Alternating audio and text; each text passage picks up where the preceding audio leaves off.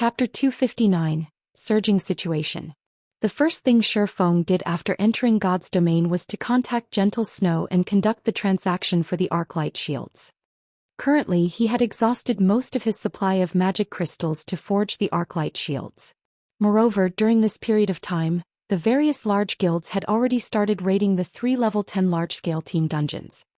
Although the elite members of these guilds had already reached level 13 or level 14, it was still impossible for them to raid even the normal mode of the 3 large-scale team dungeons. Even though these were only level 10 dungeons, in reality, the bosses inside were not limited to just level 10. The highest leveled boss inside the normal mode dungeon reached level 13. There was nothing special about the loot of the normal mode dungeon. The best items players could get were a bunch of level 10 secret silver weapons and equipment, and also some number of materials needed by lifestyle players. However, the hard mode of the large-scale team dungeon was markedly different. The main reason why they were titled the 3 Great Dungeons was because of the fact that, along with the increase in difficulty, the levels of the monsters inside the dungeon would also increase. For the hard mode of the 3 Great Dungeons, the bosses inside were all level 15. Hence, it would not be an easy endeavor for players at this stage of the game to obtain the first clear of the 3 Great Dungeons. In addition, the loot obtainable from the hard mode of these dungeons was significantly different, as a majority of the weapons and equipment dropped were of fine gold rank. Moreover, they were growth-type weapons and equipment. They were capable of growing from level 10 to level 15. However, they were bound to players upon equipping. As for Hell mode, the bosses inside were all level 18, and the weapons and equipment they dropped were mostly dark gold rank.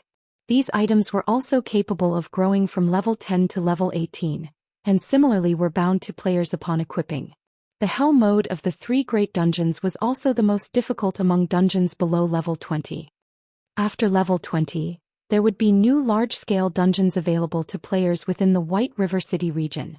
There were a total of 4 such dungeons, and among them 3 were 50-man dungeons while the remaining one was a 100-man dungeon. The difficulty of a 100-man dungeon was on an entirely different level when compared to a 50-man dungeon. The main reason being, as long as someone managed to obtain the first clear of a 100-man dungeon, the achievement would be announced to the entire God's domain. The announcement wasn't just limited to a single country. In other words, this achievement would be seen by the 2 billion players that were playing God's domain. In addition, the achievement would be recorded in the epic list of God's domain, allowing everyone in God's domain look at it.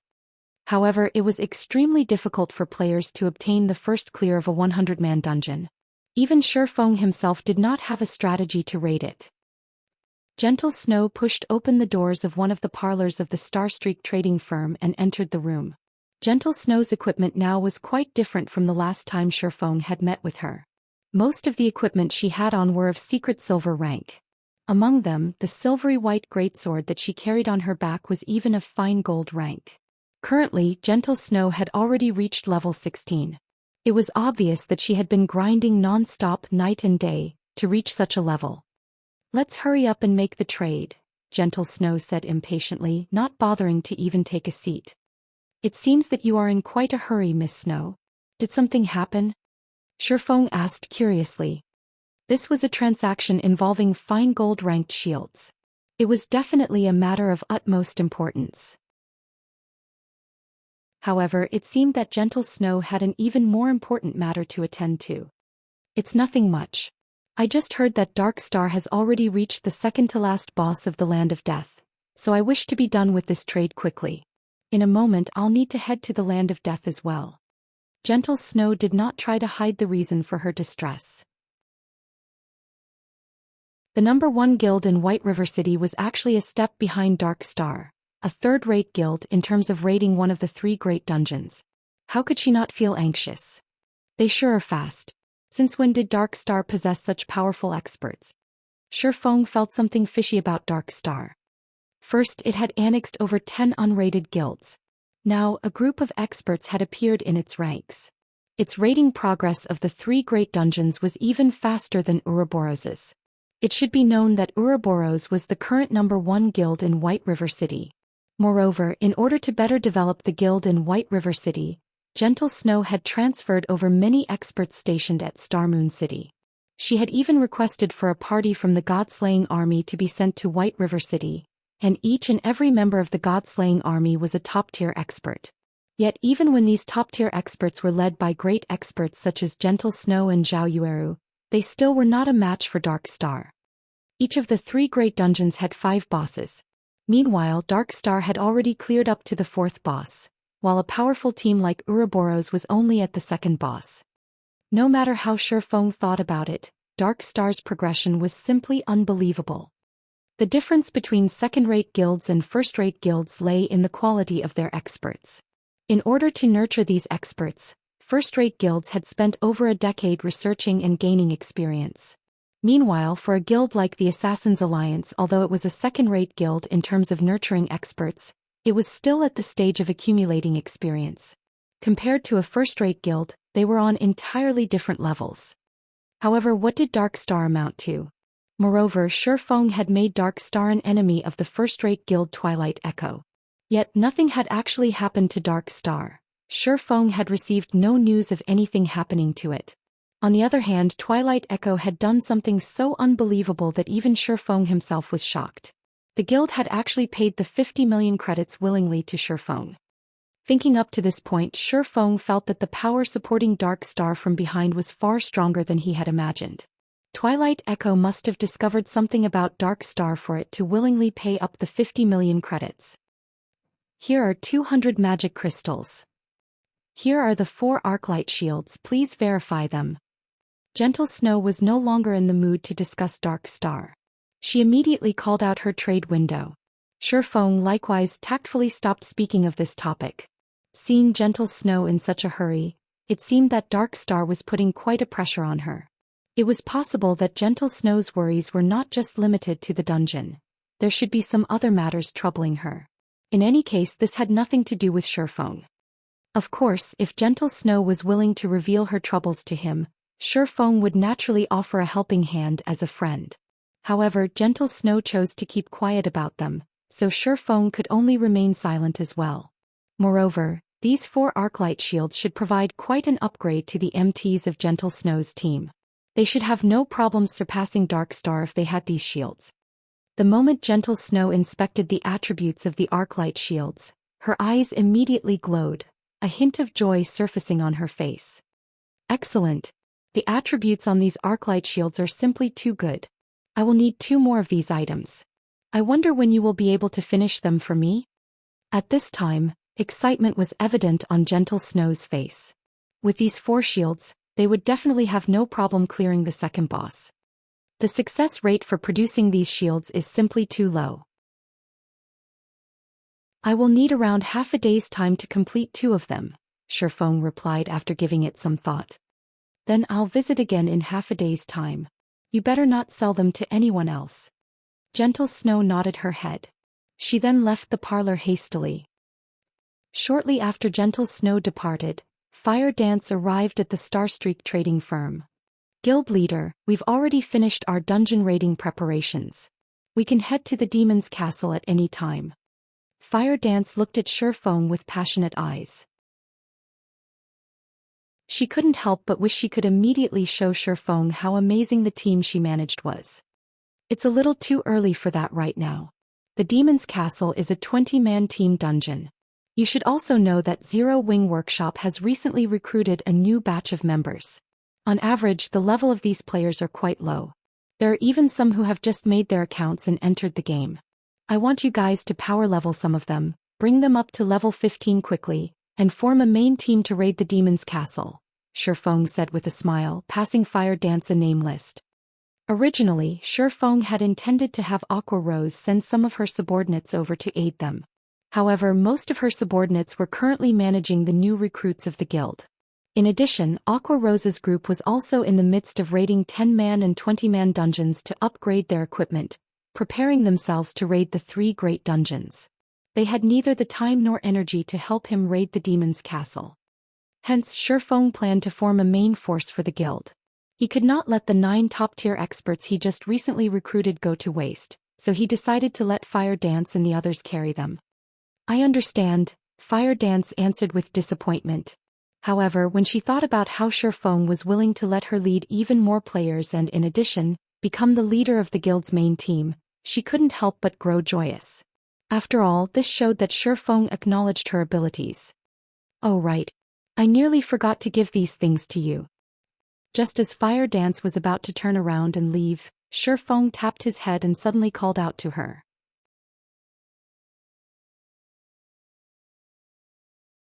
Chapter 260 Top 6. Fire Dance halted her steps and turned around to look at Feng. She immediately noticed that Feng had brought a few items, and each and every one of them had a golden glow surrounding them. They certainly did not look like ordinary items. This pair of daggers is for you. There's also this shield for Kola. Tell him to make sure he lives up to this shield. Feng traded the 3 items to Fire Dance. Of these, the pair of daggers were none other than the fine gold-ranked Ice Thorn and Raging Flames dagger that Feng won at the Blackwing auction. As the team leader of the guild's main force, Fire Dance's equipment naturally should not lose out to others. These 2 daggers were just right to give a boost to her current equipment. In addition, there was also the dark gold-ranked Arclight Guard. If Kola equipped this shield, no other Guardian Knight in White River City could even hope to match him. Fire Dance was instantly mesmerized by the attributes of the 2 daggers. Although the daggers she currently used were of relatively good quality when compared to the Ice Thorn and Raging Flames dagger, the difference was like silver and gold. Fire Dance swapped out her old daggers for the new ones right away. The streaks of white and red hanging on the sides of Fire Dance's willowy waist looked extremely captivating.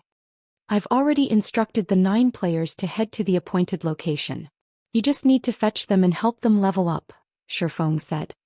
I understand, guild leader. Fire Dance nodded her head, a smile on her face. She then took hold of her new daggers, brandishing them, the impatience in her eyes clearly showing her eagerness to test out her new weapons. After Fire Dance left the parlor, Feng headed to his forging room on the 4th floor.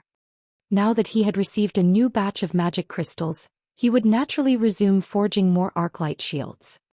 As time slowly passed, unknowingly, the competition at the 3 great dungeons of White River City grew even more intense.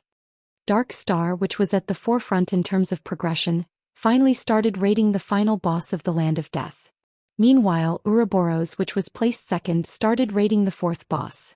The advance of these 2 guilds greatly shocked the other guilds in White River City. What did that woman Gentle Snow eat? How could their progression suddenly increase so rapidly? The Guardian Knight, Lone Tyrant, felt pressured after receiving the latest report from his subordinate. Don't worry. We spent almost 5 hours raiding the 4th boss. At the very minimum, Gentle Snow would need 2 to 3 hours to finish it. We will definitely clear the dungeon a step ahead of her, the burly-looking ranger standing beside Lone Tyrant said. That's true. We've sent all our elites out this time, and our battle prowess is clearly stronger than Gentle Snow's team by a notch. Lone Tyrant also felt that he was being oversensitive to things. They would definitely be the first one to clear the normal mode of the Land of Death. Although there would be no announcement for being the first to clear a normal mode team dungeon, it would still make other guilds know how fearsome Dark Star was, solidifying their position in White River City. Guild leader, I've just received news that Gentle Snow has somehow managed to obtain 4 Arclight shields. The addition of these 4 shields to their team has greatly reduced the burden placed on their healers, giving more time for the damage dealers to attack. Hence why they could conquer the bosses so easily. Arclight shield? Isn't that the forging design Black Flame got? How could he possibly manage to produce them in such a short amount of time? Lone Tyrant had not even been able to contain his drool when he had heard about Black Flame obtaining the forging design for the Arclight shield. Possible he had planned to buy one of those Arclight shields as well. However, contacting Black Flame was simply too difficult, making the Arclight shield almost impossible to obtain. Meanwhile, the matter of Ouroboros obtaining the Arclight shields had also quickly spread to the other guilds. They couldn't help but grow envious at this piece of news. The victory or defeat of a boss battle was usually determined by the strength of the MT. Meanwhile, the prerequisite for a powerful MT was equipment. It was especially true for the shield the MT used.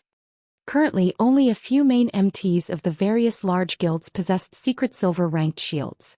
However, despite having such a shield, these MTs still had a very hard time tanking the bosses of the 3 great dungeons. If they could swap it out for a fine gold-ranked shield, It would undeniably reduce the pressure placed on them, instantly reducing the difficulty of the raid by a large margin. Ouroboros was the best proof. After all, during today's competition for the Land of Death, although a latecomer, Ouroboros had still managed to clear the normal mode dungeon ahead of Dark Star. This achievement dumbfounded every guild in White River City. As for Dark Star's lone tyrant, he was currently burning with rage over this matter. He had secretly prepared so much, all in order to surpass Ouroboros. In the end, however, he was instead given a big slap to the face by Ouroboros. Soon after, the various large guilds in White River City started asking around, hoping to find out from the members of Ouroboros what method they used to obtain the Arclight shields. Some guilds had even directly created forum posts offering several hundred thousands of credits to purchase an Arclight shield. Looking at this scene, many players felt that these guilds had gone insane. They were actually willing to spend so much money just to buy a fine gold-ranked shield. However, this bottom line was very quickly broken by a guild. 1 million credits. It was a number that inspired awe in ordinary people. Meanwhile, the goal of spending such a large sum of money was to purchase the Arclight shield. How could this piece of news not bring shock to others? At the same time, the guild offering such an insane price was none other than Dark Star. The players who discovered this matter thought the people of Dark Star were idiots with too much money in their pockets. However, when Shi Feng saw Dark Star's offer, he couldn't help but inwardly praise them for their shrewdness. Aside from trying to purchase the Arclight shield, they had also made the post with the intention of directing players' attention towards Dark Star. If they truly managed to purchase the shield for 1 million credits, it would definitely become the subject of conversation for many players. This method they were using was much more effective than directly spending money to create advertisements. A million? Unfortunately, I'm not lacking in credits right now. Shi Feng did not intend to let Dark Star gain both fame and fortune by selling the Arclight shield to them. However, this incident also revealed to Shi Feng the fact that the various large guilds were starting to pay more importance to the first clear of the 3 great dungeons. If Shi Feng had sold the Arclight shields at an earlier time, he definitely would not have obtained such a high price for them. However, due to Ouroboros' efficiency, the various large guilds thought that they could easily clear the normal mode of the 3 great dungeons so long as they possessed the Arclight shield. They could also have a better chance at obtaining the first clear of the 3 great dungeons. After working for half a day, Shi Feng managed to produce 6 Arclight shields in total. He had also made a large number of basic mana armor kits. Out of the 6 shields he made, he stored 3 in the guild warehouse, allowing guild members to exchange for it. However, it would not be easy to exchange for these shields. After all, if sold outside, one could get at least 25 gold for it. The sight of 3 Arclight shields appearing in Zero Wing's guild warehouse brought the newly recruited members even greater hope, despite their not being able to obtain it for themselves. At the same time, Shi Feng's actions nearly caused the other guilds in White River City to vomit blood in anger. After all, instead of letting the MTs of the guild use these excellent shields, Shi Feng had chosen to put them on display. It was as if these Arclight shields meant nothing to Zero Wing. Just recently, Zero Wing created a sensation throughout White River City. Now its member count had already exceeded 5,000. It also had the 8 great experts holding down the fort for them. Zero Wing's strength could no longer be categorized within the levels of only second-rate or third-rate guilds.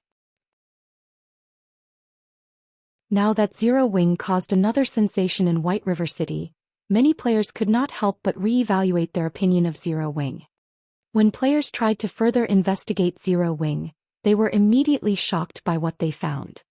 Not only was Zero Wing home to the 8 great experts, it also had Aqua Rose, a great expert who was no weaker than the snow goddess Gentle Snow. In addition, there was also a rumor that the leveling expert Shi Feng was overseeing the guild. With so many experts there, Zero Wing's strength within White River City did not lose out to the 3 first-rate guilds in the slightest. Although it was weaker than the first-rate guilds in terms of dungeon rating, it had an extremely huge potential for growth. Unwittingly, Zero Wing had become publicly acknowledged as one of the top 6 guilds in White River City. The top 6 guilds were Ouroboros, Emperor's Light, World Dominators, Dark Star, Assassin's Alliance, and Zero Wing. Among these guilds, Ouroboros, Emperor's Light, and World Dominators were all first-rate guilds, and each of them possessed very powerful backgrounds. Even if only a portion of their actual strength was stationed in White River City, second-rate and third-rate guilds were still far from being comparable to them. Shortly after this incident, Shi Feng exchanged another 2 arclight shields with Gentle Snow. He then placed the remaining one for sale at the Starstreak trading firm. 30 gold, no negotiations. If converted to credits, one could obtain 30 gold coins simply by spending around 600,000 credits. However, it would still require some effort to fully gather 30 gold coins. Meanwhile, Shi Feng had reached level 17 unawares just by forging items. Although his leveling speed was not as fast as that of Blackie and the others, who grinded on monsters on a higher level, nobody else in White River City could be a match for him. Guild leader, they're now all level 15 already. Moreover, we've also raided a few hard mode team dungeons, so their equipment are all of acceptable quality now. What should we do next? Fire Dance spoke through the communicator. Nicely done. Gather up everyone from the main team. Let's meet up at the Demon's Castle half an hour from now. Shi Feng was a little surprised by Fire Dance's revelation. He never imagined that Fire Dance would bring him results so quickly. Originally, Shi Feng had estimated that she would take a full day's time to complete the task. In the end, she barely took half a day to complete his request. It was completely beyond his expectations.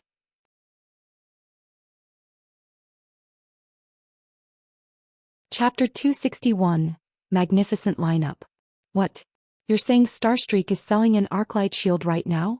Are you sure about this? Lone Tyrant grew excited when he received this piece of news. Boss, how could I be mistaken? The Arclight shield is being sold at a special counter on the 2nd floor, but they're selling it for 30 gold coins. Many people were stunned by the price and they could only drool as they looked at it. An assassin that kept watch on the Starstreak trading firm affirmed. I understand. I'll go purchase the coins we need right now. You can stop lining up for the mana armor kits for now. Go keep an eye on the Arclight shield for me. You're not allowed to take even a half step away from it. As soon as I gather enough money, I'll send someone over to buy it, Lone Tyrant said.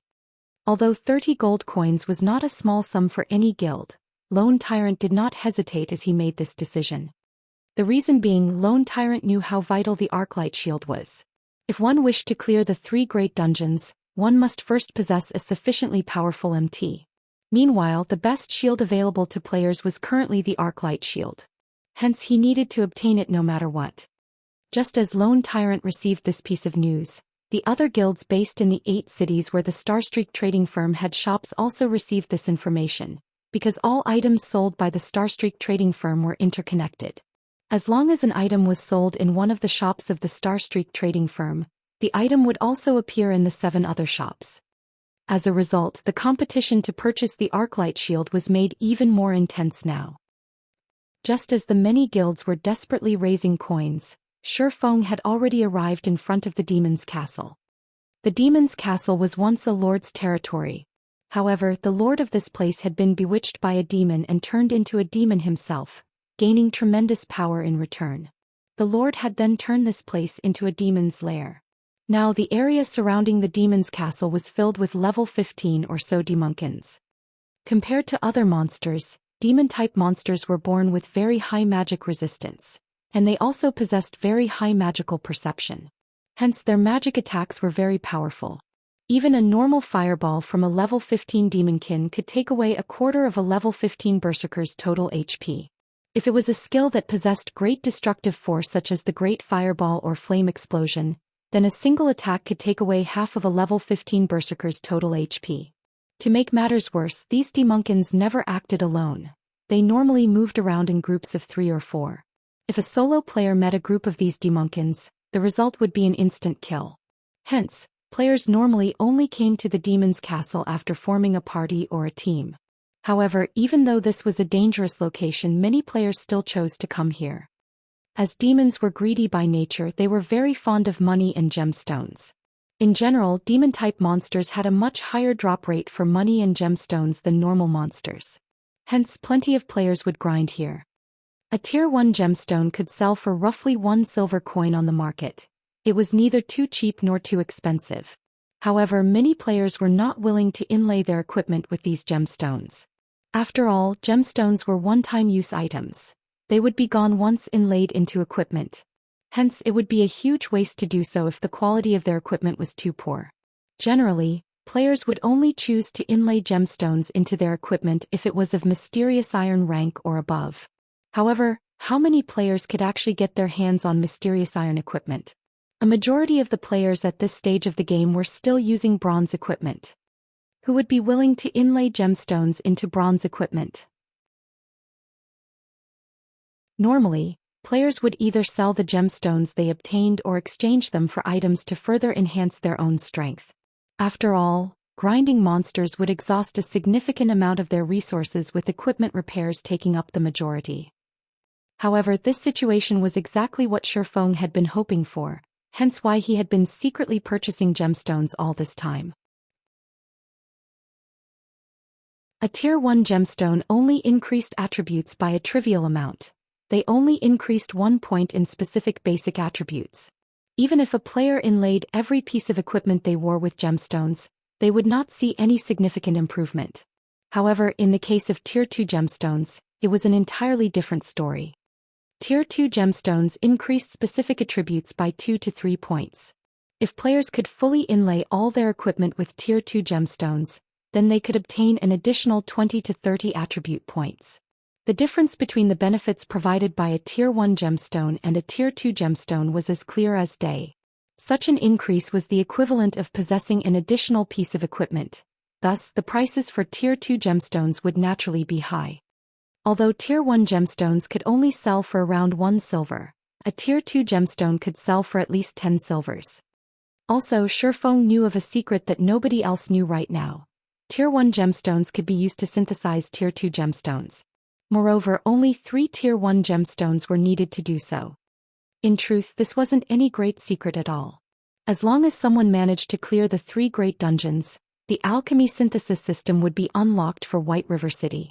Players could then just head to an alchemist to synthesize Tier 2 gemstones. At that time, the prices of Tier 1 gemstones would abruptly soar. They would sell for at least 3 to 4 silvers.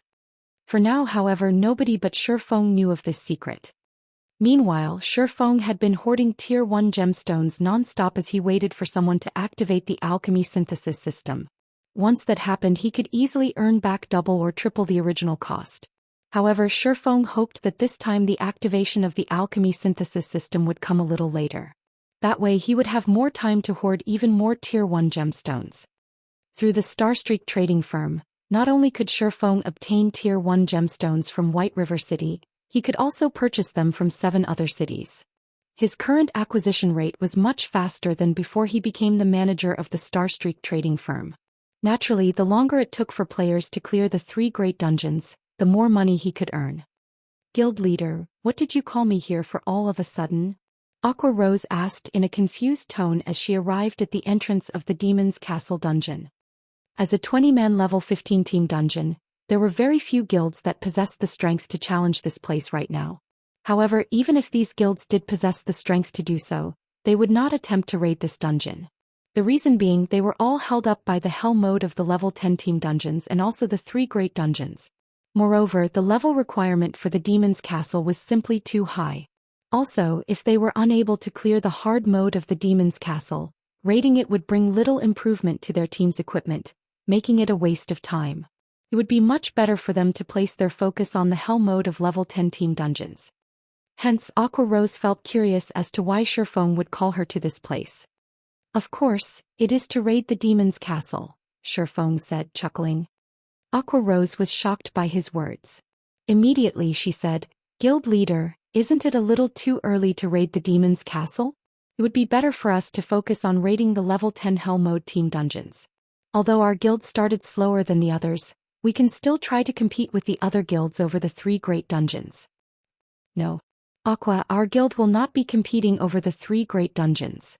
Our goal is the level 20 100-man dungeon, the Thunder Palace. So we need to start preparing for it now.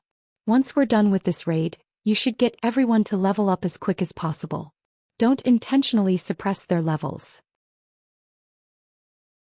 It won't be a worthwhile thing to do, Shifeng said, confidence filling his eyes as he shook his head.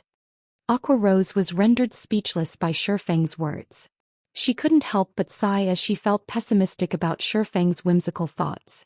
Let alone the 100-man dungeon Thunder Palace, it was not even possible for them to obtain the first clear of the demon's castle. Although she believed in Shifeng's strength, the equipment of their team was simply insufficient. They're here. Shifeng looked towards a group of a dozen or so players walking over. They were none other than Fire Dance and her team. Aqua Rose turned towards the direction Shifeng was looking at and was immediately shocked by what she saw. She discovered more than 10 players walking over, each of them looking extremely dazzling. It was especially true for the sexy beauty walking in the lead. The 2 daggers by the woman's waist were actually giving off the glow of a fine gold-ranked weapon. In addition, quite a few members of this team also possessed gorgeous-looking equipment. They all wore secret silver equipment. Although the cursemancer of this team had hidden the special effects of his staff, judging by the delicate make of the weapon, it should be of fine gold rank at the very least. As for the team's guardian knight, the equipment he wore were mostly of secret silver rank, with 2 pieces of fine gold equipment mixed in. Although the guardian knight had likewise hidden the special effects of his shield, based on looks alone, it shouldn't be lower than secret silver rank. It was possible that not even the main force of Ouroboros could compare to this dazzling team. When Aqua Rose took a closer look at this group of players, she was surprised to discover that each and every of them sported a 6-winged emblem. They were actually members of their 0 wing. Aqua Rose's delicate mouth suddenly parted in disbelief. Guild leader, I've brought everyone here, Fire Dance said, walking up to Shifeng. She and the other core members of 0 Wing already knew about Shifeng's secret identity. Hence, they were not confused by his appearance as Black Flame. Good. Leave your teams and I'll send an invite to all of you. Shifeng nodded in reply.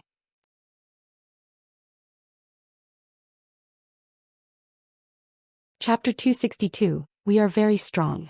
Aqua Rose was shocked. They are the 8 players at the top of the ranking list? Aqua Rose whispered in silence. Although she did not use any identification skills on these players, aside from the top 8 players, she could think of no other members of 0 Wing that could possibly possess such excellent equipment. Yeah. Shifeng nodded his head. He then started inviting Fire Dance and the others into his team. There were a total of 17 players in Fire Dance's team. Aqua Rose had also brought along a good friend of hers, Icy Fruit. Aqua Rose had chosen her upon Shifeng's request for a healer who was level 15 or above. Shifeng had exactly 20 members in his team now. Of them 2 were MTs. One of them was the Guardian Knight, Kola, while the other was Yi Wumian, who was a shield warrior. There were also a total of 4 healers in the team. It was a standard composition for a 20-man dungeon raiding team. Just as Shifeng was about to enter the dungeon, another team came walking over to the dungeon's entrance. The members of this team were out of the ordinary. Let alone possessing mysterious iron equipment as their lowest ranked equipment, there were also several of them with secret silver equipment. This was a sight impossible to be found in an independent team. Yet, contrary to expectations, these players were not guild players but independent players. None of them wore a guild emblem on their bodies. Werewolf. Fire Dance said in astonishment when she saw the slim-looking man walking over. Oh, is it an acquaintance? Whether it was his memory of this life or his past life, Shifeng had no recollection of the man who looked to be the leader of this team. However, if these players were able to come into possession of such quality weapons and equipment, they could definitely be considered an expert team. In theory, they should not be unknown existences. Could they have stopped playing midway in the past? Shifeng inwardly wondered. Hello. We meet again, Werewolf said in greeting, looking at Fire Dance. After not meeting for some time, I never imagined that Miss Fire Dance would have joined a guild. No. In truth, we were originally members of this guild. It was only due to some complications that we did not establish the guild before, Fire Dance explained. Let me introduce you. This man here is our guild leader, Black Flame. What a shock. So it turns out that your excellency is none other than the famous chief forger of Star Moon Kingdom, Black Flame. Werewolf was somewhat taken aback by this revelation. Although he had long since known that Fire Dance and the others were not ordinary players, never would he have thought that their guild leader would be such a well-known character. Team leader Werewolf is the one who has left me in shock. You are actually starting to raid the level 15 20-man team dungeon already. The teams that are capable of diving into the demon's castle at this time definitely belong to the apex of White River City. Although Shifeng had never heard of Werewolf before, a person capable of leading such a team definitely would not be a mediocre person. Shifeng suddenly had the urge to recruit this team of players. Fortunately, we are only an independent team and it's impossible for us to compete with those guilds over the first clear of the 3 great dungeons. So we can only choose to come here. Since guild leader Black Flame has something to do, we won't continue bothering you. Werewolf did not possess any good feelings towards guilds, so he immediately brought his team into the dungeon after speaking a few perfunctory words. This person's attitude is really weird. The previous time we met he was welcoming when he spoke to us. Now he only said a few words before taking his leave. Isn't this change in attitude a little too much? Blackie said in an unhappy tone. He probably doesn't like guilds too much. Shifeng revealed a helpless smile as he looked at Werewolf entering the dungeon. There were all kinds of people in God's domain and naturally there were bound to be some who disliked guilds. After all, most guilds usually acted in an overbearing manner. Many players just wanted to experience the world of God's domain, so they weren't all that interested in guilds. Meanwhile, many of these players who were wholeheartedly chasing after adventure were surprisingly powerful. Among them, the most famous adventurer team in the past was the Midnight Tea Party. Although there were only 20+ members in the team, not a single guild in God's domain dared to underestimate this adventurer team. Even super guilds had to draw a clear line with the Midnight Tea Party, both sides minding their own businesses. Obviously, Werewolf belonged to this type of adventurer. I guess it can't be helped. Everybody has their own aspirations, Shifeng silently lamented. There sure are a lot of powerhouses in White River City. Aqua Rose was astonished to find that there were actually so many crouching tigers and hidden dragons in White River City. Soon after, Shifeng and the others had also entered the demon's castle. However, Shifeng had chosen a different difficulty from Werewolf's teams. Hell Mode, a difficulty that made all players pale when they talked about it. Yet Shifeng had chosen it without much thought. Aqua Rose was momentarily rendered speechless. She couldn't stand it anymore. Shifeng was always taking unconventional actions. This was the hell mode of a 20-man team dungeon. At the very least they should have started with normal mode to familiarize themselves with the dungeon. They could then start accumulating better equipment from hard mode, before finally challenging hell mode. However, Shifeng had started with hell mode right from the very beginning. Just what did he think of a hell mode dungeon? Even if they had powerful experts in their team, they couldn't just be so reckless. Did Shifeng forget the fact that almost half of the members in this team still didn't possess particularly good equipment? Meanwhile, these players in question were none other than the 5 demon generals and the 4 experts from Greenleaf Workshop. Although they had already reached level 15 and were also fully geared in mysterious iron equipment, they were still far from reaching the requirement to raid the hell mode of the demon's castle. Hence, these 9 players reacted with panic when they realized Shifeng's decision. As this was hell mode, the monsters inside the castle all received an upgrade. Even the normal elite monsters could cause one to tremble. Meanwhile, such monsters were wandering around in groups inside the castle corridors. Demon Maid, Elite Rank. Level 15. HP 80, 000/80, 000. Good at magical attacks, particularly fire-type damage. Demon Butler, Elite Rank. Level 15. HP 100, 000/100, 000. Good at melee attacks. Of these 2 types of monsters, the Demon Butlers were more difficult to deal with as they would ignore aggro when they used charge. In addition, when their charge connected, they would also inflict a debuff called Blood Curse, causing players to continuously lose HP. Also, due to this being hell mode, the debuff was further strengthened. When afflicted with this enhanced Blood Curse, players would lose 300 HP every 3 seconds, and receive 10% additional magic damage for 30 seconds. The debuff was also stackable up to 10 times.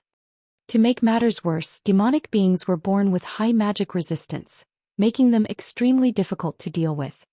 Alright Cola, go pull some monsters. Yuwumian, you'll act as support for Cola. Healers, Pay attention to the MT's HP and remember to cast Dispel when necessary. As for everyone else, just focus on your damage output, Shifeng instructed casually. Guild leader, I suggest that we should take things slowly. After all, this is a hell mode dungeon, not a normal mode. Even if Cola's equipment is excellent, we still can't act so recklessly. Aqua Rose was close to collapsing from Shifeng's carefree attitude. It's okay, Shifeng said, smiling. We are very strong. Shifeng had a clear grasp on the strength of this team, hence his carefree and confident attitude.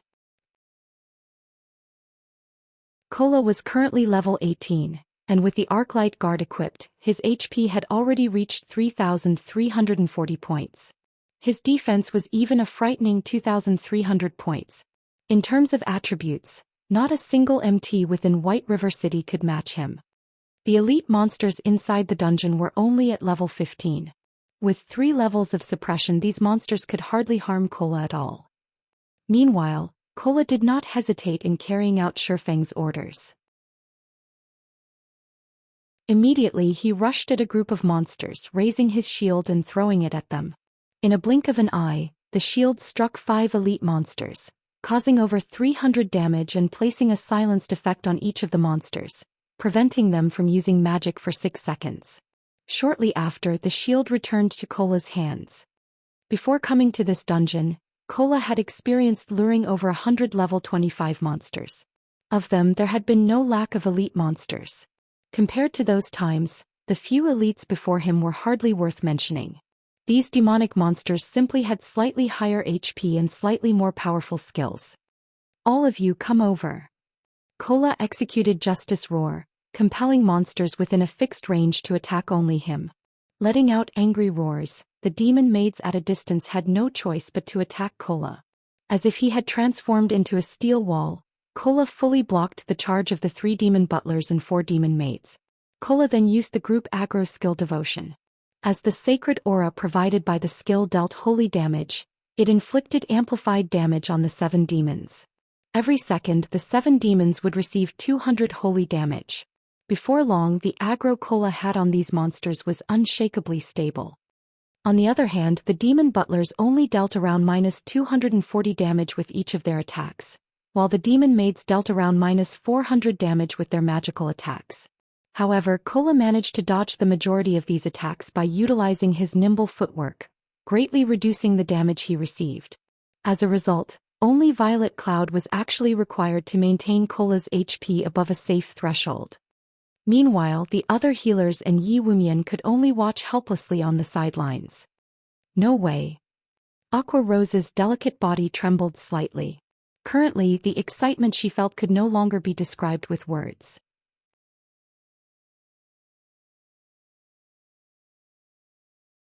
Chapter 263. Like a hot knife through butter. The task that originally required 2 MTs to accomplish was now handled by Cola alone. Moreover, it was obvious that Cola still had energy to spare.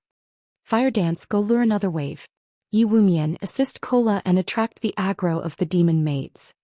Shifeng determined that they would have no problems handling 2 waves of monsters at once, and that it would be much more efficient to do so. Although the demon butlers would frequently inflict the blood curse on Cola, with 2 clerics taking turns casting Dispel on him, the debuff was not a particularly big problem. Moreover, the 2 clerics in the team were very skilled. It was especially true for Violet Cloud. After undergoing the baptism of the Trial of Gods, it was as if she had been reborn anew. It was no wonder she had become a Tier 6 cleric god shortly after clearing a 6-colored trial. Although she had only cleared a 4-colored trial this time, it was already a remarkable feat. The rewards she obtained from the trial also included permanent attribute increases, enhanced skills, weapons, equipment, and other precious items. Currently, in terms of healing power, no other healer in White River City could match Violet Cloud. After Fire Dance lured another wave of monsters, Cola immediately aimed his shield at the 3 demon butlers and threw it, executing the Shield of Vengeance. The skill caused over -300 damage to the demon butlers, and their aggro instantly switched from Fire Dance to Cola. Immediately after, Yi Wumian used Flame Charge on the 4 demon maids at the back, stunning them. He then followed up with a thunderclap, lightning flickering and electrocuting the 4 demon maids and causing close to -100 damage to them. Yi Wumian's damage was clearly much worse than Kola's. The demon maids grew furious at being attacked, and one of them shot a flame explosion at Yi Wumian right away, engulfing the shield warrior in brilliant flames. Yi Wumian had to retreat 2 steps before he could shake off the attack. His HP abruptly decreased by a large chunk as a damage of over -700 appeared above his head. Yi Wumian had a maximum HP of 2,580 points, while his defense was 1,875 points. When compared to all the other shield warriors in White River City, he could definitely be counted as a top-tier expert. After all, Yi Wumian was originally the boss of Jinhai City's #1 workshop. The original equipment he used was already of good quality. In addition, Fire Dance had also helped them upgrade their equipment by raiding a few hard-mode dungeons. Currently, most of Yi Wumian's equipment were of Mysterious Iron rank, while 3 were of Secret Silver rank. The items that were of Secret Silver rank were his shield, breastplate, and leg guards. Yet even with such equipment, his attributes were still far from being comparable to Kola's. Strong.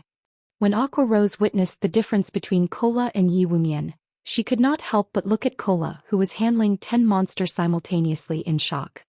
Before, when Aqua Rose watched how effortlessly Kola had lured and tanked the monsters, she had even believed for a second that they were not actually in a 20-man hell mode dungeon. However, now that she had witnessed Yi Wumian tanking, she immediately woke up from her stupor. This was indeed hell mode. Kola was simply too powerful, making the monsters look weak instead. It was no wonder Shifeng was confident enough to challenge the hell mode of the demon's castle right away. With such a powerful MT, it was not impossible for them to start from hell mode.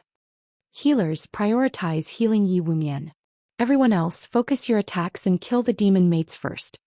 Shifeng immediately rushed into the fray after saying so, aiming for one of the demon maids. Leave it to me, Blackie said excitedly. It was finally his turn to display his strength. He then waved his epic-ranked staff, Mavis's Guard, sending a bombardment of spells at the demon maids. Blackie's firepower spoke for itself. Each one of his dark arrows caused -964 damage to the monsters, and critical hits caused -2,106 damage. If the effect of his staff Spear of Light triggered, he could also deal around -800 additional damage. Blackie then used Hell Flame, dealing over -1,000 damage every second to all targets within a 10-yard radius of the targeted location. If demons did not possess high magic resistance, the damage of this spell would have been even higher. Compared to Blackie, Aqua Rose's damage as an elementalist was much weaker. Every time she used Flame Explosion or Chain Explosion, she could only deal -670 damage or so. Aqua Rose felt slightly depressed at this scene. After all, she used to be an honorary Elder of Twilight Echo, yet her damage was actually lower than Blackie's by over 300 points. However, Aqua Rose did not know that Blackie held an epic-ranked staff in his hands. If she were to find out about it, she would definitely jump in shock. As for the other mages in the team, the damage they dealt was all above -500 or so. As for the melee players, Fire Dance stood out the most. Although she only dealt around -280 damage with her normal attacks and her skills dealt around -460 damage, her attack speed with the 2 daggers was extremely fast. When she attacked a demon maid, not only was the demon maid unable to use any spells, its HP also madly decreased. After Fire Dance accumulated 8 stars worth of energy, she immediately used Eviscerate on the demon maid, dealing over -2,400 damage to the monster. As for Lonely Snow the Berserker, although his weapon was only a level 15 Secret Silver ranked 2-handed axe, his normal attacks still dealt over -500 damage. His attacks that achieved a critical hit dealt over -900 damage. However, when compared to an assassin, his attack rate was much lower. In regard to the damage output of the 8 great experts of Zero Wing, the newly joined 5 demon generals and the 4 experts from Greenleaf Workshop had long since grown numb of it. Not to mention the power the experts of Zero Wing showed right now was only the tip of the iceberg. Just as Aqua Rose and Icy Fruit were getting over their shock, Shifeng's damage once again blew their minds away. Shifeng looked just like the Grim Reaper when he brandished the Abyssal Blade in the Silver Lake, sweeping through the monsters like a violent tornado. Just his normal attacks alone dealt over -350 damage. However, that was not the end. When his attacks achieved a critical hit, they dealt over -700 damage. Sometimes triple critical hits would even appear, dealing over -1000 damage in a single attack. Meanwhile, due to Shifeng's high attack rate, the chances for double critical hits were also very high. It was a very pleasing sight to behold. Shifeng then used Thundering Flash, 3 arcs of lightning passing through all the elite monsters. Instantly, damages of -510, -721, and -1020 appeared above the monsters' heads. Some of the monsters had even received critical hits, multiplying the damage they received by 2-fold and even 3-fold. Immediately after, Shifeng activated Dark Violent Dance, the skill enabling him to spread 40% of the target damage towards enemies within a 12-yard cone in front of him. Every time he slashed his sword, the 14 elite monsters behind his main target would receive over -100 damage. If he executed the level 10 chop, the 14 monsters would instantly receive over -300 damage. Although Shifeng's damage was frightening, it was not his most amazing aspect. Instead, the area he excelled at the most was his perfect grasp of timing and the overall situation. As long as these elite monsters showed the slightest signs of leaving the group, he would immediately execute Thunder Flame Explosion, placing all these elite monsters into a fainted state. As a result, the 2 MTs would have more time to react to the situation, readjusting their positions and retaking the aggro of the monsters. Although Aqua Rose had long since known of Shifeng's strength, she still could not help but be shocked when she personally witnessed Shifeng's damage output. After killing these 2 waves of elites, Shifeng took a look at the team's damage output list. I'm no good anymore. It's been too long since I upgraded my equipment. I never thought I would deal only this little damage. Shifeng smiled bitterly. Although Shifeng's total damage ranked at the very top of the team, his damage exceeding even Blackie's in terms of single attack output, he was far from being Blackie's match. All this time, Shifeng had been busy making money and increasing his guild's backing. Hence he did not get much of a chance to upgrade his own equipment. Presently he was still using the level 10 Mysterious Iron set equipment, the Wind Extinguisher set. He only had 3 pieces of secret silver equipment on his entire person, and they were even level 10 equipment only. Shifeng depended mainly on the Abyssal Blade and his pseudo-extraordinary item, the Blazing Meteor, to produce his frightening damage. Without them he would only rank around 5th or 6th place at best within the team. However, Shifeng's words had immediately earned him the contemptuous gazes of everyone in the team. If Shifeng, who ranked first in terms of damage output, said he was no good, then what were they supposed to be? Following which, under Shifeng's command, everyone advanced deeper into the castle, killing hundreds of elites and a dozen or so special elites. Of the latter, the demon hounds were extremely ferocious. Moreover, these demon hounds moved in groups of 4. Fortunately, Kola was capable of tanking 3 of these monsters at once, leaving the remaining 1 to Yi Wumian. If Kola had not been sufficiently strong, they would have definitely team-wiped. Naturally, the team's harvest was also bountiful. Aside from a few Tier 1 gemstones and bronze and mysterious iron equipment, they had also obtained 2 pieces of secret silver equipment. One of them was a cloth armor chest piece for elementalists, which was promptly distributed to Aqua Rose. The other item was cloth armor shoes for clerics. As Violet Cloud already had excellent equipment, she had no need for the shoes at all. Hence, the equipment was given to the other cleric in the team, Icy Fruit. The profits of a 20-man Hell Mode team dungeon is truly high. We have obtained so many mysterious iron equipment just from the elite monsters. The special elites even drop secret silver equipment, Aqua Rose exclaimed. Just the harvest they reaped from arriving at the first boss was already comparable to the harvest of raiding a hard mode team dungeon. If they could kill 1 or 2 bosses this time, they would definitely make a huge profit. It's still too early to get excited. Save your joy for after we finish raiding this boss before us. Shifeng's pupils contracted, focusing his gaze towards the center of the arena. A tall, heavy-armored knight with bloodshot eyes stood there, an aura of bloodthirst surrounding it. Knight Captain Justin Freed, demonic being, Lord rank. Level 16. HP 880, 000/880, 000.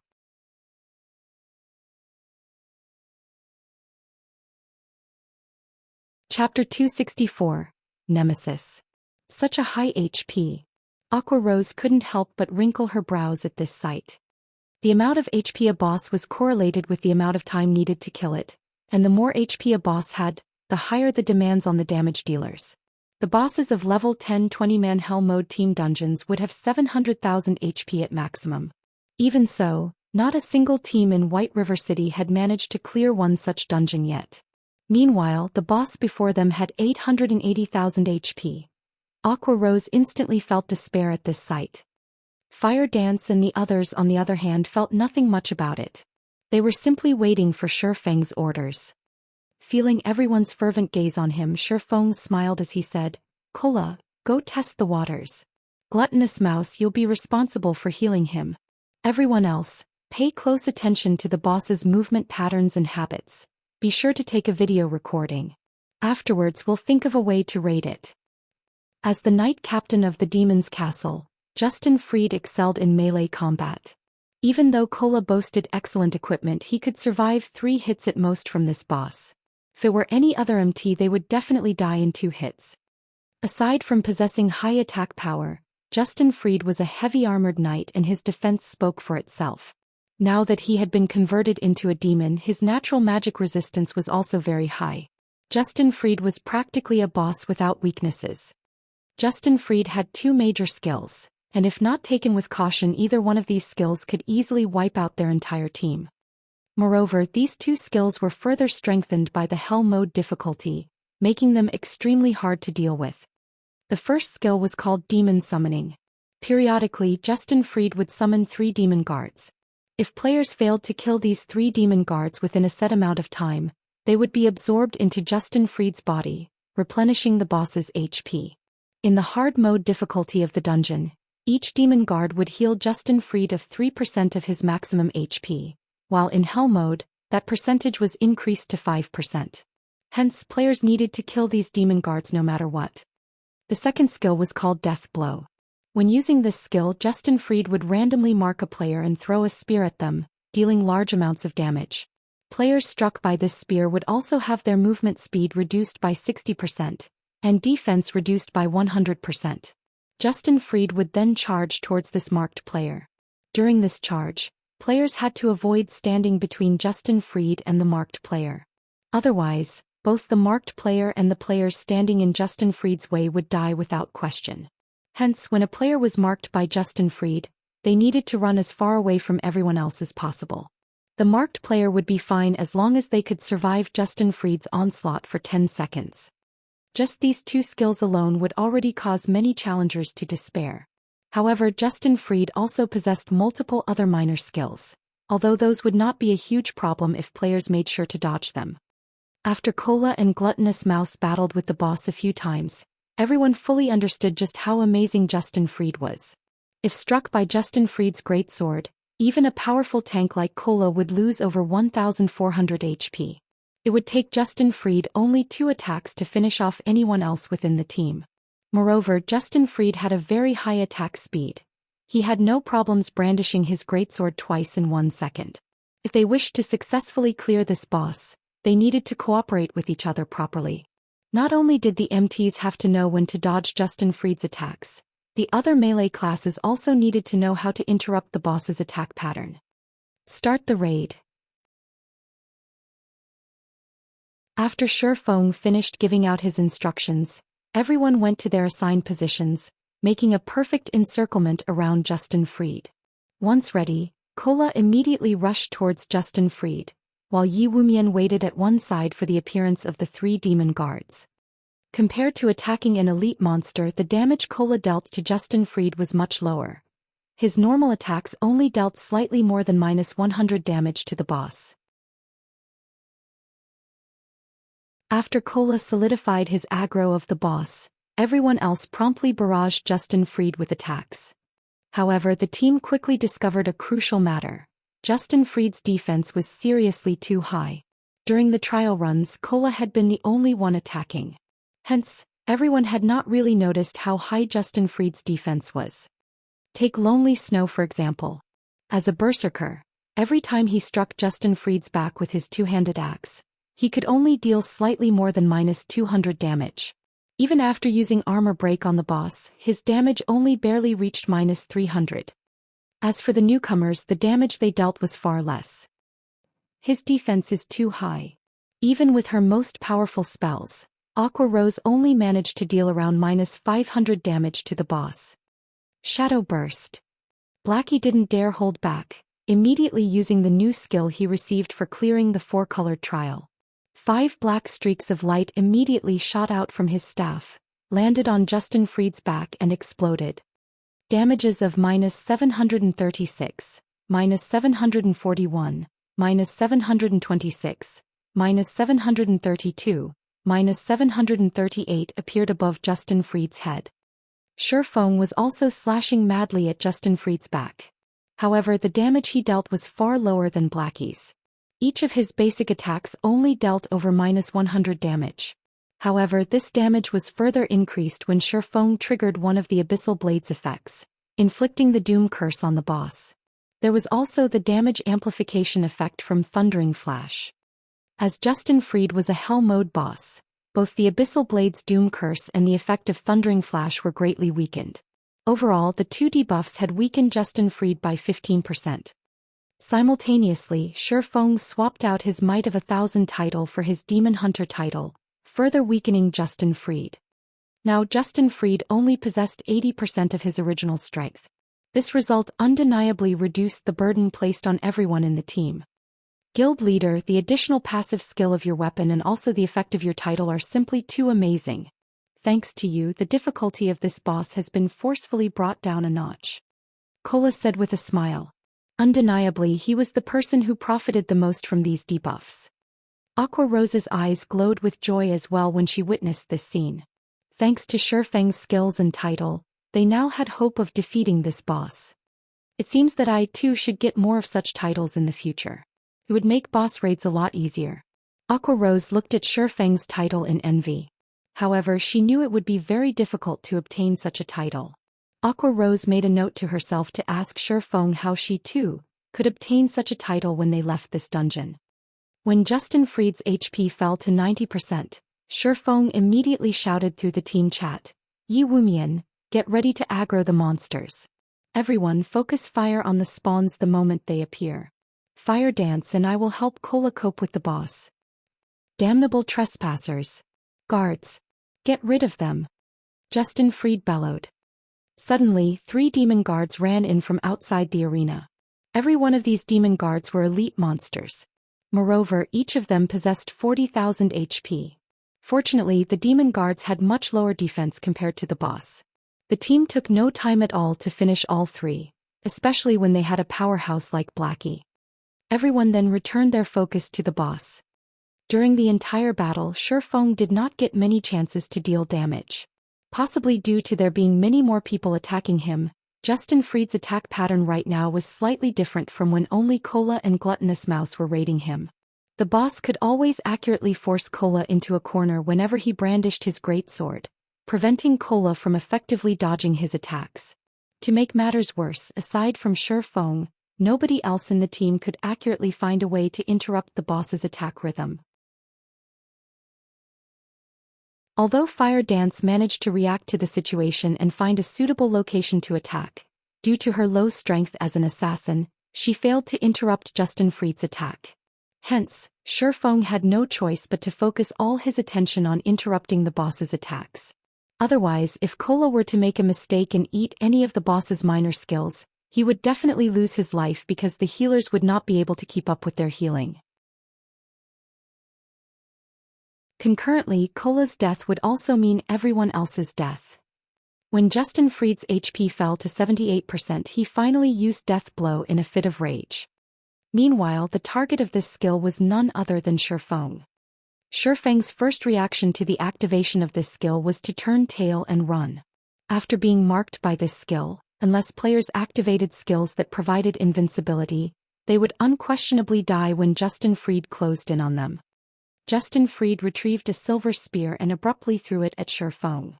Instantly, a silver flash streaked across the sky and flew at Shi Feng, producing a boom as it broke the sound barrier. Players were unable to dodge this silver spear, so they could only try to block it. Hence, just as the spear was about to reach him, Shi Feng immediately spun his body around and activated parry. The spear smashed into the abyssal blade, generating brilliant sparks as metal clashed against metal. Shi Feng was forced to retreat over a dozen steps before he could shake off the attack and stabilize his body.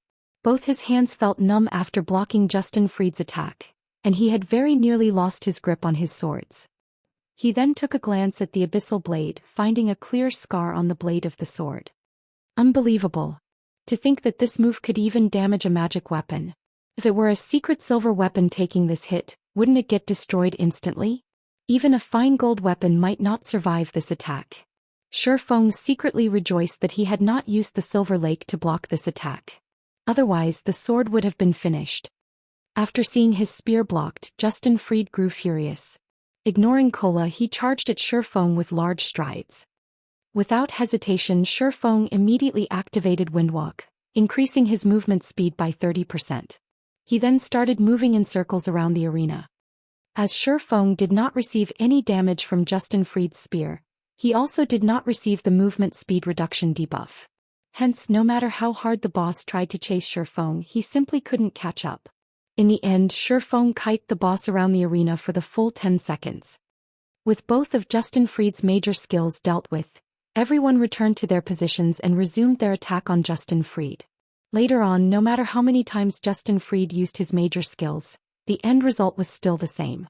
After a dozen minutes passed, even when Justin Fried entered his berserk state, he still could not change the inevitable. The reason being, Kola had protection blessing to stave off the boss's increased damage. Kola also had the Arclight Guard's additional skill, Time Arc. The effect of this skill was the equivalent of providing Kola with 9 seconds of invincibility. It also allowed him to reset the cooldown of any skills he had used during Time Arc's duration. One way or another, Kola had managed to endure and survive through the 20-second duration of the boss's berserk state.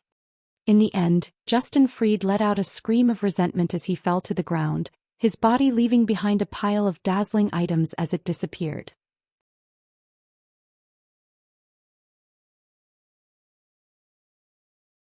Chapter 265, Dark Knight Gaia. It's a jackpot. Our karma must be too good. I wonder what we'll get. This is the hell mode of the demon's castle. A jackpot should give us at least a dark gold weapon, right?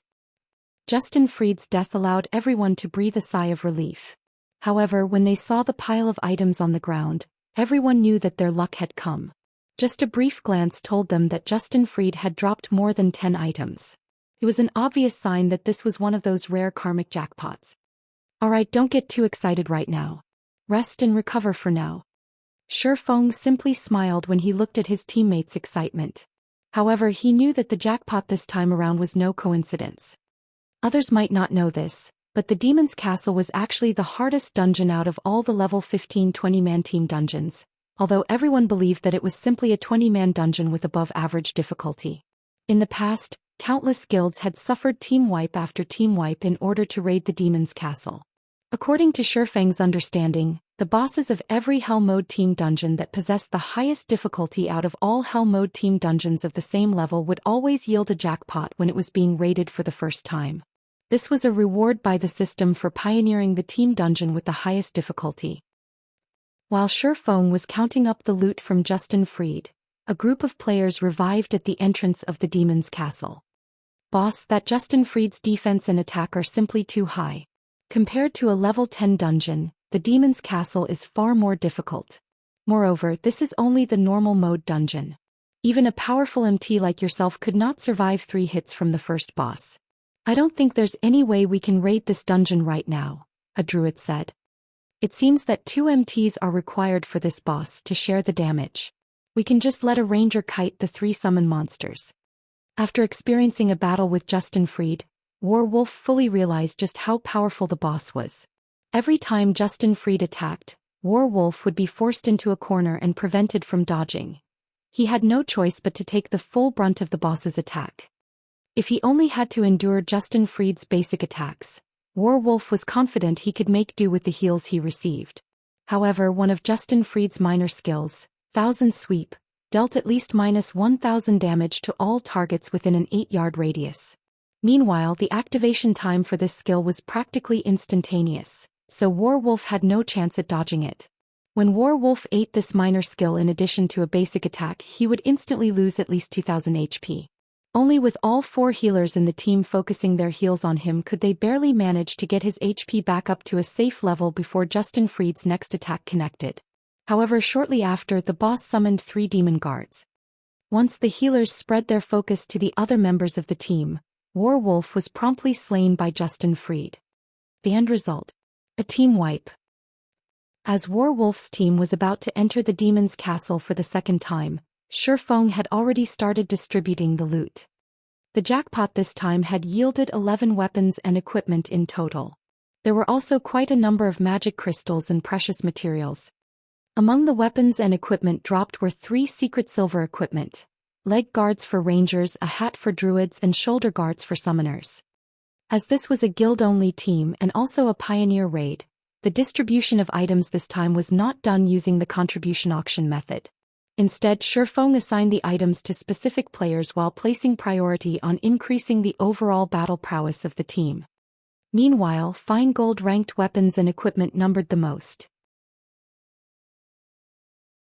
There was a total of 6 of such items dropped by Justin Fried. The attributes of these items spoke for themselves. The items dropped from the hell mode of the demon's castle were all of the finest quality. Lonely Snow received a level 15 fine gold ranked great axe, while Kola received a level 15 fine gold ranked short sword. Meanwhile, the secret silver weapons the 2 previously used were passed on to their teammates. The remaining 4 items were fine gold equipment, shoes for swordsmen, arm guards for cursemancers, a chest piece for oracles, and a chest piece for elementalists. Shifeng kept the shoes for swordsmen for himself, exchanging it with his level 10 mysterious iron-ranked boots. Triumph boots, shoes, plate armor, fine gold rank. Level 15. Defense plus 184. Strength plus 17, agility plus 20, endurance plus 12. Movement speed plus 5. Restricted to swordsmen. Additional passive skill dash. Light-footed. Increases movement speed by 5%. Shifeng then handed the fine gold-ranked arm guards to Blackie, the chest piece for oracles to Gluttonous Mouse, and the chest piece for elementalists to Aqua. The final 2 items were of dark gold rank. One was a pitch-black longsword, while the other was a dark gray-colored staff that emitted black mist. Demon Bane one-handed sword, dark gold rank. Level 15. Attack power plus 183. Strength plus 20, agility plus 21, endurance plus 10. Attack speed plus 3. Durability 100/100. Additional passive skill dash. Demon Bane. Deals 20% additional damage towards darkness-type monsters. Although the Demon Bane was only at the level of being satisfactory in terms of attributes, the passive skill that came along with it was perfect for raiding the demon's castle. Shifeng just happened to be able to replace his level 10 dark gold weapon, the Silver Lake. Although the Silver Lake was a personal exclusive weapon in terms of attributes and attack power, it was much weaker than the level 15 Demon Bane. The reason being, there would be a huge increase in the performance of weapons and equipment every 5 levels. Moreover, when taking into consideration the convenience of the upcoming battles, Shifeng had even more reason to exchange the Silver Lake for the Demon Bane. As for the dark gold-ranked staff, it was also of extremely good quality. Black Mist Staff, two-handed staff, dark gold rank.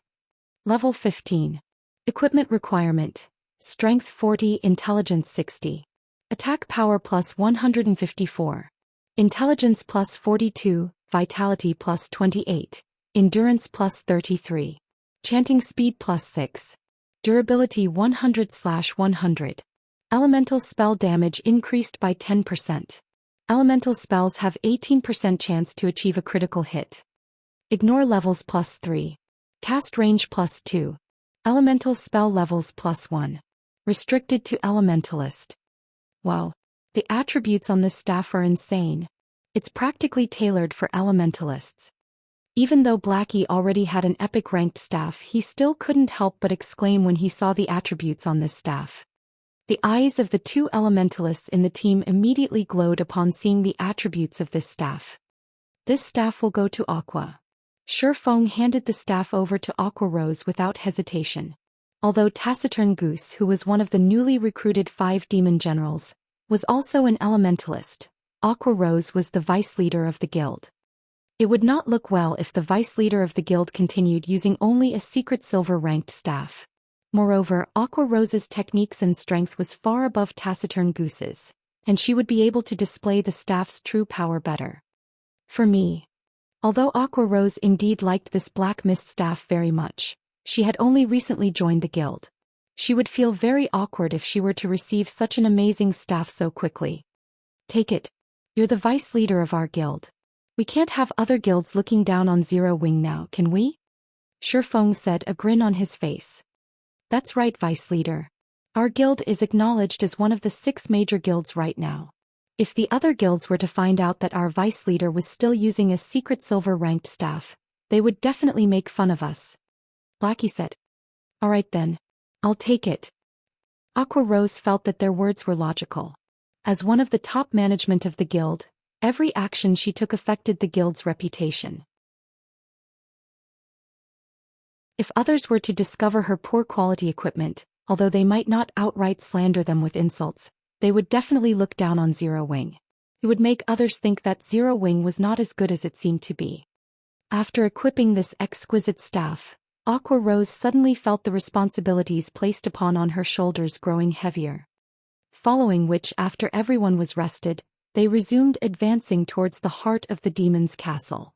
Due to the jackpot from Justin Freed, the team's overall strength was greatly increased. They had a much easier time now when they fought against the elites and special elites, and very quickly, they arrived at the main hall of the demon's castle. The final boss, the Dark Knight Gaia, sat high above on the throne inside the hall. The moment everyone set foot inside the hall, the atmosphere of the room suddenly changed, and even the air started feeling heavy. Everyone in the team sucked in a mouthful of cold breath at the scene inside the hall. This is a joke, right? Blackie looked at the throne in the distance, his mouth gaping wide open in shock. What is going on here? Why are there 2 more bosses with Dark Knight Gaia? Astonished, Shifeng stared at the 2 beauties standing beside the throne. The 2 beauties had a pair of pitch-black wings on their backs, and both of them were giving off an imposing aura that was no weaker than Dark Knight Gaia's.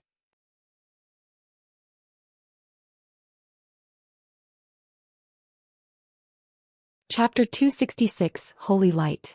Just Dark Knight Gaia alone was a challenge for them to deal with. Yet there were 2 more bosses of equal strength now. Even Shifeng felt powerless at this sight. However, the fact that there were 3 bosses in this hall was not the most important point. The key point was that even a single boss was enough to cause everyone to despair. The difficulty of this quest is too high. Shifeng's head ached when he looked at the 3 bosses. He never imagined that Weissman's quest would be so difficult. If it were the normal Hell Mode Demon's Castle, Shifeng would still have a way to clear it. However, if he had to face the 3 bosses before him simultaneously, then there really was no hope for clearing this dungeon at all. Dark Knight Gaia High Lord Rank. Level 16. HP 4, 000/4, 000/000. Fallen Angel Heir High Lord Rank. Level 16. HP 3, 600, 000/3, 600, 000. Fallen Angel Lara High Lord Rank. Level 16. HP 3, 600, 000/3, 600, 000. Not only did the quest increase the number of bosses, it had also greatly increased their strength. With a frightening 4 million HP, even if their healers exhausted all their mana, they still wouldn't be able to kill Dark Knight Gaia. It was also highly possible that Kola would die with a single stab from Dark Knight Gaia's spear. Guild leader, I think we should withdraw. There must be a problem with the system. 4 million HP is just ridiculous, Kola said, shaking his head while sighing. I think so as well, Brother Feng. Maybe we should go out and reset the dungeon, Blackie said. The others had similar thoughts as well. Even if this was hell mode, the difficulty of these bosses was simply preposterous. Since we've already come this far, let's give it a try. There should be a special mechanism in place if the bosses are set to be so powerful. Shi Feng did not think there was an error with the system. It definitely had its own reasoning for making the bosses this powerful. So they might as well test the water. Who knows? They might even discover some secret trick that will allow them to defeat these bosses. Since Shi Feng had already spoken, the others naturally did not oppose his decision. At worst, they would simply waste some of their EXP, and EXP was something they could easily obtain. Hence, like the previous time, Cola and Gluttonous Mouse went ahead to gauge the standards of the bosses. Like before, Cola threw his shield at the three bosses, activating Shield of Vengeance. Yet the moment Cola's shield struck the three bosses, everyone in the team was stunned by what they saw. -1, -1, -1. Only 1 point of damage appeared above each of the three bosses. Their frightening defense rendered everyone in the team speechless. You are seeking death. Dark Knight Gaia spoke in a tone that was neither enraged nor arrogant. Rather, his voice was only filled with coldness and indifference. He spoke just like a machine, emotionless. Gaia then slowly got up from his throne. He did not rush to attack Cola, instead choosing to abruptly focus his eyes on Cola. Cola instantly felt a chill overcome his body. Although this was a game, the pressure he felt was nothing but real. Similarly, the two fallen angels by Gaia's side did not take any action. They did not even give Cola a single glance, as if saying Cola was not worth their attention at all. I refuse to believe it yet. Cola summoned up his courage as he used punishment on Dark Knight Gaia. However, just like before, his attack only dealt 1 point of damage to the boss. Everyone cringed at this result.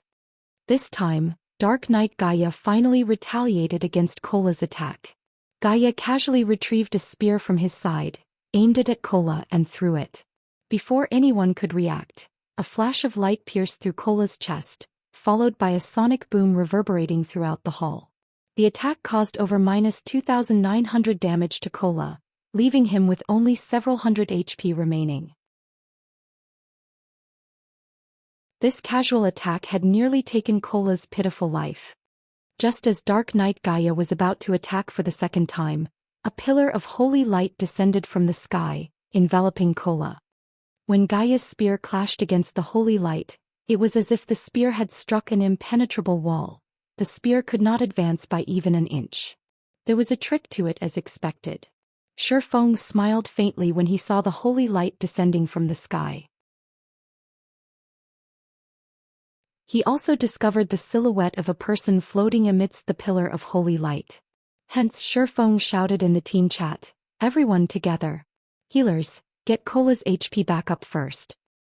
Previously, everyone merely had the intention of giving the bosses a try. They did not hold any hope of actually killing them. Now that a chance had appeared, how could they easily give it up? The atmosphere surrounding the team instantly changed. No longer were they shrouded by despair. But why is it her?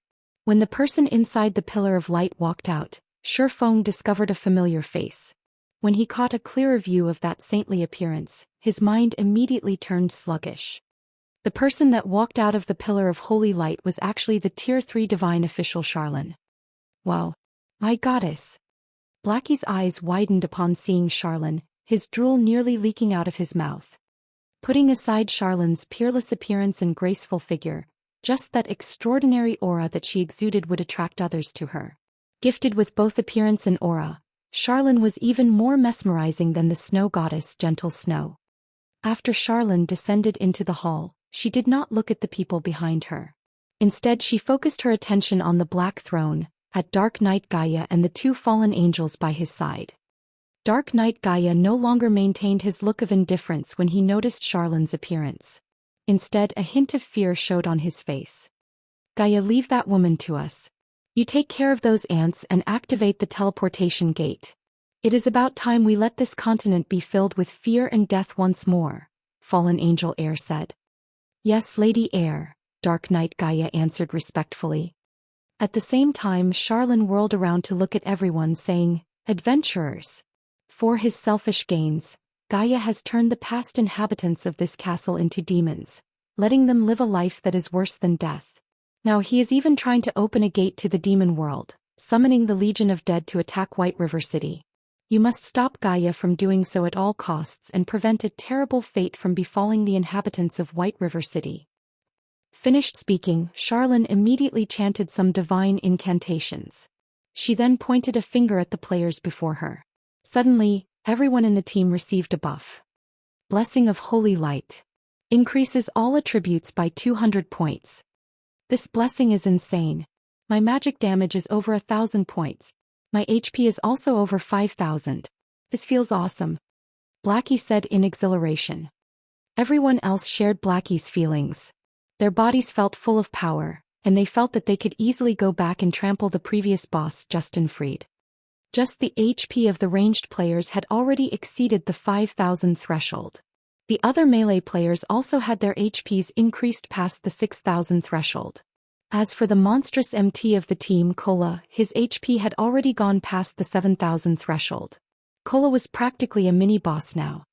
After Charlene and the two fallen angels departed to do battle, Dark Knight Gaia immediately charged towards the team of players, intending to massacre them quickly. At this time, everyone in the team no longer looked at Dark Knight Gaia with fearful eyes like before. Even if Cola received close to -3,000 damage from a single spear throw from the boss, the Guardian Knight presently had over 7,000 HP. Moreover, the healers also had their magic damage increased from the blessing. Now, a casual heal from any one of them could replenish over 1,000 HP for Cola. They had no problems coping with Dark Knight Gaia's frightening damage. Taking the lead, Cola immediately slashed his sword at Gaia, following up the attack with a punishment. -328, -641. 2 damages appeared above Dark Knight Gaia's head. Meanwhile, Shurfeng had used silent steps and arrived at Dark Knight Gaia's back. Executing chop, he slashed his sword down at Gaia's neck, immediately causing more than -1,200 damage to the boss. His follow-up normal attacks also caused around -600 damage. However, compared to physical damage classes, the mages had a much greater improvement. Each of Blackie's dark arrows caused over -2,000 damage to the boss, over -4,000 damage if it was a critical hit. As for Aqua Rose, her flame explosion dealt over -1,500 damage to the boss. The other mages in the team could also deal over -1,200 damage with each of their attacks, which was very impressive. On the other hand, Dark Knight Gaia's damage towards Cola was slightly reduced. Each of his attacks only dealt slightly over -2,400 damage to Cola now. One side was strengthened while the other weakened. Even if Dark Knight Gaia had 4 million HP, everyone still felt confident of defeating him. As Dark Knight Gaia's HP continuously fell, his attack rate also grew fiercer, and the damage he dealt also became greater. From the initial -2,400 damage, Cola now received around -2,700 from each of Gaia's attacks.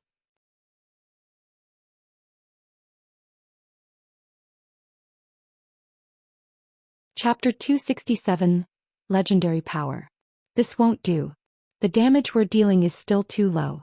If this keeps up, we will definitely be the ones to die. After several exchanges with Dark Knight Gaia, Shurfeng had already deduced the most likely ending of this raid. His mind immediately started churning for a solution to this problem. When Dark Knight Gaia's HP fell to 70%, everyone else detected that something was wrong. The spear Gaia brandished was like a python, containing both power and agility. Gaia had a more relaxed time responding to everyone's attacks now, successfully blocking and rendering many of the attacks sent at him ineffective. Currently, Gaia was like the reincarnation of the spear god. Dark Knight Gaia abruptly swept his spear in a circle, sending Shurfeng and the others, who were attacking his back, flying. Shurfeng reacted quickly and used parry without hesitation, preventing any harm from reaching him. Unfortunately, everyone else in the team was not as quick to react. As a result, each of them received over -2,000 damage from the attack, suddenly increasing the burden placed on the healers. Meanwhile, the main target of Dark Knight Gaia's attack, Cola, had to retreat a handful of steps before stabilizing his body. A frightening damage of -4,300 also appeared above his head. Guild leader, the boss is getting more powerful the longer we fight. I don't think I will last long if this situation continues. At this moment the Guardian Knight Kola was no longer as calm and composed as he was before. Currently the Dark Knight Gaia would deal around -3,000 damage each time he attacked Kola. If the boss triggered a critical hit or used a skill, he would deal over -4,000 damage. Even if Kola had over 7,000 HP, the pressure placed on him was huge. His HP constantly hovered around the safety threshold, which was a very dangerous situation. This was exactly where the Dark Knight Gaia excelled. The longer he fought, the braver he got. On the surface, Dark Knight Gaia did not seem to use any major skills. However, in reality he had been using them constantly. Blood Rage. With this skill, the longer Dark Knight Gaia battled, the higher his damage would become. His attack speed would also rise as time passed. Just this skill alone was already sufficient to make any team that dared challenge him kneel and accept defeat. In addition, Dark Knight Gaia also possessed an AoE skill, Blood Domain. The skill had an effective area of 100 yards. When used, a blood demon would spawn behind all enemies within this range. These blood fiends each had 10,000 HP. Contrary to expectations, these blood fiends would not attack players. Instead, if these blood fiends came within 3 yards of their locked target, they would self-destruct. The resulting explosion had an effective radius of 20 yards, and in Hell mode, the explosion would deal -2,000 damage. However, due to Shifeng's quest, the current boss the team faced was an enhanced version of the Hell mode Dark Knight Gaia. Hence, Shifeng did not know how much damage the blood fiends would deal if they exploded. It was bound to be more than -2,000 damage. If they could not deal with these blood fiends quickly, leaving the monsters to self-destruct without control, the end result would, without a doubt, be a team wipe. Yet if everyone were to run around the hall while having the blood fiends chase after them, it would disrupt the team's formation. Any mistake made during this confusion would easily lead to a team wipe. Hence, the moment these blood fiends appeared, they needed to deal with them within the shortest amount of time possible. Just depending on the blessing of holy light won't be enough to deal with this boss. If we can't increase our damage output, we will die sooner or later. Shifeng took a look at the mana levels of the 4 healers and discovered that all of them only had around half remaining. However, Dark Knight Gaia still had 65% of his HP left. If this situation continued, they wouldn't be able to last until the end. Not to mention, Dark Knight Gaia hadn't used Blood Domain yet. At that time, the burden on the healers would definitely be huge. Brother Feng will definitely be team wiped if this continues. Should I use Stars of Light now? Blackie secretly sent a private message to Shifeng. Stars of Light was the most powerful skill of the epic ranked staff, Mavis's Guard. Smite surpassed even that of a Tier 2 spell. It was a spell that could devastate both heaven and earth. Unfortunately, this powerful spell had a cooldown time of half an hour. Hence, it was a trump card that could only be used once in a boss battle. As a result, whenever Blackie was in a party together with Shifeng, he would always seek Shifeng's advice, letting Shifeng decide when he should use the skill. No, it's still too early for it. Shifeng had long since planned for Blackie to use Stars of Light when Gaia used Blood Domain. The might of the skill would instantly evaporate the blood fiends that spawn. Yet if they did not use the skill now, they might not even survive to see Dark Knight Gaia use Blood Domain. With 2 difficult options at hand, Shifeng was at a loss which to pick. In the end, we still aren't strong enough. Shifeng smiled bitterly. Even though their team was already so powerful, it was still not enough to clear this quest. Shifeng truly did not know how those players in the past had managed to complete this quest. However, it was also a fact that the players had already completed their Tier 1 class promotion when they completed this quest. With a team of Tier 1 players with top-tier level 20 equipment and weapons, it would be a simple walk in the park for them to conquer the enhanced Hell mode of the Demon's Castle. Also, even if nobody in the team had reached level 20, if everyone's weapons and equipment were of Dark Gold rank or above, Dark Knight Gaia would still have no choice but to submit to them. To put it bluntly, they were lacking in preparations. As expected, our current equipment is still too weak. Shifeng could not help but lament as he watched the boss getting stronger as time passed. Suddenly, however, A flash of realization came to Shi Feng. That's right. If it's equipment, don't I have the fragmented legendary item? Shi Feng thought of the ring that had been left asleep inside his bag. The Heavenly Dragon's Breath. As a fragmented legendary item, it possessed the strength to change a player's tier. Yes, tier not level. Previously, Shi Feng had never managed to reach the requirements of the fragmented legendary item. Now, however, he had already achieved it. Heavenly Dragon's Breath. Ring, fragmented legendary rank. Equipment requirement. Strength 200, Agility 200, Intelligence 120. Strength plus 40%, Agility plus 40%, Intelligence plus 30%, Endurance plus 30%. Movement speed plus 20%. Attack speed plus 30%. Ignore levels plus 10. All item level requirements reduced by 10 levels. Additional Skill 1. Dragon's Authority. Suppress all enemies in the surroundings with the might of the Heavenly Dragon, inflicting the fear status onto enemies within a 30-yard distance, reducing their attack power by 20%, attack speed by 20%, and movement speed by 20% for 1 minute. Cooldown 3 minutes. Additional Skill 2. Dragon Breath. Inflicts 6x damage in a 305-yard line in front of you. There is a 20% chance to induce the fainted state for 2 seconds. Cooldown 5 minutes. Additional Skill 3. Heavenly Dragon's Power. Allows the user to temporarily possess the power of the Heavenly Dragon, increasing HP by 300%, Strength by 100%, and Defense by 300%, and grants immunity to all controlling effects for 2 minutes. Cooldown 3 hours. The Dragon Slayer Mechasir once owned the Heavenly Dragon's Breath. It was originally a legendary ranked item possessing the suppressed strength of the dragon tribe. Due to damage resulting from a war between gods, its might has greatly decreased. However, the Heavenly Dragon's Breath possesses an incomparably strong magic power and possesses the potential to restore itself. Its past glory may be restored with 3 magic stars and 1 dragon's heart. Current restoration, 0/4. Blessing of Holy Light. Increases all attributes by 200 points. This blessing had allowed Shi Feng to instantly surpass the daunting requirement of having 120 intelligence. Without wasting any more time, Shi Feng immediately retrieved the Heavenly Dragon's Breath from his bag. The instant he wore the ring, he immediately felt it transmit a boundless power into his body. Not even the blessing of Holy Light could compare to this power. Good. The raid officially starts now. Shi Feng looked at the silver dragon-shaped ring on his finger, a smile on his face. Whether it was his past life or his present life, this was the very first time he was feeling the strength of a legendary item, even if it was only a fragment. He then shifted his gaze towards Dark Knight Gaia, his eyes abruptly focusing. Dragon's Authority. Instantly, everyone felt Shi Feng's transformation. They could feel the might of an ancient dragon coming off him, and even their souls quivered in the face of this power.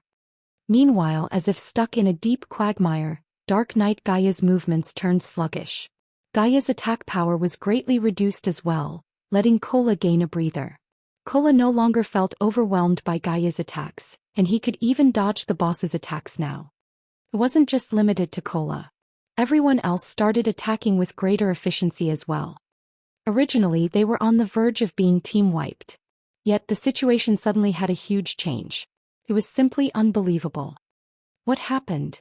Aqua Rose was shocked.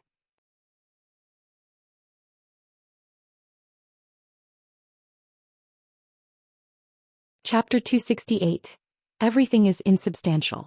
Although everyone was shocked by Dark Knight Gaia's weakening, they were even more shocked by the person who activated Dragon's Authority, Shi Feng. Currently, raging winds surrounded Shi Feng's body, swirling in all directions and creating a dazzling sight. Shi Feng had now become the focus of this hall. When Shi Feng took a step forward, his body instantly disappeared and reappeared in front of Dark Knight Gaia. Brandishing both the Abyssal Blade and the Demon Bane, Shi Feng sent over a dozen slashes at the boss, the afterimages of his swords creating an impression of a lotus flower. Due to the Heavenly Dragon's Breath, Shi Feng's attributes were greatly increased once more. Currently, his strength had already exceeded 500 points, while his attack was well over 1,200 points. His agility had also exceeded 600 points. Whether it was his attack power or attack speed, both were far above the standards of even a Tier 1 swordsman. Right now, Shifeng could even give a Tier 2 swordmaster a run for his money. This was the power of a legendary item. Even though Shifeng only had a fragmented version of it, the increase in combat power he received could allow him to challenge enemies of a higher tier. Damages of over -1,000 appeared one after another. Some of his attacks had even dealt over -2,000 and -3,000 damage. Dark Knight Gaia, who had previously been like an immovable mountain, was currently being forced to retreat step after step by the torrent of sword slashes. He could not even enter a basic stance due to the incessant attacks. Meanwhile, Kola was having a relaxed time going against the boss, expending almost no effort on evading the boss's attacks. However, Shifeng's onslaught had yet to end. Thundering Flash. Chop. Double Chop. Earth Splitter. Thunder Flame Explosion. Every skill dealt over -2,000 damage. Of them, the level 8 Thunder Flame Explosion had even achieved a critical hit, dealing over -6,000 damage to the boss. Shifeng's damage far surpassed even that of Blackie now. Guild leader, what sort of potion did you take? How did you suddenly become so awesome? Kola was extremely curious about Shifeng's sudden transformation. Previously, Shifeng's single output damage was even below Blackie's and Aqua Rose's. Now, however, his damage had completely left that of the two in the dust. If Shifeng said it was nothing, not even a ghost would believe him. Potion? Kola, you're thinking too highly of potions.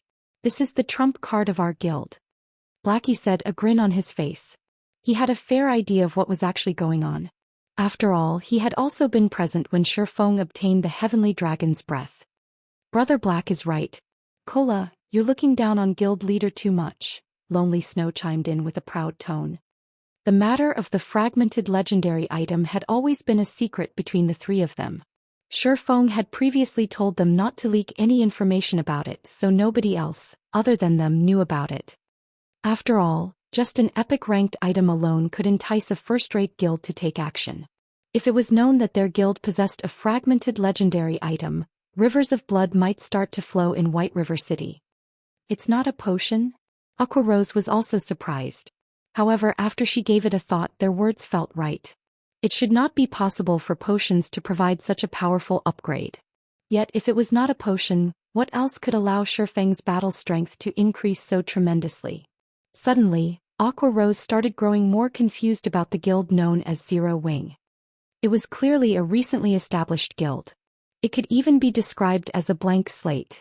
Yet shortly after she had joined the guild, she received one shock after another.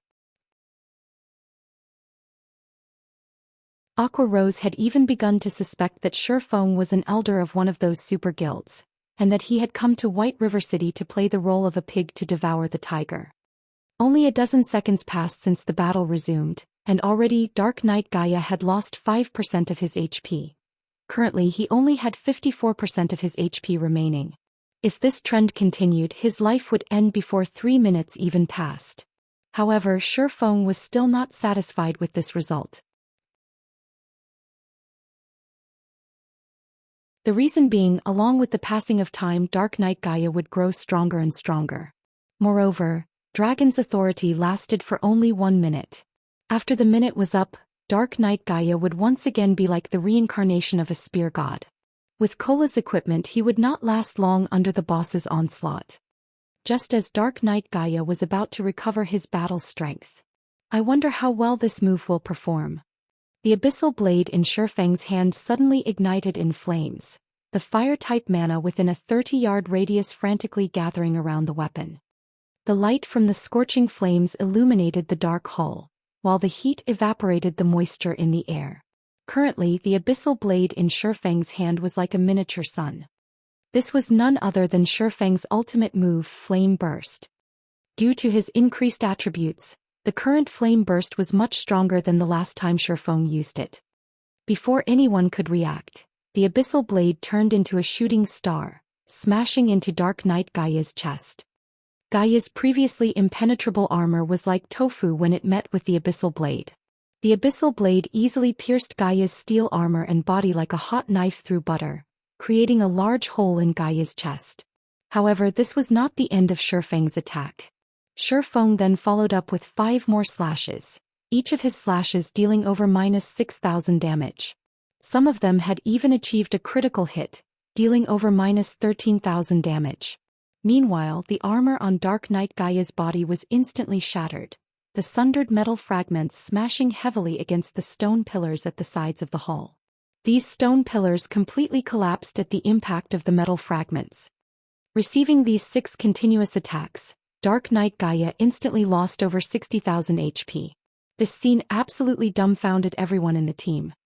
Right now, Shifeng looked more like the boss here with Dark Knight Gaia as the player.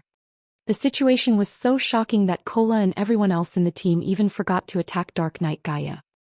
Oi! Stop daydreaming. The boss is still alive.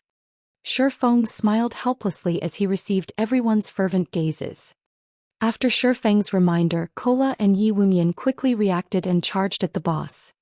Maybe because he no longer had his armor, Dark Knight Gaia was actually receiving an additional 30% damage from everyone's attacks now. The raid progressed at a much faster rate right away.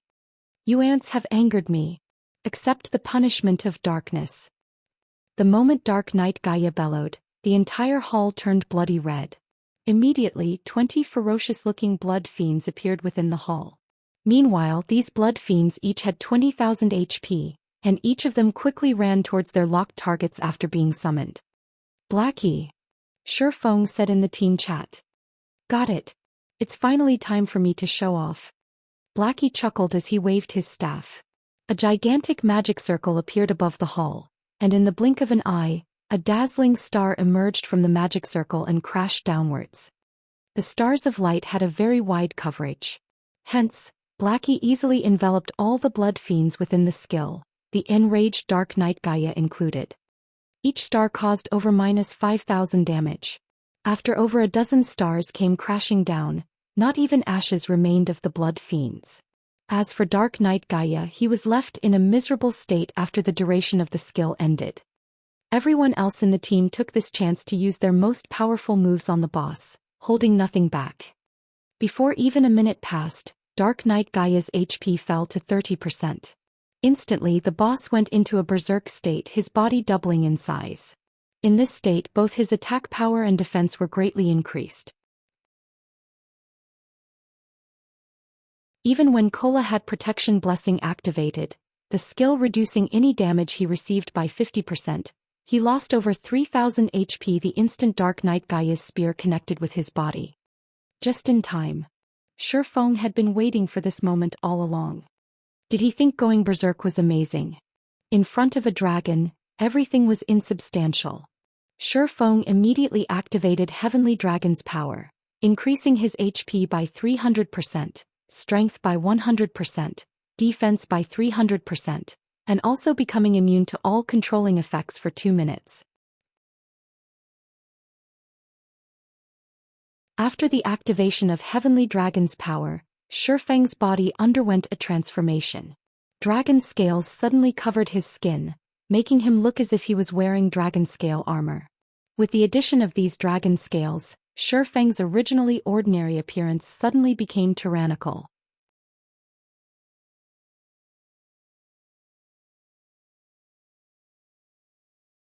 Chapter 269, Violent Conclusion. Originally, everyone was still worried about how they should deal with the Berserk boss. However, Shifeng's shocking transformation immediately attracted their attention. Leaving aside Shifeng's new handsome and gorgeous appearance, just by standing there he was already giving off an insurmountable pressure. This was no longer an oppression due to strength. Instead, this pressure was the instinctive reverence for a primordial life form. Just what is going on here? Aqua Rose asked in shock. It was a known fact that players could not transform their bodies. Yet Shifeng had actually transformed in defiance of that notion. Moreover, that frightening pressure he was giving off was much more terrifying when compared to the Berserk Dark Knight Gaia. Let alone the others, even Blackie and Lonely Snow, who knew about the fragmented legendary item, were greatly astonished by Shifeng's sudden transformation.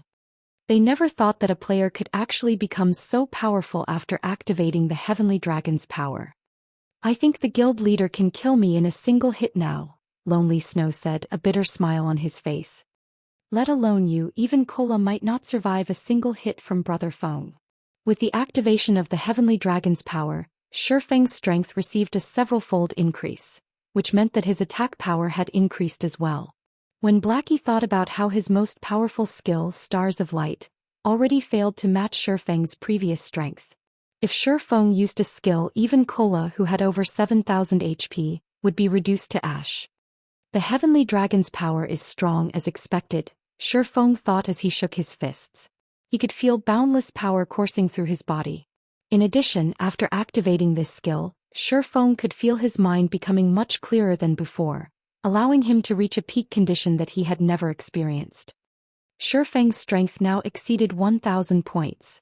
His attack power was also over 2,300 points, while his HP was over 15,900. In addition, his defense had gone past 4,500 points, almost twice that of Kola's. Currently he could easily be considered a mini-boss. Kola, leave tanking the boss to me. Shifeng wanted to test his new body. Moreover, it would be much more effective for him to tank the boss instead of Kola right now. Apart from having higher attack, defense, and HP, Shifeng's current dodging capabilities were miles ahead of Kola's. All right. Although Kola was still shocked by Shifeng's transformation, he managed to muster a reply. With more than 15,900 HP, nobody was a more reliable MT than Shifeng. After relieving Kola of his duties, Shifeng immediately slashed a sword at Dark Knight Gaia. Like a lightning bolt, Shifeng's sword smashed into Dark Knight Gaia's body with the might of 1,000. The attack dealt over -2,000 damage to the boss, and the strength behind the attack forced the boss to retreat 3 steps. Each step the boss retreated left behind a deep footprint on the hard-tiled floor. This was the benefit of increasing one's strength. Compared to increasing just attack power, if players with physical damage classes increased their strength, not only could they gain additional attack power, their increased strength would also create a suppression effect during battle. This effect would further raise the damage they dealt their enemies. When attacking, players could also cause their enemies to lose their balance. In a battle, if one could not maintain a proper stance, it would be very easy for problems to arise. Hence, compared to purely increasing one's attack power, it would be much more beneficial to increase one's strength instead. This was a kind of invisible support, and many players only discovered the importance of basic attributes after playing the game for a long time. Currently, Shifeng's battle with Dark Knight Gaia was in full swing, and the other melee classes had no chance to get close to the boss at all. The reason being, aside from MTs like Kola and Yi Wumian, the other melee classes could not even survive a single hit from Dark Knight Gaia. In this situation, only the ranged players could continue attacking without worry. Although Dark Knight Gaia had gone berserk, he was merely an insignificant being in the face of the Shifeng who had the Heavenly Dragon's power activated. The battle between the two of them was just like a battle between two boss monsters. Although Shifeng's HP was only a tiny fraction of Dark Knight Gaia's 4 million HP, in this battle, Shifeng was the only one doing actual damage.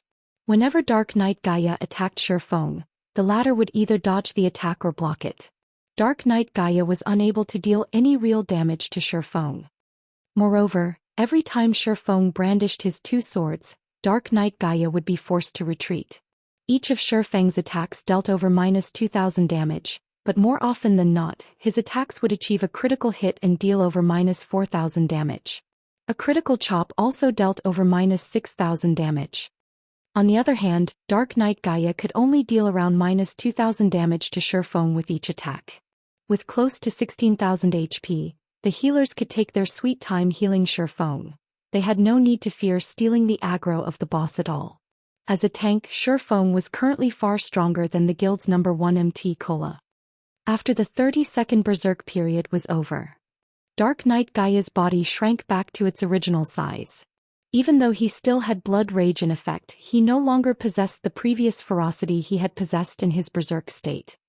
Meanwhile, the Heavenly Dragon's power had a duration of 2 minutes. There were still 90 seconds left before Shifeng's transformation ended. Without the berserk effect, Dark Knight Gaia was like a venomous snake that lost its fangs. He could only receive a one-sided beating from Shifeng now. Whenever Shifeng slashed his sword, Dark Knight Gaia would have to retreat a handful of steps. The gap between the two of them simply rendered one speechless. "Throw in everything you've got. We need to end the battle as quick as possible," Shifeng said in the team chat. Upon Shifeng's reminder, the others who hadn't dared to approach the boss before immediately rushed up in a hurry. As a result, the damage rate to the boss instantly soared. When Dark Knight Gaia's HP fell to 15%, he used Blood Domain once more, summoning another group of Blood Fiends.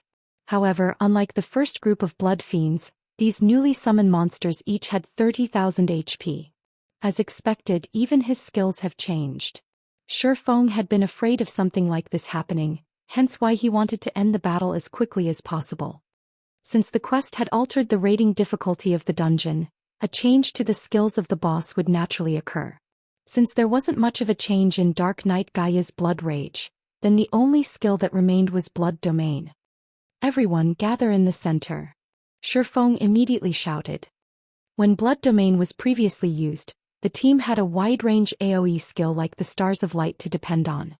However, they had no such skill that could quickly deal with all the Blood Fiends this time. Stars of Light had a 30-minute cooldown, so there was no way of using it for the second time in this battle. Hence, they could only hope to group up and concentrate their attacks on the monsters. Everyone in the team reacted fast. Before 3 seconds had passed, all of them were already standing together. Having the shape of a demonic beast, the blood-red monsters revealed malicious expressions upon being summoned. After locking on to their respective targets, the Blood Fiends let out frenzied roars as they charged forward. By the time the Blood Fiends started moving, Aqua Rose had already finished chanting an incantation. First, she summoned an ice wall to block off all the Blood Fiends from closing in on their group. The ice wall also placed an additional debuff on the Blood Fiends, slowing the monsters' movement speeds. Right after that, Aqua Rose shot an ice sphere at the group of monsters, reducing their movement speeds even further. With the successive use of these two skills, the group of Blood Fiends now moved as slow as snails. However, Aqua Rose was still not done with her spells. She then followed up with a third spell called Blizzard. Not only could this spell deal high amounts of damage, it also had a very good movement speed reduction effect. Without staying idle, the other ranged players started throwing out attacks at the monsters as well. Blackie had also taken this chance to use the most powerful AoE skill currently available to him. Hell Flame. Pillars of dark green flames shot up from the ground, repeatedly dealing over -2,000 damage to the group of Blood Fiends for 5 seconds. However, such an amount of damage was still not enough to deal with the Blood Fiends. Just as the Blood Fiends were about to close in on the team, Shifeng suddenly appeared in front of everyone, blocking the Blood Fiends' path of advance. "Die!" Shifeng bellowed at the group of Blood Fiends. Shifeng used Thundering Flash, causing damages of -3,125, -4,321, and -6,040, and also inflicting the damage amplification effect to all of these Blood Fiends. However, these monsters were still not dead. Next, Shifeng inhaled abruptly and executed Dragon Breath. Before anyone noticed, countless wind blades transformed into streaks of silver light, piercing through everything that stood in Shifeng's path. These Blood Fiends instantly turned into minced meat, and not even Dark Knight Gaia, who was charging at the team, was spared from this attack. Dark Knight Gaia was sent flying by the attack, and his body was embedded into the distant wall. However, an instant later the wall behind him shattered and Dark Knight Gaia was again sent flying for more than 10 yards. Dark Knight Gaia's body was filled with bloody injuries now. Meanwhile, Dark Knight Gaia had received over -15,000 damage from Dragon Breath. The amount of violence this skill displayed was far above Blackie's Hell Flame. Without the threat of Blood Domain, the battle continued for only 30 more seconds before Dark Knight Gaia died in the middle of the hall, letting out an agonized roar as his life faded away. Immediately, many people in the team leveled up. Shifeng had also risen from level 17 to level 18. White River City Region System Announcement. Congratulations to Zero Wing for becoming the first team to conquer the Hell Mode Demon's Castle. All players within the team will be rewarded with 40 reputation points in White River City, 10 reputation points in Starmoon Kingdom, 300,000 EXP and 10 silver coins. White River City Region System Announcement. Congratulations to Zero Wing for becoming the fastest team to conquer the Hell Mode Demon's Castle. All players within the team will be rewarded with 40 reputation points in White River City, 10 reputation points in Starmoon Kingdom, 300,000 EXP and 1 Tier 2 gemstone of random attribute. System. Hell Mode Demon's Castle has been cleared for the first time. Loot increased by 100%.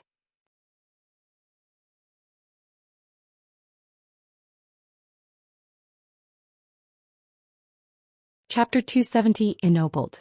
Outside one of the 3 great dungeons, the Land of Death, there were many guilds that had established a base of operations to facilitate raiding the dungeon. Meanwhile, inside Dark Star's base of operations, the Arclight Shield is already in our hands now, so the MT problem has been dealt with. The next thing we need to do is to snatch the first clear of the Land of Death right in front of everyone, Lone Tyrant said in high spirits. Lone Tyrant had spent a lot of effort in order to acquire the Arclight Shield. In order to quickly collect the required 30 gold coins, he had played the role of the gullible fool and purchased them at an overpriced value of 700,000 credits. However, now that the actual item was in his hands, Dark Star would officially become the second guild in White River City to start raiding the hard mode of one of the 3 great dungeons. Previously, the main reason why Dark Star had been surpassed by Ouroboros was the insufficient strength of their MT. Now, however, the situation was different. With their newly acquired Arclight Shield, Dark Star would be competing with Ouroboros on a level playing field. As for the other guilds, Dark Star had no reason to be fearful of them. Even if Zero Wing already had their own Arclight Shields, they were only a recently established guild. They did not possess the backing required to raid the 3 great dungeons. At this moment, however, a system announcement rang out. White River City Region System Announcement. Congratulations to Zero Wing for becoming the first team to conquer the Hell Mode Demon's Castle. All players within the team will be rewarded with 40 reputation points in White River City, 10 reputation points in Starmoon Kingdom, 300,000 EXP and 10 silver coins. White River City Region System Announcement. Congratulations to Zero Wing for becoming the fastest team to conquer the Hell Mode Demon's Castle. All players within the team will be rewarded with 40 reputation points in White River City, 10 reputation points in Starmoon Kingdom, 300,000 EXP and 1 Tier 2 gemstone of random attribute. The announcement was repeated 3 times. Lone Tyrant was dumbfounded by this announcement. He was very clear about what sort of dungeon the Demon's Castle was. If not for the fact that the first clear of the 3 great dungeons was too important to them, Dark Star would have long since started raiding the Demon's Castle. However, Zero Wing had gotten the drop on them and secretly taken the first clear of the Demon's Castle. Moreover, it was the first clear of the Hell Mode Demon's Castle. Currently, Ouroboros was the only guild in White River City that could successfully raid a 20-man hard mode dungeon. However, that capability was limited to the level 10 low difficulty dungeons, and not a level 15 high difficulty dungeon. How did they do it? Aren't they just a recently established guild? Lone Tyrant could not make sense of the situation. Did that Yifeng help them in secret? Even so, they still shouldn't be able to clear it. That's a 20-man dungeon. There is a limit to one person's strength. Boss, do you want us to go investigate? An assassin asked. No need. The 3 great dungeons takes priority. Zero Wing has only obtained the first clear of the Demon's Castle. By the time we obtain the first clear of the Land of Death, Zero Wing would only serve as a foil to make Dark Star look even better. Lone Tyrant shook his head, a contemptuous smile on his face. Although Lone Tyrant acted dismissively towards Zero Wing's achievement, the other guilds in White River City did not. In addition, the independent players in White River City were also greatly astonished by Zero Wing's achievement. Before, not everyone felt that Zero Wing really deserved to be ranked as one of the top 6 guilds of White River City. After all, the only real achievement of the guild was its monopoly of the top 8 positions on the ranking list. Nothing else about the guild was worth mentioning. Now that they had obtained the first clear of the Hell Mode Demon's Castle, it showed that dungeon raiding was no longer a weakness of Zero Wing. This situation had caused many gaming experts who were previously hesitant about joining Zero Wing to change their minds. The reason being, Zero Wing was the second guild in White River City to have successfully cleared a 20-man Hell Mode dungeon. Moreover, the dungeon they had cleared was a level 15 dungeon, the highest level dungeon that players could currently enter. This showed that their strength had surpassed the other guilds by a large margin. Just as the players in White River City were fervently discussing this matter, Shifeng's team started distributing their spoils of war. Originally, aside from the Hell Mode bosses of the 3 great dungeons, Dark Knight Gaia could be considered as the strongest boss below level 20. After receiving the frightening enhancement from Shifeng's quest, Dark Knight Gaia had become even stronger than the final boss of the Hell Mode of the 3 great dungeons. Hence the loot he dropped would naturally be excellent. Dark Knight Gaia had dropped a total of 27 items. 9 weapons and equipment, 1 forging design, 1 tailoring design, 1 potion recipe, 1 cooking recipe, 3 precious production materials, 10 magic crystals and 1 demon's heart. The last item was also Shifeng's quest item this time around. Among the 9 weapons and equipment, 5 were of dark gold rank, and all of them were items that could level up from level 15 all the way up to level 20. Of the 5 items, 1 was a staff for clerics and 1 was a cloth armor chest piece for clerics. Both items were given to Violet Cloud. Meanwhile, Blackie received a hat for Cursemancers, Aqua Rose received shoulder guards for elementalists, and Yi Wumian received arm guards for shield warriors. The remaining 4 weapons and equipment were of fine gold rank. The leather armor chest piece and shoulder guards were both given to Fire Dance. There was also a longbow for rangers, which was given to Sentimental Memories, one of the 5 demon generals. Lastly, the Berserker Water Buffalo received a great sword. After having distributed all the equipment, the team's battle power greatly increased once again. With such equipment, no other team in White River City could even hope to compare to them. As for the other items, Shifeng promptly kept them for himself. We've got a good harvest this time. Shifeng felt exhilarated when he looked at the designs and recipes in his bag. In the hands of others, these items would only be worth a small sum of money. In his hands, however, these items would be money-making machines. Most importantly, the forging design he obtained was meant to produce the gemstone buckle. This item could allow players to equip an additional gemstone onto equipment that were of bronze rank or above. Meanwhile, players could apply up to 3 gemstone buckles on their characters, meaning they could have up to 3 additional gemstones. The value of this item was no less than the advanced whetstone. As for the other recipes and designs, they were relatively valuable as well. Only they were not as valuable as the gemstone buckle. After leaving the demon's castle, Shifeng allowed everyone to go ahead with their own agendas while he headed to the city hall of White River City. When Shifeng arrived at the reception room of the city hall, the Tier 4 wizard Weissman was still as leisurely as he was before. Weissman currently stood by the window, a peaceful expression on his face as he observed the plaza outside the city hall. "Young man, you're here. I've already heard about your achievements from that little girl, Charlene." Before Shifeng had even entered the room, Weissman had already detected his presence. At this time, Weissman moved away from the window and walked towards Shifeng. He then nodded his head, a smile on his face as he said, "Not bad. Truly not bad at all. I never imagined a day would come when this old man would misjudge somebody. Ha! Not only have you slain Gaia, you have also saved the entire White River City. I don't even know how I should reward you for your efforts. How about this? With the power vested in me from this day onwards, you are a Viscount of White River City. With your strength, I believe you should be able to protect that place. Take this Blacksteel's contract here and head over to that place then." System: Unique Quest Demon's Heart completed. Quest rewards: Position of Viscount in White River City, Blacksteel's contract, 500,000 EXP, 50 free mastery points and 2 gold coins. Shifeng was momentarily dumbfounded by the unexpected rewards. These rewards were simply too bountiful, especially the position of Viscount. In the entire White River City, perhaps only Shifeng would understand the importance of this position.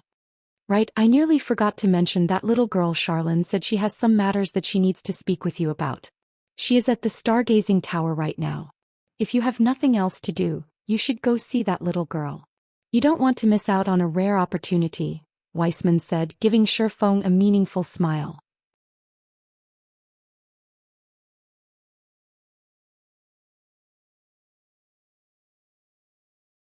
Chapter 271, Guild Residence. Lady Charlene is looking for me? A bad premonition stirred in Shifeng's mind. Shifeng had a very good understanding of Charlene's personality. She was definitely the type of person that would not act out of altruism, and Shifeng couldn't help but wonder just which item on him Charlene had her eye on again. Forget it. It's better if I just go and see what she has in store for me, Shifeng decided after giving it some thought. Although Charlene was a money grubber, he had always received a great harvest every time they met. This time Charlene might give him some advanced quest again. If the quest rewards were good, he would consider giving it a try. However, the stargazing tower was located in Blackwing City, and this situation puzzled Shifeng greatly. Since when had Charlene run all the way to Blackwing City? If Shifeng had not known the location of the stargazing tower, he would have definitely wasted much of his time blindly searching for Charlene in White River City.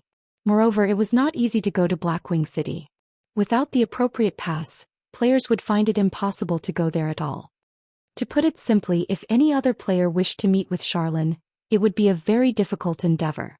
Fortunately, it was a simple task for Shifeng.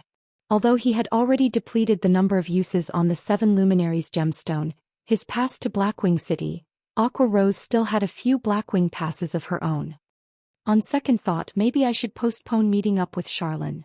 Based on Shifeng's many years of experience campaigning in God's domain, the quest that he could trigger by going to Blackwing City would definitely not be simple. He also had many things he needed to do right now, so it was better for him to just push this matter to a later time. After leaving the city hall, Shifeng called for Aqua Rose and Fire Dance to meet up with him. They then headed towards the Purple Sun Mansion located in the trade area of White River City. The Purple Sun Mansion was originally the official residence of a count. However, this count had mysteriously disappeared inside the Purple Sun Mansion over half a century ago. In the following decades, every new owner of the residence would also mysteriously disappear overnight. An answer was never found for their disappearance, and ultimately the residence was sealed by the city more than a decade ago. Moreover, the city had even stationed guards in front of the residence, preventing anyone from entering the place. It went without saying that the area the Purple Sun Mansion occupied as the official residence of a count was one of the largest within the trade area of White River City. Even though Shifeng was now a viscount, the personal land he could purchase would be less than a third of the Purple Sun Mansion. Guild leader, why did you bring us to this abandoned residence?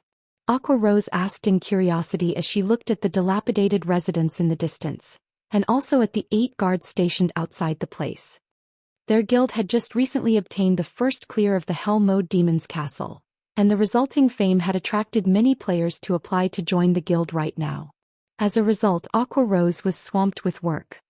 Although Blackie was also helping out with management, he was mainly focused on managing the workshop side of things. The guild within the game, on the other hand, was left to Aqua Rose to manage. As for Fire Dance, she was responsible for leading the main force of the guild. Each of them had their own respective duties.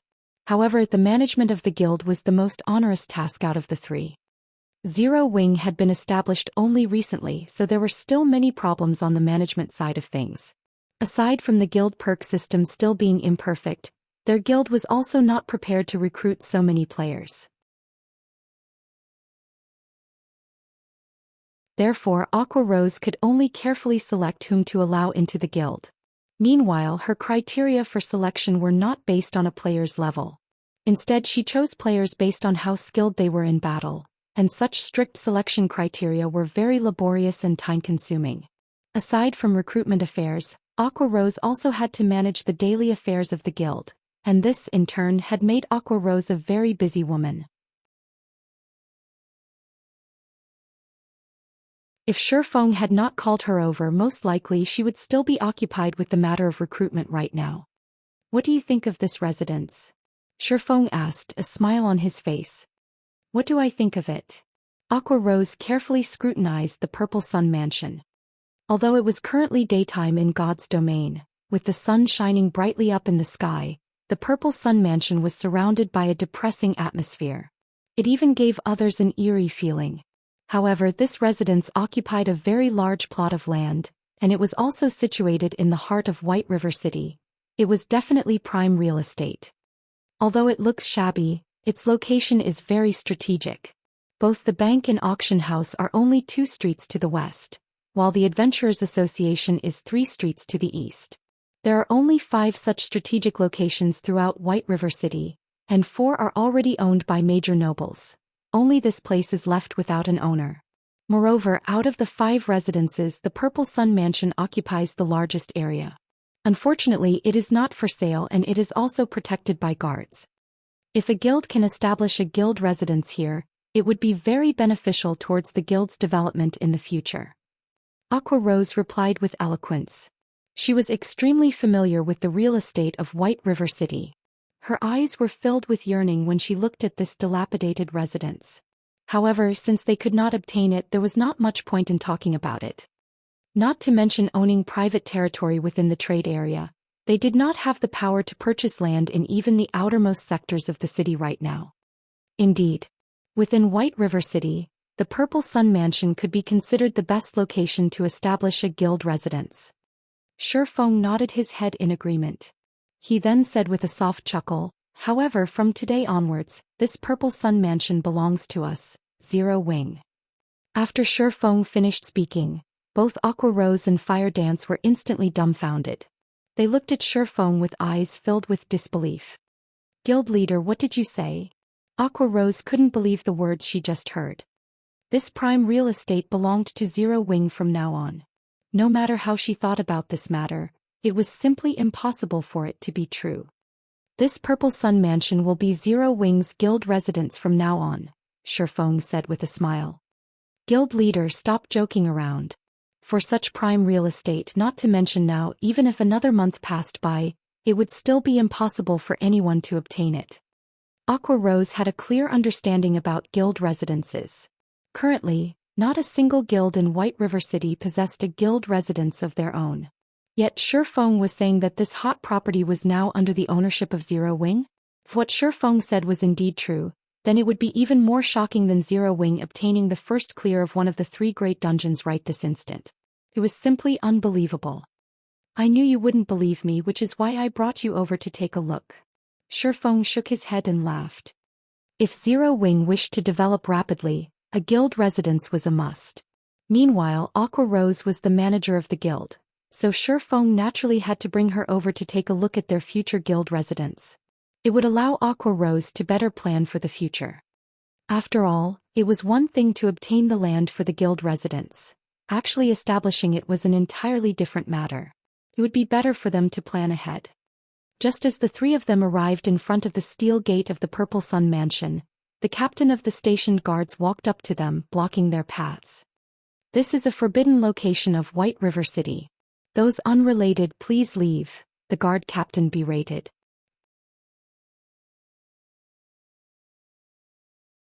Don't tell me even I am not allowed entry? Shifeng revealed his title of Viscount. So it is Lord Viscount. Forgive this humble one for not recognizing my lord. However, Magistrate Weissman has personally given orders that nobody is allowed entry into this place. And even if it is you, Lord Viscount, I am afraid that I cannot allow you to enter. The guard captain suddenly grew respectful when speaking to Shifeng. What about this? Shifeng took out the Blacksteel's contract this time.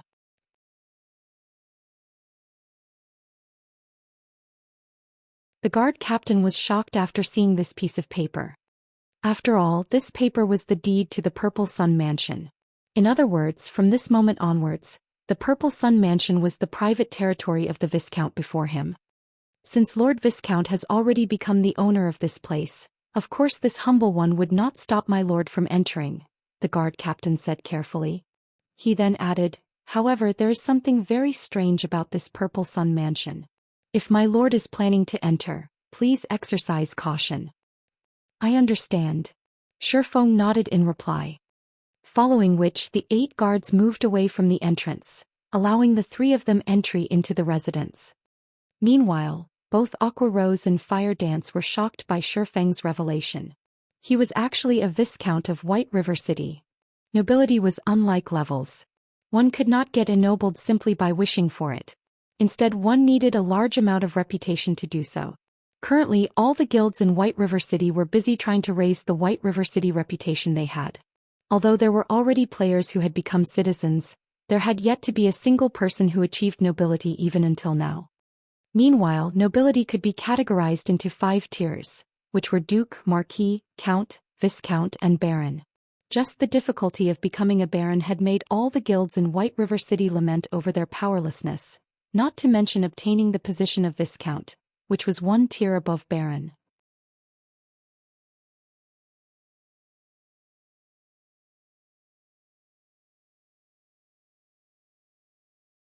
Chapter 272, Spirited Away. Based on Aqua Rose's knowledge about the authority of barons, aside from being able to purchase private territory within White River City, they could also hire their own guards. A baron could hire a total of 10 NPCs to serve as guards for his own territory. However, a baron was the lowest rank of nobility. Only when one was promoted to Viscount would one be counted as one of the true nobles of the city. A Viscount could not only purchase private territory, one could recruit up to 40 NPCs as guards, as well as have 2 personal guards. Having personal guards was a special privilege available only to true nobles. The normal guards hired by players were not capable of growth, unlike personal guards. In other words, after recruitment, the levels of normal guards would not change no matter how much time passed. On the other hand, personal guards could be leveled up. They would also receive bonus attributes from leveling up, making them much stronger than normal guards. The difference between the two was like the difference between a common monster and a boss monster. Meanwhile, if their guild had these personal guards protecting their guild residents at this stage of the game, the defense of their guild residents would definitely be foolproof. Furthermore, they could even have these personal guards participate in boss battles. Although the levels of these NPCs would be suppressed, they would still be a lot stronger than the average player. With these personal guards, Zero Wing would have a greater advantage over other guilds when contesting for field bosses. Thinking up to this point, Aqua Rose couldn't help but re-evaluate her opinion of Shifeng once again. Guild leader, the more I get to know you, the less I actually understand about you. Not only have you managed to obtain such an excellent location for a guild residence, you are also a Viscount of White River City. If other guilds were to find out about this matter, they would definitely go insane. Aqua Rose giggled, blinking her shining large eyes. Indeed, they will definitely hunt me down like maniacs, Shifeng laughed. The moment a guild possessed their own residence, they would be like a seedling that had finally set down roots. They would no longer be at the mercy of the winds and rain. Only by growing roots could a plant thrive and have the possibility to grow into a towering tree. In the past, a player had once joked that a guild without their own guild residence was like a gang of mountain bandits, while a guild that had their own guild residence was like the lord of a region. The reason being, only with a guild residence could a guild gradually perfect the many benefits they provided. It was especially true for guild quests. At this stage of the game, as nobody possessed their own guild residence yet, the NPCs within the city were unable to privately publish quests to the guilds. Hence, players could only accept some daily quests from the Adventurers Association to earn guild reputation. In comparison to the individual quests that players received from the Adventurers Association, the private guild quests published by NPCs rewarded much higher guild reputation. If a guild was sufficiently powerful, there was even the possibility that a quest rewarding an epic ranked item would appear. Moreover, unlike at the Adventurers Association, the number of quests available to guild members was not just limited to 2 or 3. As long as a guild was sufficiently powerful, there would be several hundreds, even thousands of guild quests being published in the guild residence every day. With so many quests available, players would be able to level up and upgrade their equipment more efficiently than if they were limited to grinding monsters. Also, statistical analysis made by professionals in the past showed that guilds with guild residences made at least double, or even triple, the amount of money of guilds without guild residences. Moreover, only with a guild residence would a guild officially have a stable source of income. The reason being, whenever a guild member completed a guild quest, the guild would automatically collect 15% of the quest reward as processing fee. The fees collected would then be stored inside the guild bank to serve as funding for the guild. This was the reason why guild residences were so important.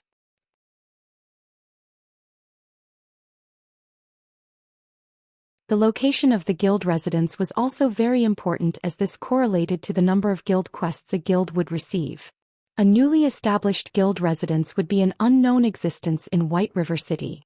To be precise, it would be unknown to the NPCs of White River City, and that anonymity would prevent many of these NPCs from commissioning quests with such newly established guild residences.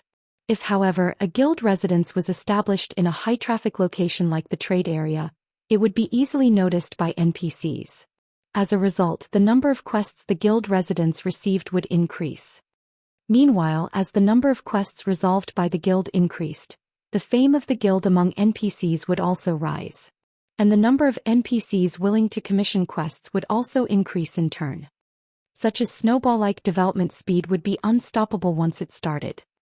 Hence, if the guilds in White River City were to find out about Zero Wing coming into possession of a guild residence, they would definitely hate Shifeng down to the bone. Fortunately, Zero Wing had already grown past the stage of a fledgling guild. Unrated guilds would not dare to make an enemy out of Zero Wing. Only third-rate guilds or above would pose a threat. However, once Zero Wing officially establishes its guild residence, not even third-rate guilds would dare to become its enemies.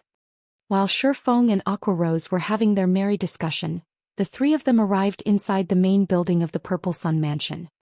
After remaining vacant for over a decade, the interior of the mansion was fully covered in a layer of dust.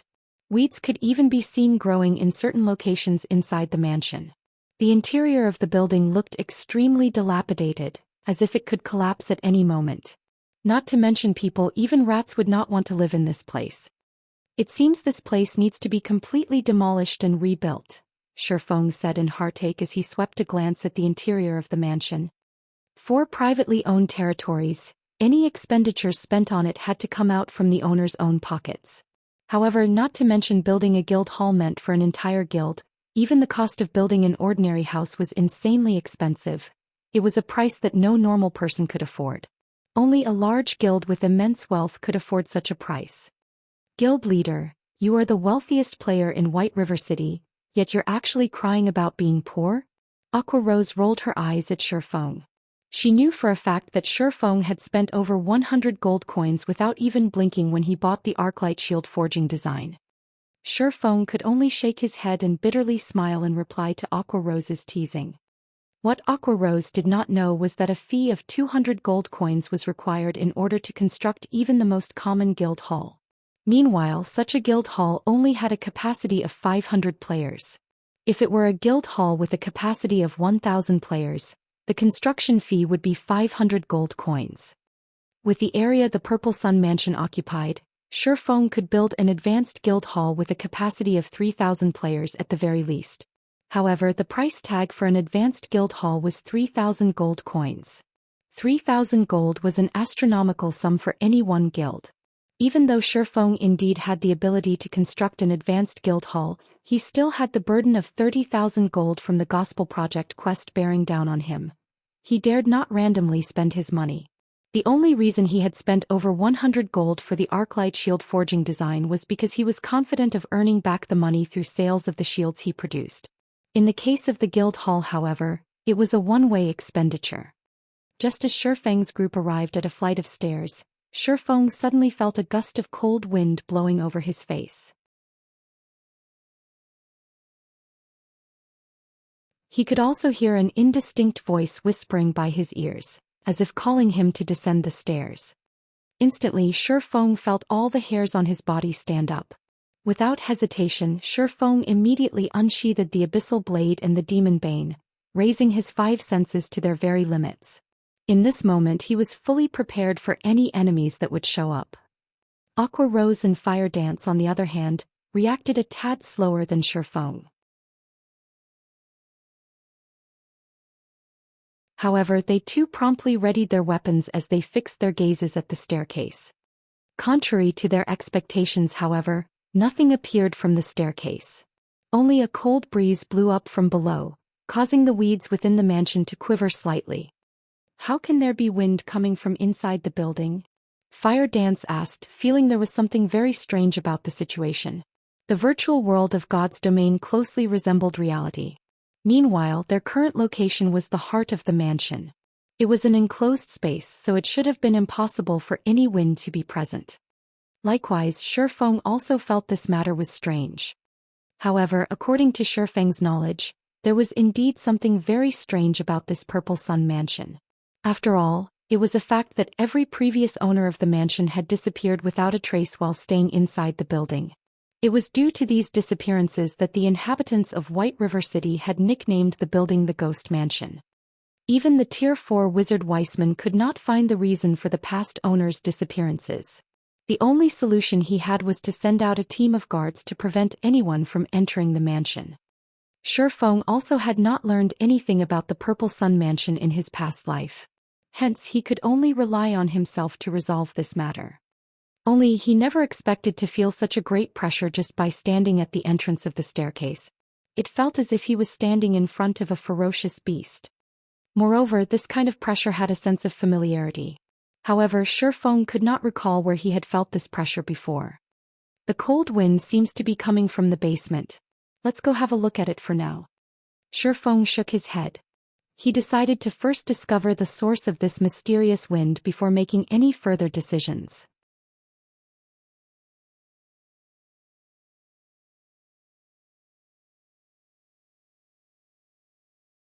Chapter 273, Forgotten Lands. After entering the basement of the Purple Sun Mansion, Shifeng took a look around, finding nothing special about the place. The entire room was empty. There was none of the cold wind from before, neither was there the oppressive feeling that could shock even one's soul. There's nothing here? Were my senses playing tricks on me? When Fire Dance discovered no monsters in the basement, she promptly put away her daggers, sheathing the weapons back into their scabbards. I don't know, but it is indeed true that there is no danger here, Shifeng said, shaking his head. As players experienced more and more battles in God's domain, their sensitivity towards danger would also gradually improve. It was especially true for an expert of God's domain. Moreover, this ability of players to perceive danger was usually not wrong. Let's take a closer look around, Shifeng said. If they could not resolve this mysterious situation whereby the mansion's inhabitants were spirited away, should something actually happen, it would be a tragedy if the incident scared away the NPCs that came to commission quests with the guild. If players were the ones to get caught up in this mystery, they would at worst die once, losing a level and some skill proficiency. However, it would be different if an NPC were to get entangled in this matter. If they died, then it would be a true death for them. The main god system would not revive them. Hence, it was imperative for Shifeng to resolve this mystery as soon as possible.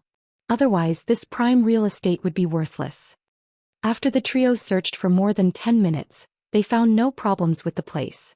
Not to mention a monster, they couldn't even find a mouse in this place.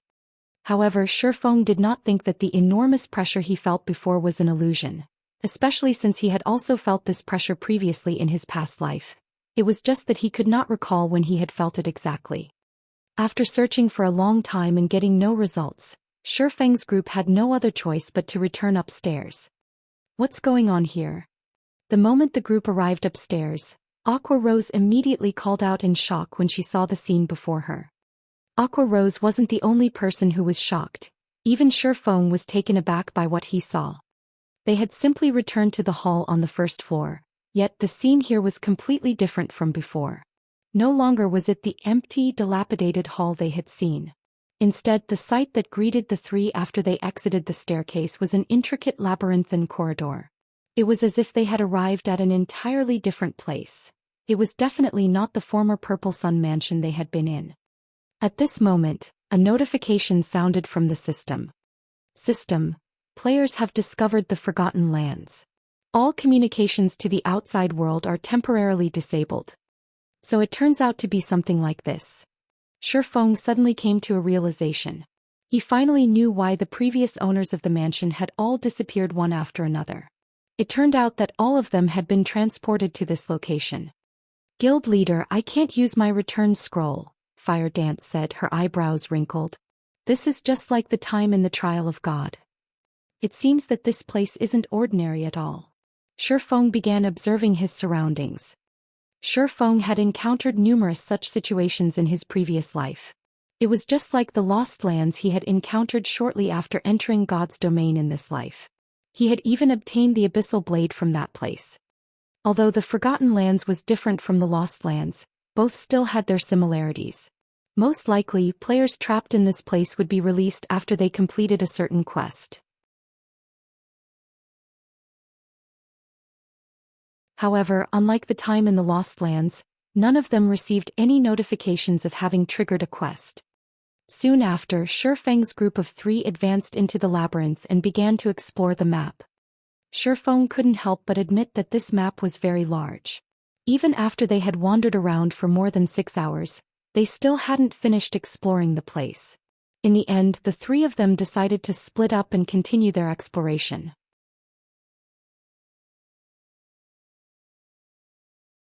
In any case, they had not met with any dangers so far, and it would be much more efficient if they explored the map separately. Unwittingly, a day passed by without anything happening. Only on the second day did Aqua Rose find something new in the region she explored. Aqua Rose discovered a large magic array. According to the speculations of Shifeng and an elementalist like Aqua Rose, it should be a magic array that was tier 5 or above. However, as to what this magic array was used for, not even Shifeng with his bountiful experience could guess. Unless there was a tier 5 wizard or a tier 6 mage god before them. Following which, after spending the rest of the day exploring the place, Fire Dance discovered a second magic array that looked exactly the same as the first one. Other than this discovery, the trio found nothing else. They did not find even a single monster throughout their exploration, nor did they receive any quest notifications. Aqua Rose entertained the thought of simply giving up on this pointless endeavor. It would be more worthwhile for her to just kill herself and return to the city. In this godforsaken place they could not level up, neither was there any quest for them to complete. They were simply wasting their time by staying here. Moreover, she was the manager of the guild. She still had many things she needed to do. How could she afford to waste so much precious time in this place? Moreover, there was still the matter of the guild residence. However, Shifeng discouraged Aqua Rose from taking such an action. The reason being, there was no guarantee she could return to the city even if she killed herself. In the event that she could not return, she would have lost a level for nothing. Listening to Shifeng's words, Aqua Rose had no choice but to give up on this idea of hers as she continued exploring this Forgotten Lands. When the third day arrived, after exploring a majority of the Forgotten Lands, the group discovered 3 more magic arrays. In total, they had discovered 5 of such tier 5 magic arrays. Soon after, the 3 of them met up and shared their map information with each other. The moment their map information sharing was completed, a notification sounded from the system. System: Unique Quest Miracles Unsealed, activated. Quest details: Remove the seal on the Forgotten Lands. Quest rewards: Unknown. Remove the seal on the Forgotten Lands? The quest doesn't even tell us how to do so. What are we even supposed to do here? Fire Dance glared at the notification screen in anger. They had been exploring this place for 3 days now, yet the only thing they got in return was this quest that provided them with no hints at all. The game was simply too despicable. It should be around here, Shifeng said, pointing on the map. To be precise, he was pointing at an area central to the 5 magic arrays. Magic arrays require mana to operate, and normally use mana crystals as a source for mana. However, although the magic arrays were functioning properly when we discovered them, there was no sign of any mana crystals on site powering them. Moreover, these 5 magic arrays seem to be an integrated structure, so there should be a place where they draw their mana from. We've already explored the outskirts of the Forgotten Lands, and the only area we have yet to explore is the central region. There is a high possibility the power source for these magic arrays are situated in the central region. If we destroy the mana crystal there, we should be able to complete this quest. Guild leader, I never expected you to know so much about magic arrays.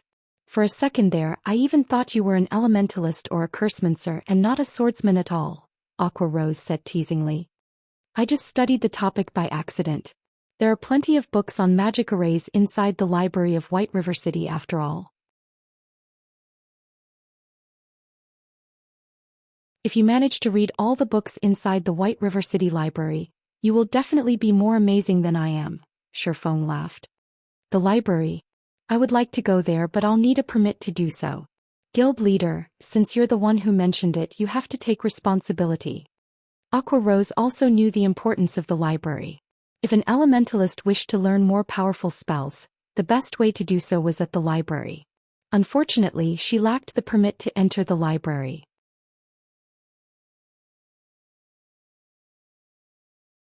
The only choice she had now was to steadily raise her reputation in White River City. Okay, I'll get you a permit to the library after we leave this place. Shifeng shook his head and laughed again. As a demon hunter, he could obtain a permit to the library any time he wanted. Moreover, now that he was a viscount of White River City as one of the true nobles of the city, he could easily obtain a handful of library emblems. Following which, the three of them ran towards the central region of the Forgotten Lands. 4 hours later, the trio arrived outside the central region. If they wished to enter the place, they needed to go through a very long crystalline pathway. However, there was a giant three-headed wolf made out of blue crystals blocking the entrance of the pathway. So there is a monster here after all. Fire Dance's eyes glowed with interest when she saw this three-headed wolf. After several days of no combat, her hands were already itching for action.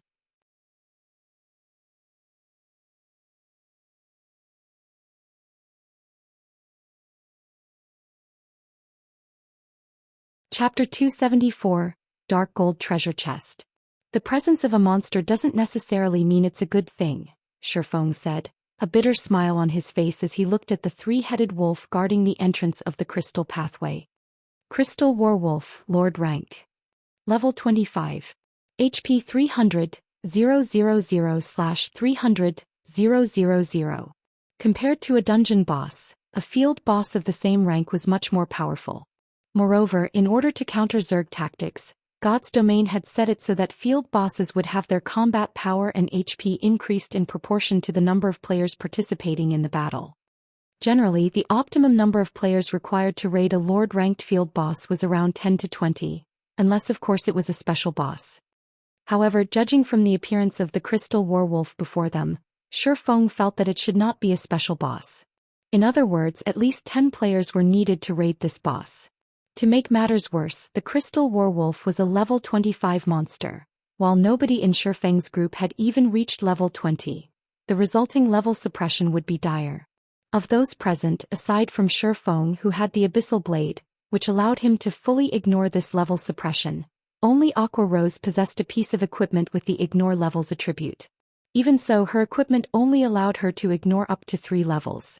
Aqua Rose herself was only at level 17 right now, and a level suppression of 5 levels would not be easy for her to deal with. As for Fire Dance, there was nothing to say. Of course, every cloud had a silver lining. Since the boss guarding the crystal pathway was very strong, it meant that the things beyond the pathway was equally important. Moreover, Shifeng also discovered a treasure chest sitting beside the pathway. This treasure chest was a dark gold treasure chest, and Shifeng's heart burned with a fiery passion as he looked at it. The loot he could get from this dark gold treasure chest would be much better than the loot from the boss before him. We won't be able to defeat a level 20 lord with just the 3 of us alone. We'll need to call for reinforcements.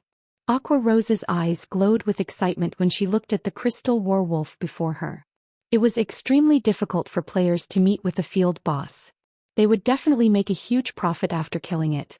Not to mention there was also the treasure chest the Crystal Warwolf was guarding. Following which, Aqua Rose temporarily logged off the game to contact Blackie, who was at the Zero Wing workshop, telling him to bring the main force of Zero Wing to the Purple Sun Mansion and enter the staircase to the basement, in order to meet up with them at the Forgotten Lands. Meanwhile, Shifeng ceaselessly observed the Crystal Warwolf and the surrounding terrain, trying to think of a strategy to raid the boss. 10 minutes later, Aqua Rose logged back into the game. How did it go? When will they be arriving? Shifeng asked. They're already at the Purple Sun Mansion. However, no matter what they tried, they can't seem to find the entrance to this map, Aqua Rose said, slight disappointment showing on her face. If so, the appearance of the entrance should be random, Shifeng said, lapsing into silent contemplation. After a while he shifted his sights to the crystal werewolf and added, "It seems we can only depend on ourselves to defeat this boss." Hearing Shifeng's conclusion, both Aqua Rose and Fire Dance immediately thought that Shifeng had gone insane.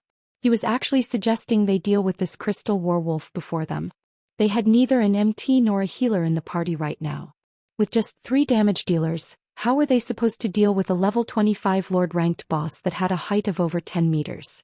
Although both girls knew of Shifeng's unrivaled strength, a Lord-ranked boss was still not something that could be defeated with just 3 players.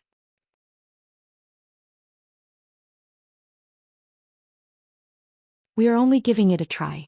In any case, we can't just stay stuck in this place forever, right? Moreover, even if we do die, it is a good chance to check whether or not we can actually leave this place after dying. We'll be killing 2 birds with 1 stone, Shifeng joked. Guild leader, you decide what we should do then, Fire Dance said with high spirits. Aqua Rose sighed helplessly. Alright then. I'll join in as well.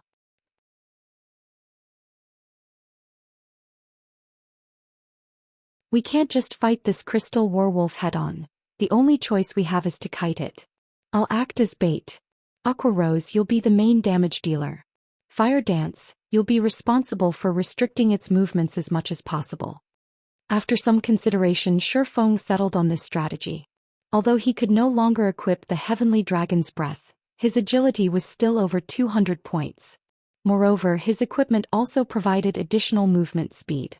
His movement speed was definitely faster than a level 25 Lord.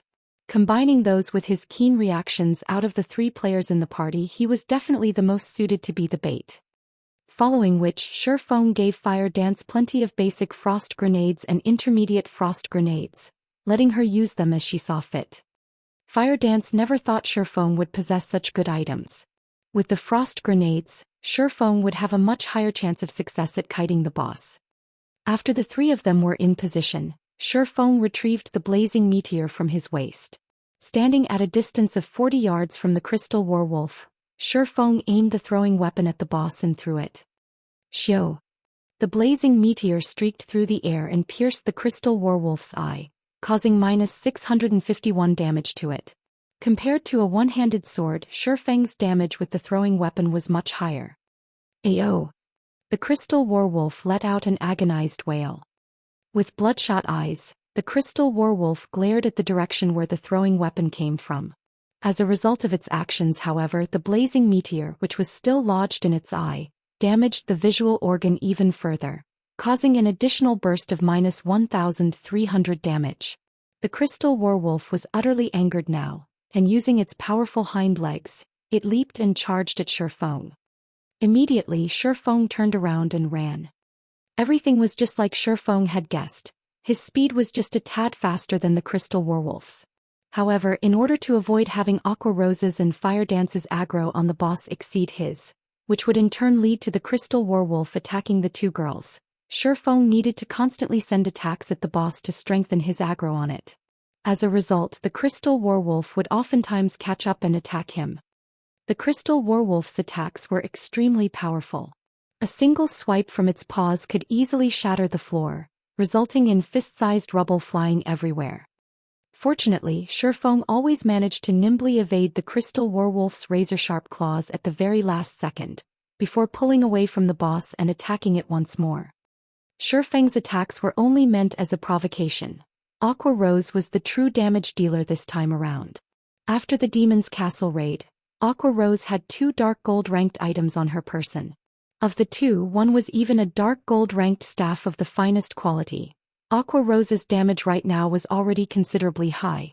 If not for Blackie outshining her with the epic ranked Mavis's Guard, Aqua Rose would definitely have the highest single output damage in the guild. As Shifeng ran around the perimeter with the crystal werewolf chasing after him, Aqua Rose stood in the center and blasted frost arrows and frost spears on the crystal werewolf's body. Not only could these spells reduce movement speed, each of these spells also dealt over -500 damage to the boss.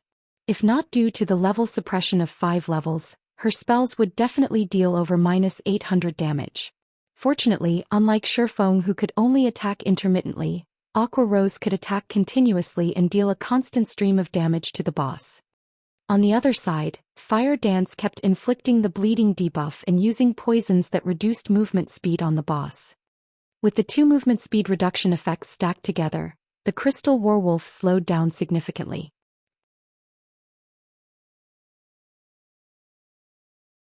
Also, whenever the Crystal Werewolf got too close to Shifeng, Fire Dance would immediately throw a frost grenade at the boss, freezing it.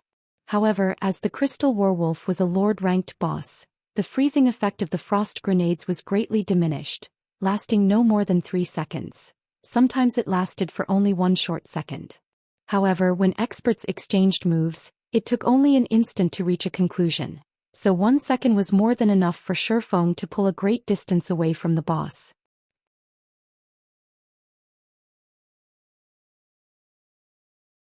Although the three of them dealt only a small amount of damage, the HP of the Crystal Werewolf continuously rose and fell. After more than a dozen minutes passed, the Crystal Werewolf had only 30% of its 300,000 HP remaining. By simple estimates, the boss would die in less than 10 minutes. Oh! The Crystal Werewolf went berserk. Just like a deflated balloon, its towering body, which was over 10 meters in height, suddenly shrank. Within moments, the boss became much smaller than it was before. Not good. This is the type of berserk that discards power for speed. Shifeng had encountered plenty of such bosses in the past. Hence, the moment he witnessed the Crystal Werewolf's transformation, he immediately recognized the boss for what it was. Fire Dance, keep on using the frost grenades to slow it down. Understood. Fire Dance knew that this was a crucial period. Hence, she tossed out the frost grenades in her hands one after another without pause. However, something unexpected happened. Aside from the frost grenades dealing much less damage than before, both their movement speed reduction and freezing effects were completely useless against the boss. In the blink of an eye, the shrunken Crystal Werewolf appeared before Shifeng. It brandished its claws. Its 3 heads bared the fangs in its mouths and it bit down at him. Although Shifeng managed to deftly evade the 3 jaws clamping down on him, he failed to evade one of the paws that quickly followed. Suddenly, Shifeng's entire person was sent flying for more than 10 yards, and a frightening damage of more than -2,100 appeared above his head. Shifeng felt as if his chest had caved in when he received the attack. Shifeng's HP instantly fell to a dangerous level, his previously green HP bar turning into a bright red.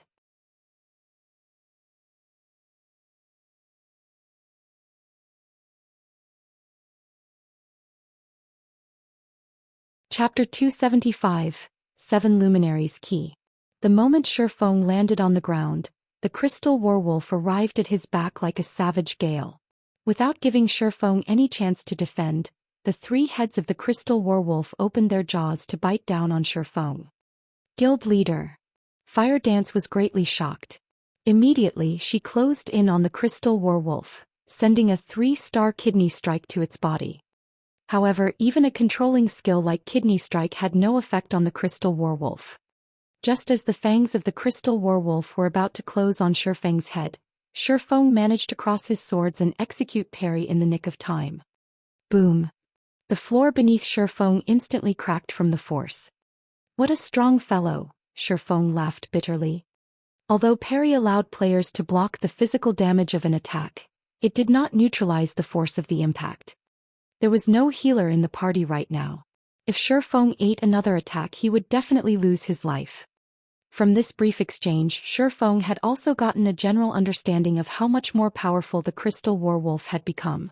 In Shifeng's estimation, although the Crystal Werewolf had not received much of an increase in terms of strength, its current speed was at least 30% faster than before it went berserk. At this moment, only by equipping the Heavenly Dragon's Breath could Shifeng have a chance at grasping victory. Otherwise, he would only receive unilateral abuse from the boss. Unfortunately, although reaching 200 points in agility was a simple task, it was not easy for a swordsman like Shifeng to attain 120 points in intelligence. Moreover, very few plate armor equipment meant for swordsmen had the intelligence attribute on it. Those that did would be considered garbage equipment. Seeing that its attack had failed to kill its prey, The crystal werewolf immediately rotated its body, its diamond-like tail whipping at Shifeng as it did so. As parry was still on cooldown, Shifeng had no choice but to activate one of his life-saving skills, Defensive Blade. Defensive Blade was currently at level 4, and it protected Shifeng from 9 ranged attacks or 4 melee attacks. Defensive Blade was a skill that provided complete immunity to any attack, be it damage or the resulting impact. It was one of the must-have basic combat skills for swordsmen. As for why Shifeng had chosen to use parry first instead of Defensive Blade, it was for the sole purpose of determining the combat power of the Berserk Crystal Werewolf. Only by experiencing the force of the impact could Shifeng make the best judgment. Meanwhile, the conclusion Shifeng arrived at was to face the Crystal Werewolf head-on. If he tried to escape, he would only die faster. Following which, he raised the abyssal blade up in the air. Green electric arcs surrounded the body of the sword as it moved to meet with the snowy, sharp claws of the Crystal Werewolf. Thundering flash. The green electric arcs pierced the Crystal Werewolf's body, causing -572, -1623, and -1204 damage to it. Although only one out of the 3 arcs achieved a critical hit, the attack also managed to trigger the curse of the abyssal blade, inflicting the doom curse on the Crystal Werewolf. Immediately, all of the Crystal Werewolf's attributes were reduced by 20%. Suddenly, the Berserk Crystal Werewolf that had had its agility increased by 30% was weakened greatly. However, Shifeng was still not done with his attacks. He activated Phantom Kill right away, his doppelganger appearing beside the Crystal Werewolf. Shortly after, Shifeng's doppelganger started sending a barrage of attacks at the Crystal Werewolf as well. Although the doppelganger only had 50% of Shifeng's attributes, it had fully inherited the skills Shifeng had learned. Yet despite having greatly reduced the Crystal Werewolf's speed, Shifeng still did not have an easy time evading its attacks.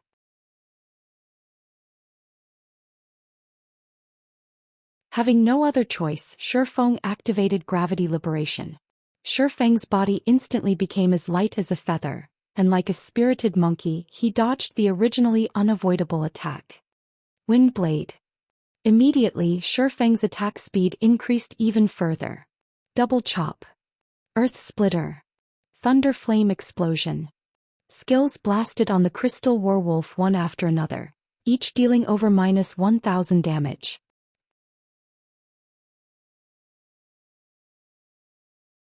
Although the Crystal Werewolf's attacks became stronger and its speed much faster after going berserk, these improvements came at the price of its defense being weakened. Combined with the 20% damage amplification effect of Thundering Flash, the damage the Crystal Werewolf received became a lot higher than before. Fire Dance's and Aqua Rose's attacks also landed at this point, so the Crystal Werewolf's HP fell sharply. By the time the 30-second duration of Gravity Liberation was almost over, the Crystal Werewolf only had 10% of its HP remaining. Just as the effect of Gravity Liberation was about to end, Shifeng executed 9 Dragon's Slash. 9 phantoms of the Abyssal Blade appeared behind Shifeng, and all of them shot towards the Crystal Werewolf. Meanwhile, just as an attack from the Crystal Werewolf was about to land on Shifeng swapped positions with his doppelganger. Upon being relocated, the doppelganger immediately used parry and defensive blade to repel the Crystal Werewolf's attacks. Each phantom of the Abyssal Blade had high attack power, and each of them could deal over -150 damage every time they struck at the Crystal Werewolf. In total, the 9 phantoms dealt over -1300 damage to the Crystal Werewolf every second. Meanwhile, there were 28 seconds before the effect of 9 Dragon's Slash ended. After having used up both of its life-saving skills, parry and defensive blade, the doppelganger received a direct hit from the Crystal Werewolf's claws. Alas, the doppelganger only had 50% of Shifeng's attributes, so it died on the spot. However, the doppelganger had earned a lot of time for Shifeng. With the doppelganger gone, the Crystal Werewolf shifted its attention back to Shifeng's actual body. Shifeng activated Wind Walk again without hesitation. He then whirled around and ran. Fortunately, with his movement speed increased by 30%, Shifeng was still a tad faster than the Crystal Werewolf, which was still under the 20% attribute reduction effect of the Doom Curse. Thus, the kiting strategy began once more. Under Aqua Rose's and Fire Dance's constant barrage, the Crystal Werewolf's HP fell lower and lower. 9%. 8%. 7%. By the time the effect of Shifeng's Windwalk was about to end, the Crystal Werewolf only had 3% of its HP remaining. It should be about time. At this moment Shifeng stopped running. He then turned to face the Crystal Werewolf, pointing the abyssal blade at the monster. Abyssal bind. 9 snake-like chains suddenly surfaced from the floor, instantly binding the Crystal Werewolf. Although the Crystal Werewolf had been immune to the control skills used on it before, its movements were still bound by the pitch-black chains. In God's domain, the so-called immunity to control skills did not necessarily make one immune to all control skills. Instead, it simply made one immune to control skills that were below a certain tier. Skills such as Frost Arrow, Ice Sphere, and Kidney Strike were all considered basic skills. In other words, they were Tier 0 skills. As these skills were of the lowest tier, the Crystal Werewolf was completely immune to their effects. As a level 25 Lord, the Crystal Werewolf was immune to any control skills that was below Tier 2. However, Tier 2 or Tier 3 control skills could still restrain it. Although Shifeng did not know which tier the Abyssal Bind belonged to, it was a skill attached to a magic weapon. In Shifeng's estimation, it should be at least Tier 3 or above, meaning that it would be effective against all bosses that could possibly appear at this stage of the game.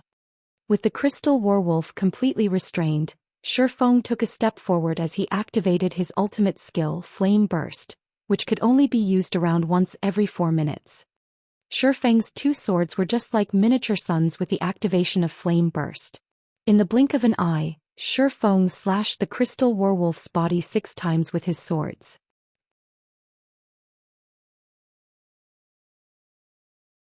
Minus 2,238, minus 4,452, minus 2,198, minus 2,212, minus 4,408, -2,216.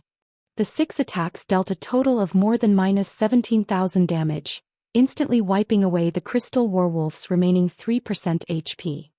System. Level 25 Crystal Werewolf killed. Level difference of 7. EXP obtained increased by 700%. Obtained 485,630 EXP. The experience bars of all 3 of them instantly increased by a large chunk. Aqua Rose even advanced to level 18.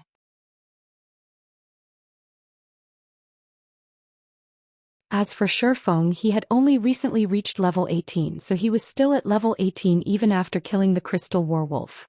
If he could kill several more of such Lord-ranked bosses, he would definitely level up very quickly. I never thought a Lord-ranked boss could be killed in such a way as well. This battle was an eye-opener for Aqua Rose. In truth, however, if not for Shifeng being capable of holding a stable aggro on the Crystal Werewolf, in addition to consistently evading its multitude of attacks, they definitely could not have killed it. Guild leader, quickly check the loot.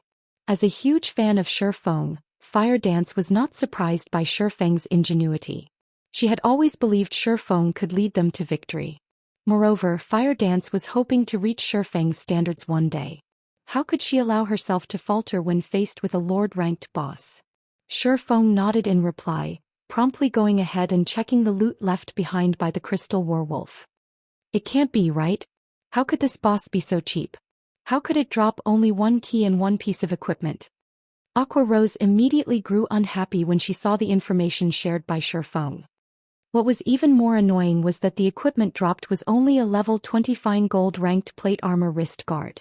It wasn't even dark gold rank. Not bad. Don't forget that this 7 Luminaries key can be used up to 3 times to open a dark gold treasure chest. Isn't there a dark gold treasure chest right before us? Shifeng laughed. After Aqua Rose had followed Shifeng for some time, unconsciously her standard for judging items became much higher than before. If it was in the past, Aqua Rose would definitely have forgotten herself in joy if she saw a fine gold equipment. Now, however, unless an item was of dark gold rank, it would not even pique her interest. That's right. Aqua Rose shifted her sights towards the distant treasure chest.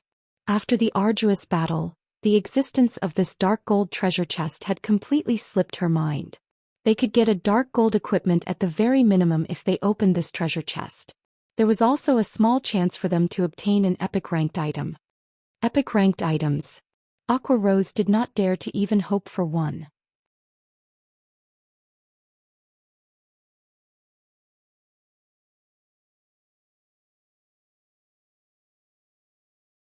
Chapter 276, Dragonscale Set Equipment. It's locked as expected. No matter how hard Shifeng tried, he could not open the dark gold treasure chest.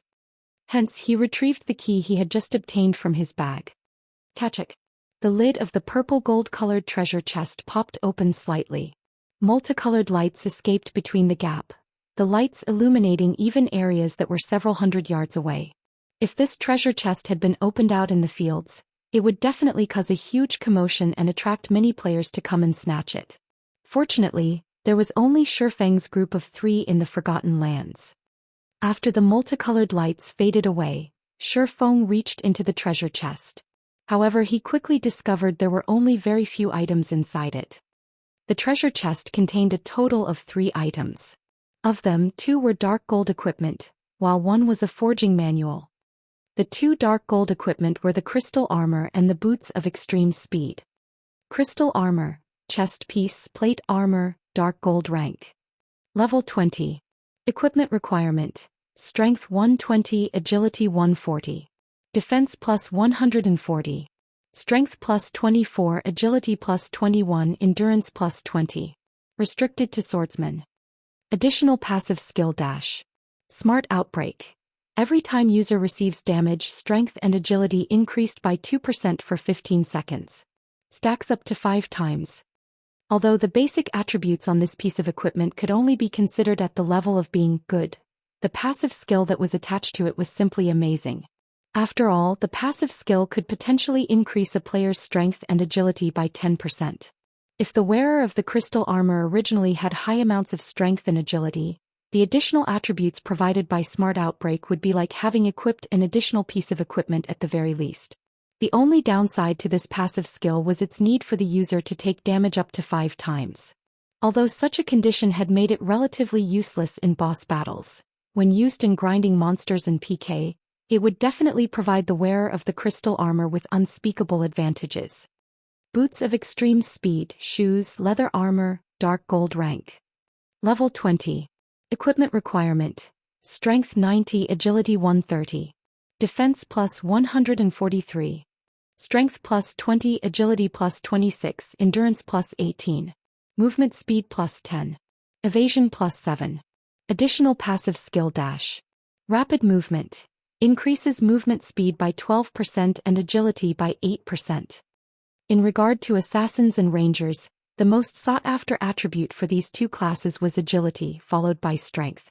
Meanwhile, this pair of boots increased the wearer's agility to the extremes. One could even argue that no other level 20 dark gold ranked shoes could increase agility as much as the boots of extreme speed could. Although these 2 pieces of dark gold equipment were excellent, they were worth barely a fragment of the true value of this dark gold treasure chest. After all, the item that reflected the true value of the dark gold treasure chest was none other than the forging manual.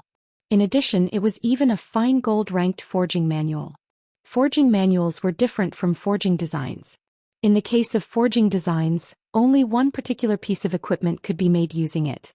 In the case of forging manuals, however, an entire set of equipment could be made using it.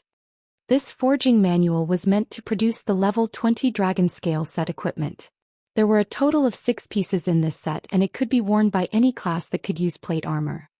Previously, Shifeng had spent over 100 gold at the Blackwing auction house just to purchase the forging design for the Arclight shield. However, the value of the Arclight shield was far from being comparable to the Dragonscale set equipment. After all, the Dragonscale set equipment was a fine gold-ranked set equipment.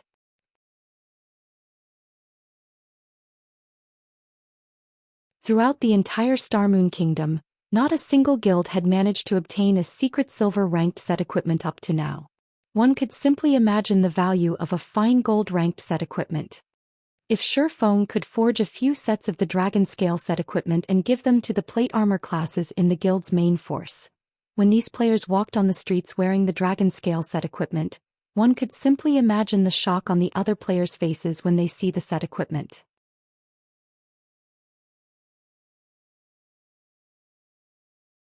The members of other guilds would definitely tremble with fear. Just the thought of such a scene was simply exhilarating. However, it would definitely be extremely difficult to forge the Dragonscale set equipment. As it was a set equipment, the difficulty of producing the entire set would be no less than producing a piece of dark gold equipment. Shi Feng was only an advanced forging apprentice right now. Without raising his forging level, producing the Dragonscale set equipment would only be a pipe dream. At the very least, he needed to get promoted to an intermediate forger or advanced forger before he had an actual chance of producing the Dragonscale set equipment. I have to raise my forging levels after we return. Shi Feng formed a plan in his mind as he looked at the Dragonscale forging manual. Shi Feng then handed the boots of extreme speed to Fire Dance. Now that Fire Dance had reached level 19, she was only a short distance away from level 20. As for the crystal armor and Dragonscale forging manual, he kept both of them for himself. After resting for a short while, Shi Feng's group of 3 entered the crystal pathway. The crystal pathway was so long that one could not see the end of it in a single glance. Moreover, the elemental mana present in this pathway was extremely dense, so much so that it was even visible in the form of an aurora. It was an absolutely stunning sight to behold.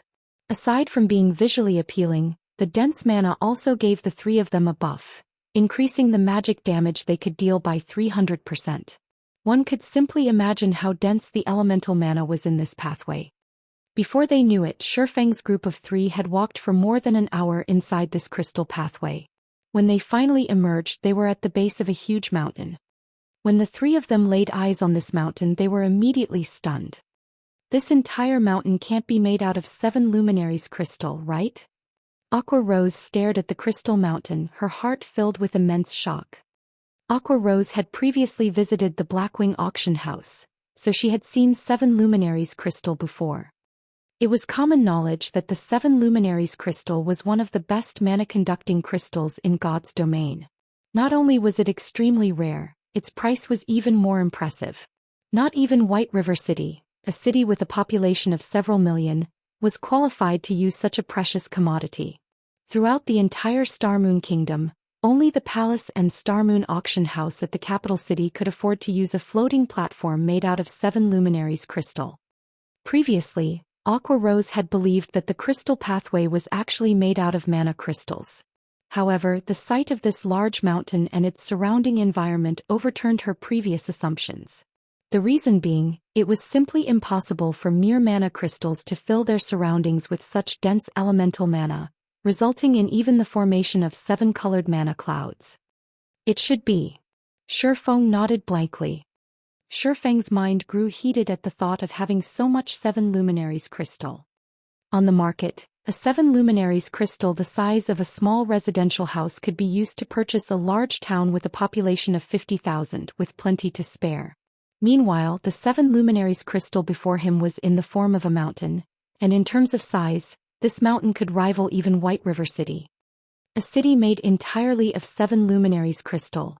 Just what sort of concept was this? Even if the entire Starmoon Kingdom was sold, it would not be enough to purchase so much 7 Luminaries crystals. Unfortunately, none of these crystals could be taken away. It was not even possible to pick some to take back. If they wished to mine these 7 Luminaries crystals, at the very least, they needed to reach master level in mining.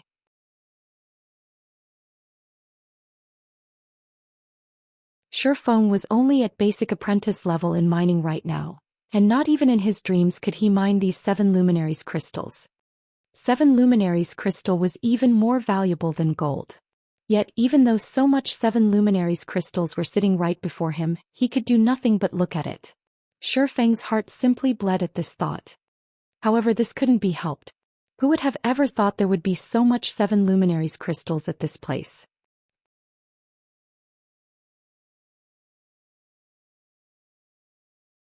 Shi Feng shook his head, banishing his thoughts. He then moved his sights towards a flight of stairs a short distance away that led to the peak of the mountain, saying, "Let's go up and take a look. We might discover how to unseal this place up there." Fire Dance did not know the true value of 7 Luminaries crystal, hence she barely reacted to it. She had simply been mesmerized by the beauty of this mountain. Aqua Rose, on the other hand, knew full well the value of this mountain. If Fire Dance had not given her a shove, rousing her from her stupor, Aqua Rose would definitely still be immersed in her shock. After all, this entire mountain was a mountain of money. If she could nick even a tiny piece of this mountain, the coins converted from it would be enough to sustain even a first-rate guild for a long time. As the trio traversed the stairs up the mountain, Shifeng suddenly felt an oppressive pressure bearing down on him. Moreover, this pressure was exactly the same as what he had felt at the Purple Sun Mansion, only a lot more powerful. The pressure only grew stronger and stronger as they climbed further up the mountain. By the time Shifeng arrived at the mountain top, he was already drenched in sweat. His body also felt extremely heavy, as if it were made out of lead. Meanwhile, the two girls, Fire Dance and Aqua Rose, fared much worse than Shifeng. At this moment, both girls were sprawled on the ground, their bodies refusing to move even an inch. Unable to help his teammates, Shifeng decided to walk towards a monolith visible at a distance by himself. Just by looking at this semi-transparent sky-blue monolith, Shifeng could immediately sense that it was the heart of this land. It was obvious that this standing stone was the thing that filled the surrounding environment with such dense elemental mana, and not the mountain-sized 7 Luminaries crystal. Arriving before the monolith, Shifeng discovered many golden divine runes engraved on the bottom of the standing stone. They were by far the most complicated divine runes Shifeng had ever seen. Also, Shifeng had actually discovered a figure flickering in and out of existence within the semi-transparent monolith. When Shifeng took a closer look at this figure, his eyes immediately widened in shock. He simply couldn't believe what he was seeing was real. The reason being, Shifeng had seen the figure inside the stone before. However, Shifeng was confused. Why would this person appear here?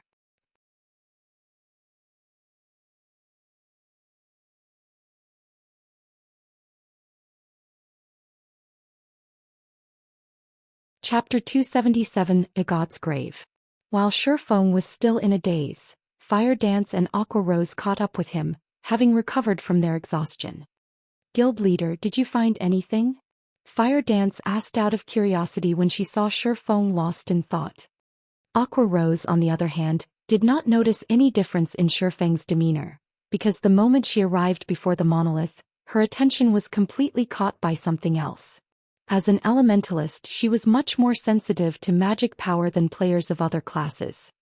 The frightening magic power radiating from the monolith was definitely the purest form of magic power Aqua Rose had ever felt, as if it was the master of all elemental mana. When Aqua Rose noticed the figure inside the monolith, she too froze on the spot. How is it possible? Aqua Rose could not believe what she saw. She rubbed her eyes, thinking they were playing tricks on her. Aqua Rose's reaction baffled Fire Dance. What has gotten into the two of you? Fire Dance looked at Aqua Rose, then at Shifeng, confused by their reactions. You'll understand after taking a look inside the monolith, Shifeng said slowly, pointing towards the figure in the monolith. Fire Dance then transferred her gaze to the monolith. How could she be here? Fire Dance asked in shock. Fire Dance knew the figure in the monolith. Moreover, she had met this person only recently. This person was none other than Charlene, the divine official who faced off against the two fallen angels back at the demon's castle. To be precise, the woman within the monolith looked exactly the same as Charlene. Even the saintly aura she emitted was similar to Charlene's. If Fire Dance had to point to a difference between the two women, then it would be the pressure this woman gave off. This was no longer an oppression due to strength. Instead, this pressure was the instinctive reverence for a primordial life form, just like the reverence mortals had towards gods. Could she possibly be a god? Fire Dance suddenly had this thought when she looked at the woman who looked like Charlene. Shifeng's thoughts were running along similar lines to Fire Dance's. However, Shifeng could say with certainty that the woman inside the monolith was definitely a Tier 6 god, because in the past he had personally experienced this overbearing pressure, which could only be exuded by a god.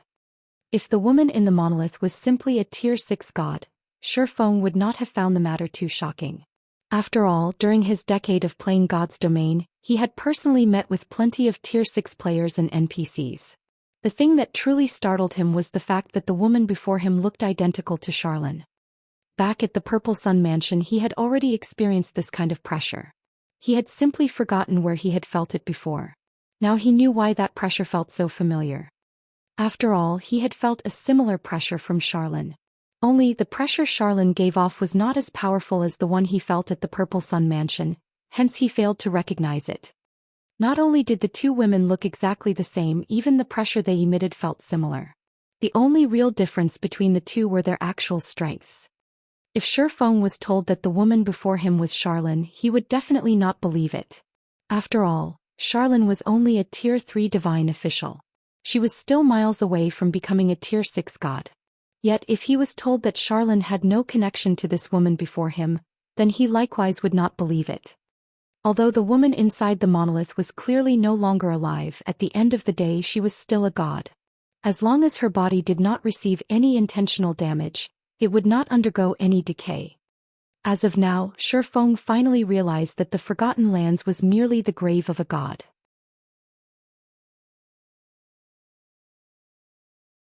However, he was still curious about who had actually created this masterpiece. This great personage had actually made such a complex magic array that utilized a god's body as its power source. The materials used to create the magic array even included the extremely valuable 7 Luminaries crystal. Just what kind of thing was this great personage trying to seal? Even if it was for the purpose of sealing a god, there should not be a need for so much resources.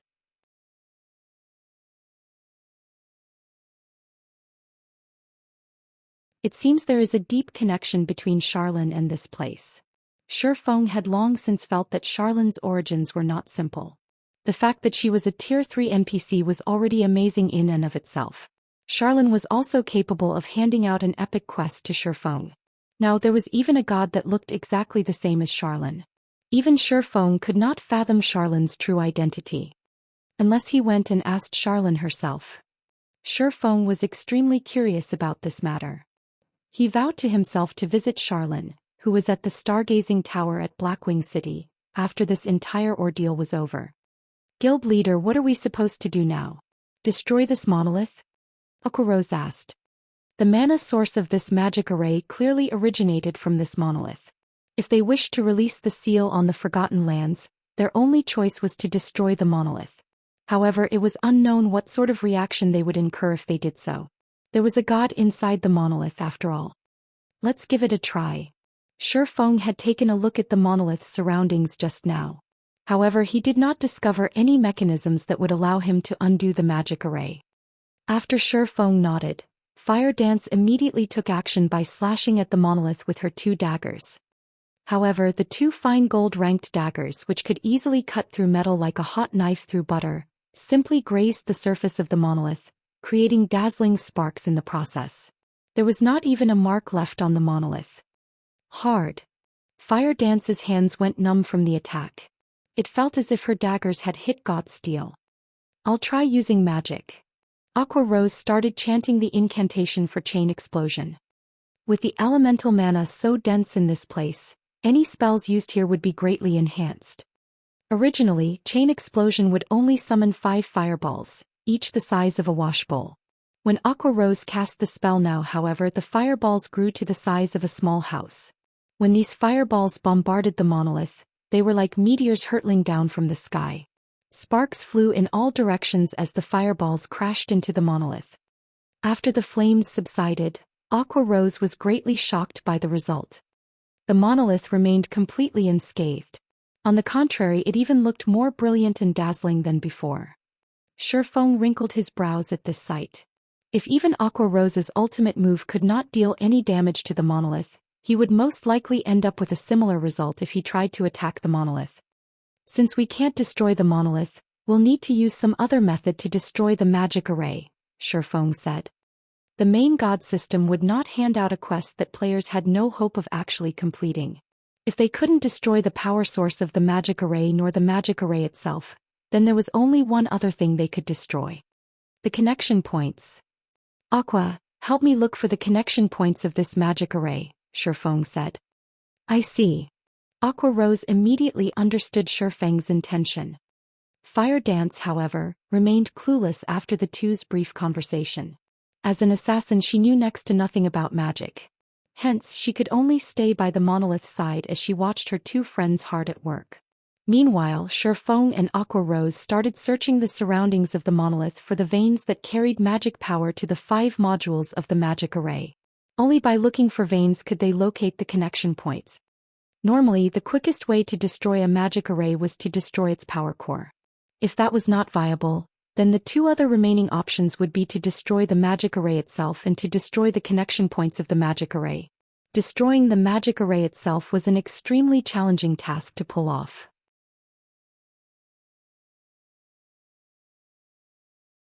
On the other hand, it was a very simple task to destroy the connection points. Unfortunately, locating these connection points was also a very difficult task. A connection point was a node that connected the magic array to its power source. It acted similar to a circuit breaker in real life. Only, instead of being used to prevent an overflow of electric current, the connection point served to limit the amount of mana flowing from the power source to the magic array.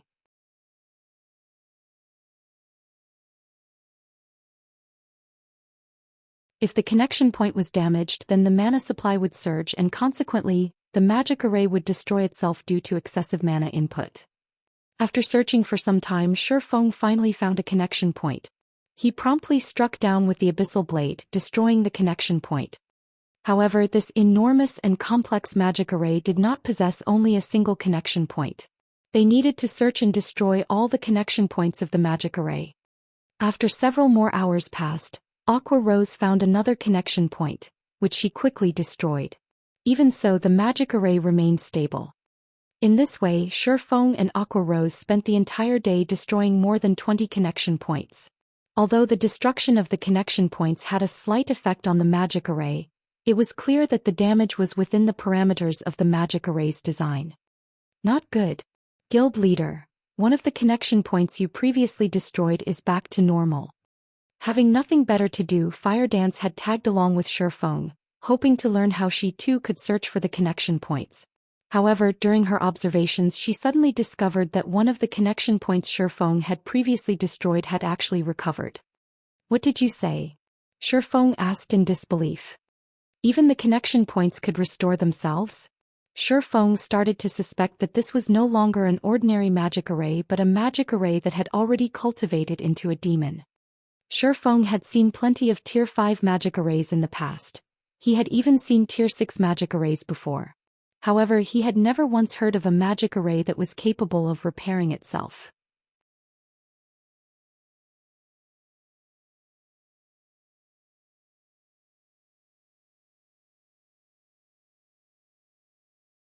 Chapter 278.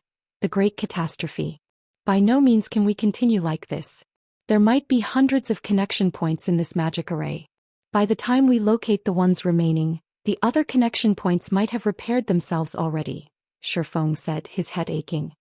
A magic array that was capable of self-repair was simply unheard of. If they did not have a dozen or so players moving separately to destroy the connection points, it was simply impossible to destroy every single connection point in this magic array. Destroying the connection points suddenly became a much harder task than Shifeng had imagined it to be. Guild leader, I found something here. Come over and take a look, Aqua Rose said through the party chat. Hearing that there was a new discovery, Shifeng immediately hurried over to Aqua Rose's location. Aqua Rose was currently situated in the middle of this 7 Luminaries mountain, inside an extremely obscure cave. If not for the indicator provided by the system map, Shifeng could not have found the cave Aqua Rose was in. After entering the cave, Shifeng immediately observed his surroundings. He discovered that the walls of the cave were covered with engravings of divine runes. The golden glow these divine runes were giving off brightly illuminating the interior of the cave. Looking at the cave's central crystal pillar, Shifeng noticed a blood-red stone embedded in it. This piece of stone was just like a beating heart, only instead of bright red liquid, an endless amount of mana passed through it. Meanwhile, the mana that passed through this blood-red stone became much purer in quality. Aqua, how did you manage to find this place? Shifeng asked, astonished by this scene before him. I just happened to discover a particularly thick mana vein and followed it here. Aqua Rose beamed a proud smile at Shifeng.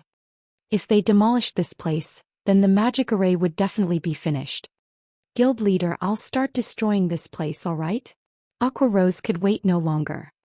She had been trapped in this godforsaken place for so many days now. During this period of time, she had no option but to keep contact with her subordinates through the phone in order to make arrangements for the daily affairs of the guild. She had also instructed them to prepare for the establishment of their guild residence. Currently, most of the average players in White River City were already around level 14 to level 15, while the elite players of the various guilds were already at level 17.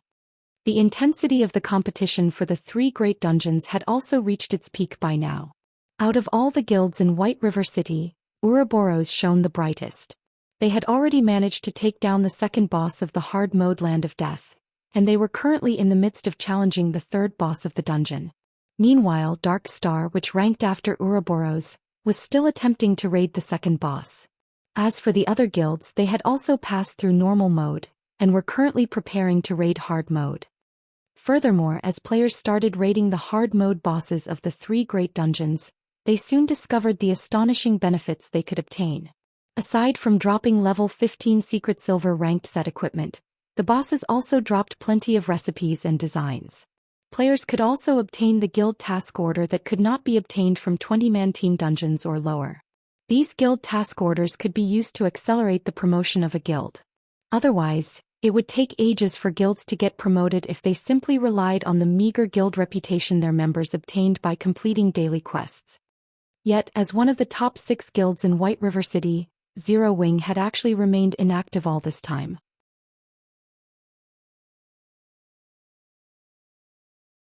Not only had it accomplished nothing during this period of time, it did not even set foot in any of the 3 great dungeons. It had simply focused its attention on raiding level 15, 10 and 20-man dungeons, and its decision to do so had greatly confused the masses. Even though Zero Wing clearly had the strength to challenge the 3 great dungeons, it had chosen not to take action instead. The guild's behavior had caused many of the new members to grow dissatisfied, and a majority of these players had chosen to leave the guild one after another.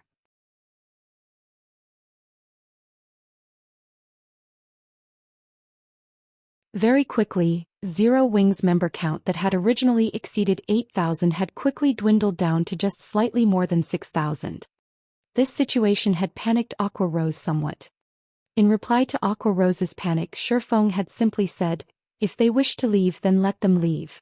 You don't need to stop them. The guild is too bloated right now, so this is a good chance to rid ourselves of those that joined solely with the intention of taking advantage of us. The guild would become much purer after those players are gone."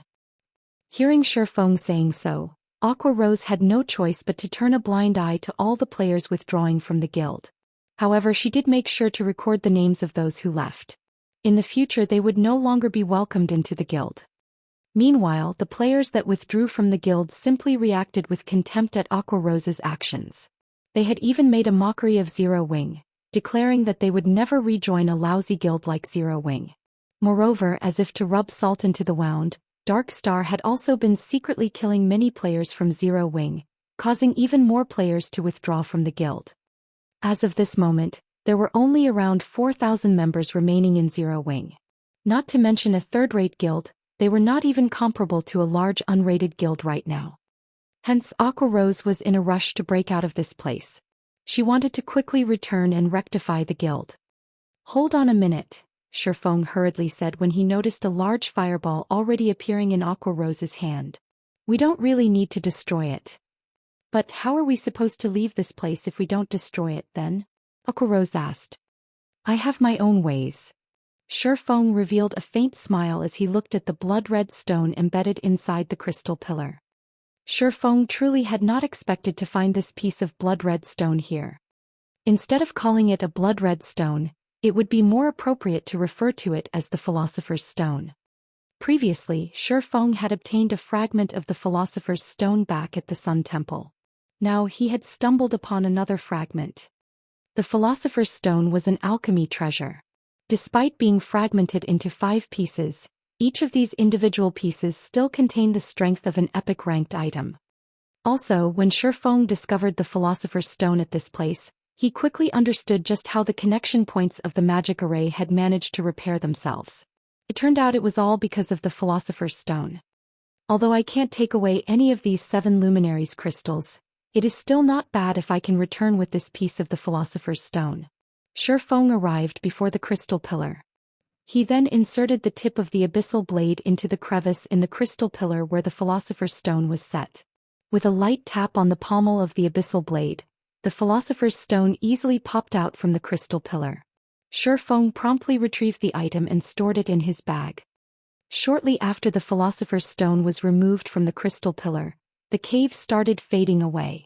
Moreover, the rate at which it disappeared was visible to the naked eye. The dense elemental mana that filled the air and land also gradually dispersed, becoming thinner and thinner.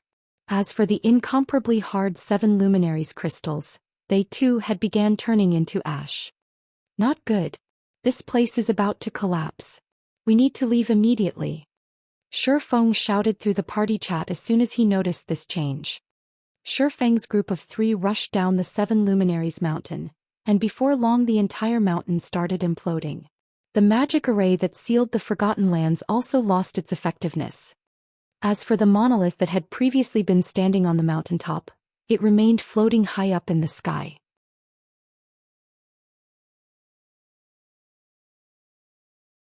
Gradually, the monolith rose higher and higher, before suddenly releasing a rainbow brilliance. The monolith was like a miniature sun at this moment. Soon after, the dazzling glow disappeared along with the gigantic monolith itself. After the 7 Luminaries mountain collapsed, a bottomless pit appeared in its place. The pit was just like a black hole, devouring everything that entered it.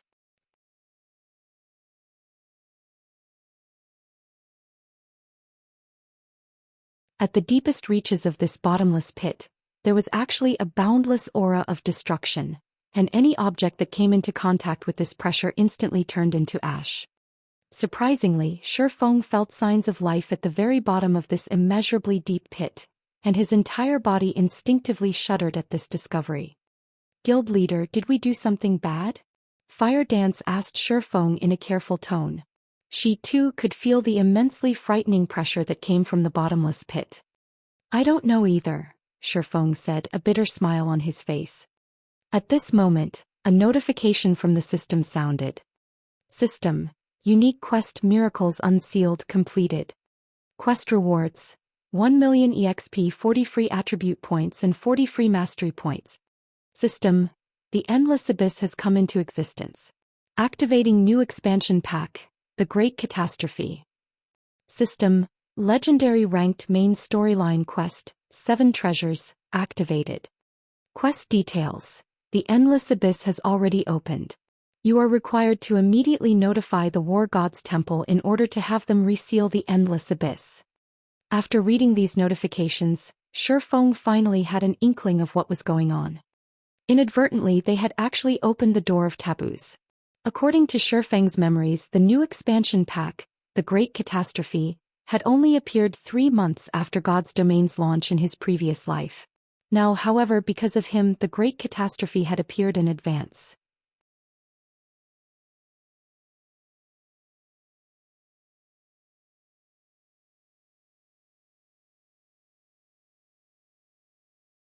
Chapter 279, Quality over Quantity. When Aqua Rose and Fire Dance read the notifications they received, both of them were immediately sent into a daze. A legendary quest. Moreover, it was a main storyline quest, a quest that was capable of changing the history of God's domain. The reward for such a quest would definitely be luxuriant. According to rumors, the minimum reward for completing an epic quest was an epic ranked item, or an item of equivalent value. In other words, if they completed a legendary quest, then the minimum reward they could obtain would be a legendary ranked item. They had never even seen an epic ranked item before, much less a legendary ranked item. It could definitely become the symbol of the guild. However, when the two of them thought about how they were required to seal this endless abyss, they sank into deep despair. The return scrolls are usable now. Let's leave this place then. Shi Feng's memories of the new expansion pack, The Great Catastrophe, were still fresh in his mind. After the Great Catastrophe occurred, the monsters throughout God's domain started becoming restless. Towns especially would randomly come under attack from demonic beasts, resulting in chaos.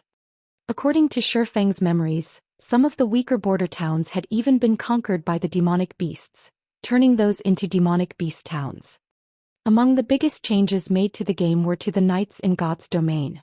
After the new pack was implemented, the number of monsters that would appear during nighttime was much higher than before. Moreover, monsters corrupted by the endless abyss would also appear. These corrupted monsters would all be transformed into demonic beasts, and even the weakest of demonic beasts were Tier 1 monsters. Which was to say, if players had still not received their promotion into a Tier 1 class, it would be tremendously difficult for them to fight against these monsters. Instead of being the ones doing the killing, players would have a much higher chance of getting killed by these demonic beasts. Hence, after the new expansion pack, players would find it very difficult to grind and level up during nighttime. In contrast to the shock Aqua Rose and Fire Dance felt, the revelation of the new pack caused a sensation throughout the entire Star Moon Kingdom. Players could not help but feel excited after finding out about the Great Catastrophe expansion pack. The official developers of the game had already revealed information about this new expansion pack. In the future, demonic beasts would randomly launch assaults on towns, and in response to such attacks, towns would issue defense quests to players. As long as players managed to defend the town, they would receive bountiful rewards. Of these rewards, there would even be secret silver-ranked items and many more valuable items. In addition, players would also receive city reputation from completing the defense quest. These defense quests would undeniably allow average players to quickly improve themselves, hence the excitement of many of the average players over the arrival of this new expansion pack. Meanwhile, the atmosphere in White River City had also suddenly cooled down, as many players had chosen to head out to the towns instead. They intended to grind for some levels while they awaited for a demonic beast assault to occur. If luck would have it, they might even happen upon a demonic beast assault, making a huge profit from completing the resultant defense quest. Guild Leader, should we arrange for a few members to head towards various towns and keep an eye out for a demonic beast assault? Aqua Rose suggested, her brows wrinkled slightly when she looked at the deserted streets of White River City. The other guilds were currently busying themselves with raiding the 3 great dungeons. They definitely would not have the time to pay attention to these demonic beast assaults.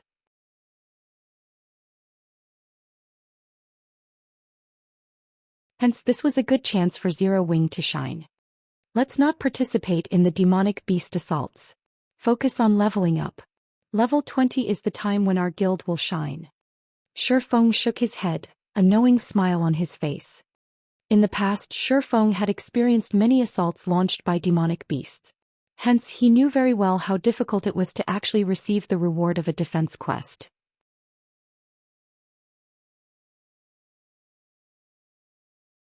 The reason being, even the weakest demonic beast was a Tier 1 monster. They would all be level 30 or above. Shifeng had even once encountered a Tier 3 demonic beast during an assault. If they were to try and defend a town right now, it would simply be suicide. Naturally, Shifeng would not let the members of his guild die a pointless death. One could say that towns were extremely dangerous locations right now. If players were to truly meet with a demonic beast assault, then it was not luck but fate. Currently, the safest places in God's domain were cities, since there would be high-tier NPCs guarding them.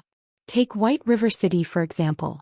There were 3 Tier 4 NPCs guarding it, so demonic beasts would not dare to casually approach the city itself. If we don't participate and make some achievements, many more of the remaining members might choose to withdraw from the guild.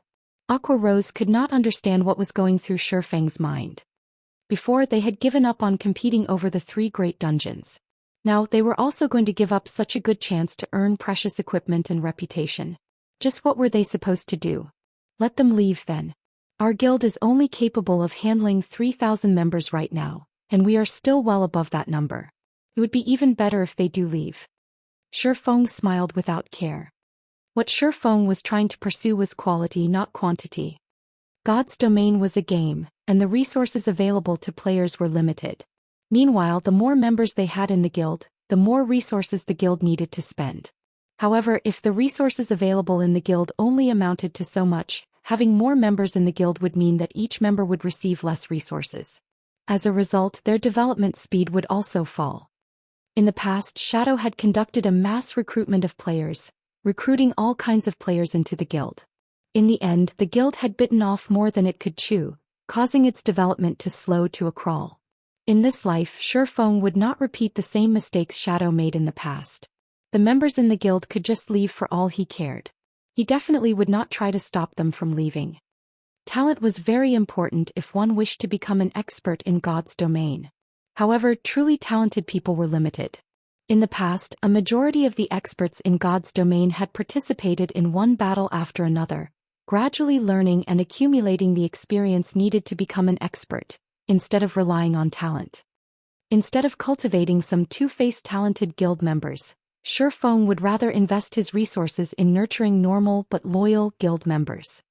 In the past, a super guild called Black Tower had sent over 200,000 of their members to attack a second-rate guild called Solitary Rulers. Meanwhile, Solitary Rulers had less than 80,000 members in total. The guild was believed to have the fewest members among all second-rate guilds. Before the battle between the two guilds had even started, everyone had already expected Black Tower to easily obtain victory. However, the end result was far from what others had imagined it to be.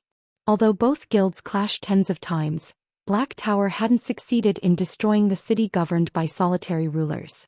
While more than 30,000 members of Solitary Rulers had died in that battle, Black Tower had lost more than 3 times that number, with over 100,000 members of Black Tower dying. Black Tower suffered a tremendous loss after that battle, greatly shocking the other guilds that were watching from the sidelines. In the end, Black Tower had no choice but to mobilize its 7 Tier 5 Saint rank players and one of its Tier 6 God rank players to destroy Solitary Rulers. However, every member of Solitary Rulers still fought to the bloody end, fighting tooth and nail against their eventual demise.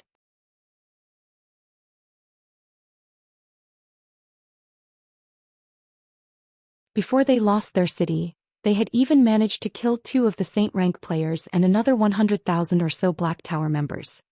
In the subsequent clashes between the two guilds, Solitary Rulers had suffered one defeat after another. After all, the Tier 6 God rank expert and 7 Tier 5 Saint rank experts were simply too powerful. As a result, Solitary Rulers lost 5 of the cities they governed in quick succession.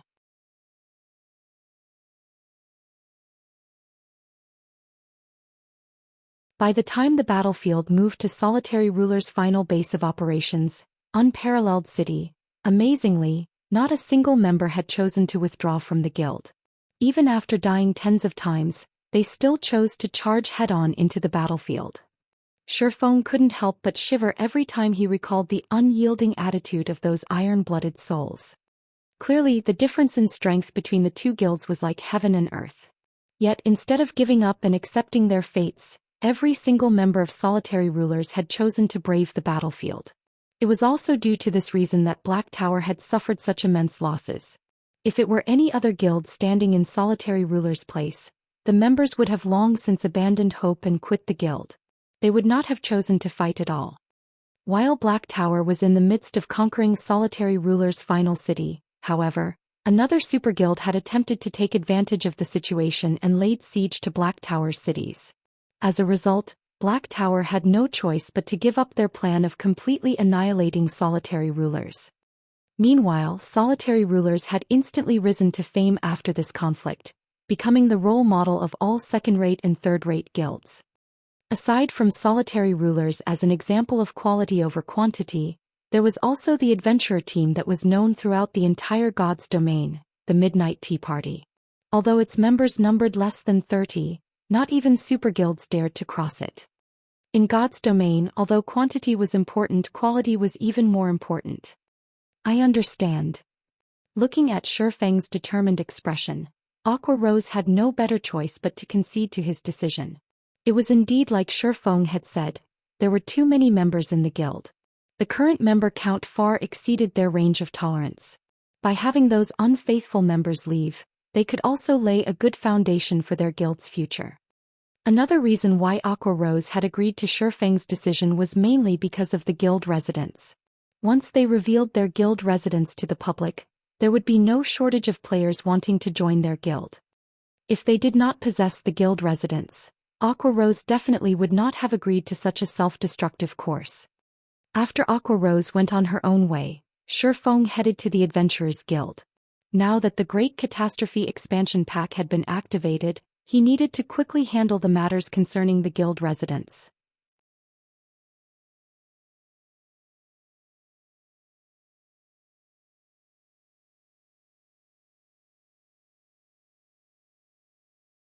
Chapter 280 Zero Wing Residence. Currently, the interior of the Adventurers Association of White River City was filled with players coming and going. Most of these players were here to accept or hand in their daily quests. However, there were insufficient NPCs to cater to the large number of players. As a result, these players usually needed to wait in the lounge for a period of time before they could accept or turn in their quests. Having nothing better to do inside the lounge, some guild players started ordering alcohol and holding a discussion among themselves. Zero Wing is getting worse by the day. If I had known this would happen earlier, I would have definitely joined some other large guild to develop myself. Perhaps I might have already become the leader of a party by now. Brother Hui, as expected, you are still the smarter and wiser one. You joined Dark Star from the very start and now you've already become the vice leader of a 15-man team. Now that I have left Zero Wing, I will be relying on Brother Huey's guidance from now on. A shield warrior with tanned skin flattered the robust-looking berserker sitting beside him. No problem. With me around you will definitely have no problem joining the guild, the berserker assured him, clapping his chest. Meanwhile, sitting beside this berserker addressed as Brother Hui was a pretty female mage. Although her face looked average, she had an excellent figure. Coquettishly fluttering her eyelashes, the female mage looked at the person known as Brother Hui, sweetly saying, "Big Brother Hui, I've been wanting to go to the level 15 Wind Ridge. When will you take me there?" Wind Ridge was a level 15 20-man team dungeon. Among level 15 team dungeons, Wind Ridge had a below-average difficulty. However, to average players at this stage of the game, even a level 15 10-man team dungeon was a great challenge, not to mention a 20-man dungeon like Wind Ridge. Of course. Isn't it just Wind Ridge? You're already my woman now. How could you settle for only a meager Wind Ridge? Tomorrow I'll call up my men and bring you to the demon's castle. The berserker wrapped his arm around the female mage's willowy waist, a nasty grin on his face. Many onlookers grew envious at this scene. They could not help but wish that they too could join Dark Star in getting a beauty for themselves as well. Brother Hui, I hear that the demon's castle has a very high difficulty. Don't tell me you've already managed to obtain the raid strategy from Zero Wing's main force? The tanned shield warrior asked curiously. Indeed, we've managed to obtain the strategy already.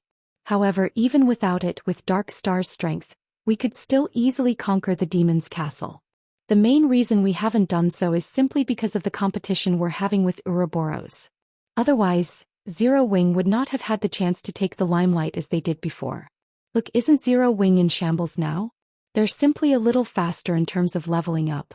They haven't even cleared the normal mode of any of the 3 great dungeons yet. Dark Star, on the other hand, has already killed the second boss of hard mode and started trying to raid the third boss. We have already caught up with Ouroboros. It is only a matter of time before we surpass Ouroboros. I really don't know what qualifications Zero Wing possesses to be considered as one of the top 6 guilds in White River City. The berserker's loud voice was filled with disdain as he spoke of Zero Wing.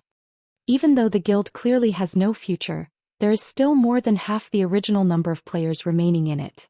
It really makes you wonder just what is going through those people's minds. They're just fools. Brother Hui, you're right. I really regret listening to my friend's words about joining Zero Wing back then.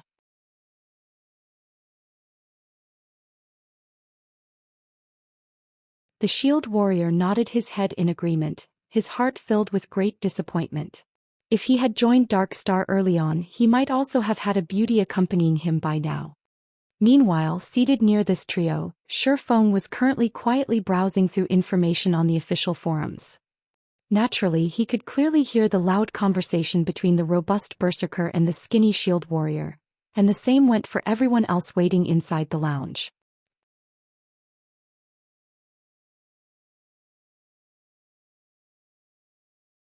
However, Feng made no comment on their mocking words. After all, everyone had the freedom to make their own decisions. As for the shield warrior's regret at joining Zero Wing, Feng simply revealed a calm smile. If this shield warrior knew that Zero Wing was about to establish their very own guild residence, just what sort of emotions would he have? At that time, even the words, earth-shattering, would not be enough to describe the amount of shock he would feel. However, Shifeng really could not be blamed for this. Soon after, Shifeng headed to the counter and dealt with all the necessary procedures. After he turned his private territory into a guild residence, he also spent 3,000 gold to build an advanced guild hall in place of the Purple Sun Mansion. The advanced guild hall could fit up to 3,000 people. As for the other facilities of the guild residence, those would only be obtainable from large-scale team dungeons that were level 25 or above. Some time was needed before the construction of the advanced guild hall could be completed. After Shifeng completed all the necessary procedures, his remaining task was to head to the War God's Temple and report the matter of the Endless Abyss.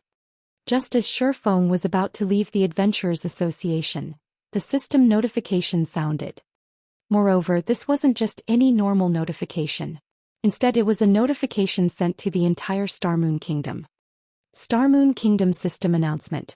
Congratulations to Zero Wing for becoming the first guild in Starmoon Kingdom to establish a guild residence. Rewarding 10,000 guild reputation, 10,000 guild popularity and 10 gold coins to the guild. I spent 3,000 gold, yet only got 10 gold in return. The system sure is tight-fisted. Shifeng laughed. However, Shifeng did not concern himself with such an amount of gold. The reason being, in these past few days, the Starstreak trading firm was already making a daily profit of over 1,700 gold. It was all thanks to the popularity it gained from selling the Arclight Shield, as well as the basic mana armor kits. During this period of time, the forging genius Cream Cocoa had also been continuously producing gemstone buckles, advanced whetstones and many more forging products. Moreover, the number of forging players Melancholic Smile recruited was also rising. Not only did the combination of these new forgers and the various forging designs provided by Zero Wing increase the number of products sold by the Starstreak trading firm, it also expanded the company's product selection. As a result, the daily profits of the Starstreak trading firm continuously rose. Currently, the Starstreak trading firm already controlled over half of the market for forging products in White River City. Moreover, such a situation wasn't limited to just White River City. It extended to the 7 surrounding cities. Hence, Shifeng was not lacking in money at all. Compared to having spent 3,000 gold coins, Shifeng was more interested in the 10,000 guild popularity points. This was a feature that would only become available to a guild after it established a guild residence. The higher the guild popularity, the more famous a guild would become among NPCs. With 10,000 guild popularity, Zero Wing could be considered relatively famous among the NPC populace. Compared to starting from scratch, having this 10,000 guild popularity made things much simpler for him. It should be known that when a guild member completed a quest commissioned by an NPC, the guild would normally receive only 1 to 3 guild popularity. Only quests with high difficulty would reward 5 to 10 points. In other words, a guild needed to complete thousands of guild quests in order to accumulate 10,000 guild popularity. These bonus guild popularity points had saved the guild plenty of development time.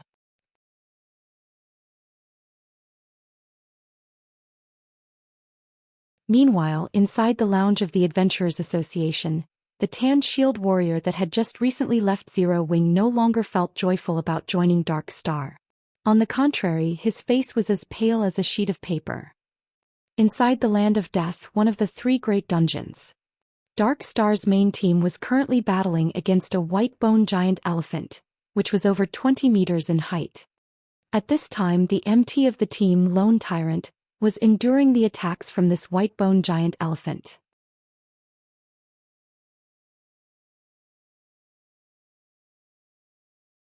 Every time he took an attack from the boss, he would receive over -2,000 damage.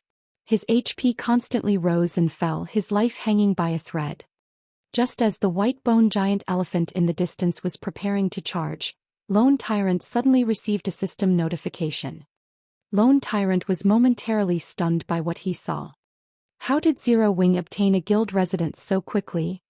Lone Tyrant couldn't help but yell out when he saw the description of this system notification, his eyes nearly popping out of their sockets.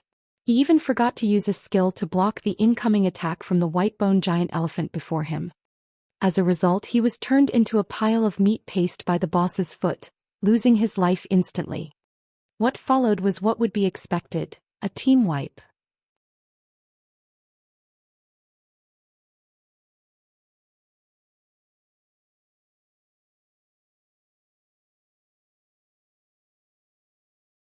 Chapter 281, A Guild's Most Powerful Weapon. Tens of players were currently lining up outside a large and peaceful tomb. Everyone in this team of players was level 17 or above, and all of their equipment were at least mysterious iron rank with a few pieces of secret silver equipment mixed in. Most of the equipment the leading MT of this team had were of secret silver rank, and the crescent-shaped shield he carried was even of fine gold rank. Meanwhile, all of these well-equipped players were looking reverently at the peerless beauty standing before them. Looking out through the gaps of her silver-white helmet, her black, crystalline eyes shone with both intelligence and wisdom. Her hair, which was a midnight black, hung down to her waist, gently brushing against the silver-white armor she wore. Resting her hand on the hilt of a dark blue greatsword glowing dark blue, she exuded the indomitable aura of a goddess of war as she silently stood there. This peerless war goddess was none other than the snow goddess of Ouroboros, Gentle Snow. After undergoing the baptism of the three great dungeons, Gentle Snow was even more dazzling than before. She was like a rough stone that had been polished, instantly revealing the sparkle of an icy cold sapphire. Currently, not only was Gentle Snow fully equipped with the Snowfall set equipment, a secret silver ranked set equipment, the great sword she wielded, albeit of indiscernible quality, was also giving off a frightening amount of energy. The Snowfall set equipment could only be obtained from the hard mode of the three great dungeons. As for the blue sky greatsword Gentle Snow wielded, she had obtained it after killing a great lord that served as a protector of a ruined temple. If Shifeng saw this two-handed greatsword, he would definitely be shocked. The reason being, this greatsword was similar to the Abyssal Blade since it too was a magic weapon. Furthermore, it was also one of the 36 famed swords of God's domain, Blue Sky. Just as Gentle Snow's team was about to raid the fourth boss of the Land of Death, the White-Bone General Jera, Gentle Snow suddenly received a system notification, and a hint of astonishment flashed through her eyes when she read its contents. How can he be so fast? Gentle Snow knew exactly how difficult it was to obtain a guild residence. Even though she had a powerful guild like Ouroboros, the #1 guild in White River City, backing her, the reputation she had collected was still far from enough to allow her to become a baroness of White River City. Yet, Zero Wing was still a step ahead of her. Gentle Snow's lips suddenly curled into a faint smile as she muttered, "It seems I need to congratulate him." In White River City, Ouroboros and Zero Wing were actually allies, although this matter was not known to the public. If people did find out, however, they would definitely be greatly shocked. After all, who would ever imagine that White River City's #1 guild would actually be willing to form an alliance with Zero Wing, a guild that was declining by the day? However, Gentle Snow had indeed done such a thing. Although Ouroboros was the #1 guild in White River City, they were still far from being considered an unshakable existence. Just the fact that Darkstar was close to surpassing them showed how vulnerable Ouroboros was. Moreover, Darkstar also had some hidden connections with world dominators, which was also a first-rate guild like Ouroboros. If these two powerful guilds joined hands to wage war against Ouroboros, then Ouroboros would definitely suffer a huge loss. Hence, Ouroboros itself needed allies. Setting aside Darkstar and world dominators, there were still 3 others among the top 6 guilds in White River City. Of the 3, the most powerful would be Emperor's Light, a first-rate guild, while coming in second would be the Assassin's Alliance, a second-rate guild.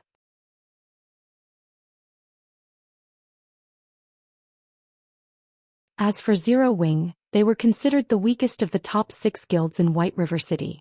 Yet in defiance of all logic, Gentle Snow had chosen to ally herself with the recently established Zero Wing, out of these 3 guilds. The reason for her decision was her optimism for Zero Wing.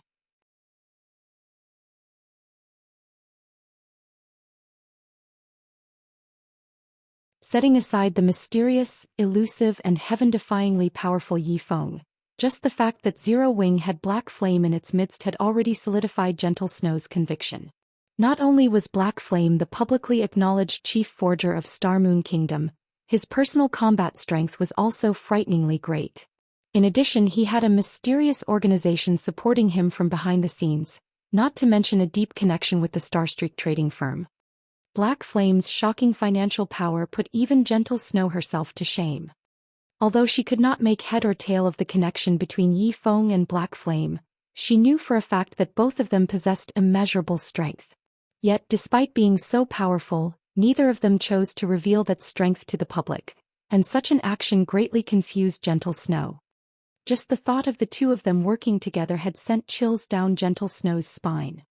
As if to put icing on the cake, the person named Aqua Rose had also appeared in Zero Wing out of nowhere. Aqua Rose used to be an honorary elder of Twilight Echo. Although her fame was less than Gentle Snow's, that was only because Gentle Snow had appeared in many advertisements before, raising her profile in the public eye. Gentle Snow had never personally fought against Aqua Rose.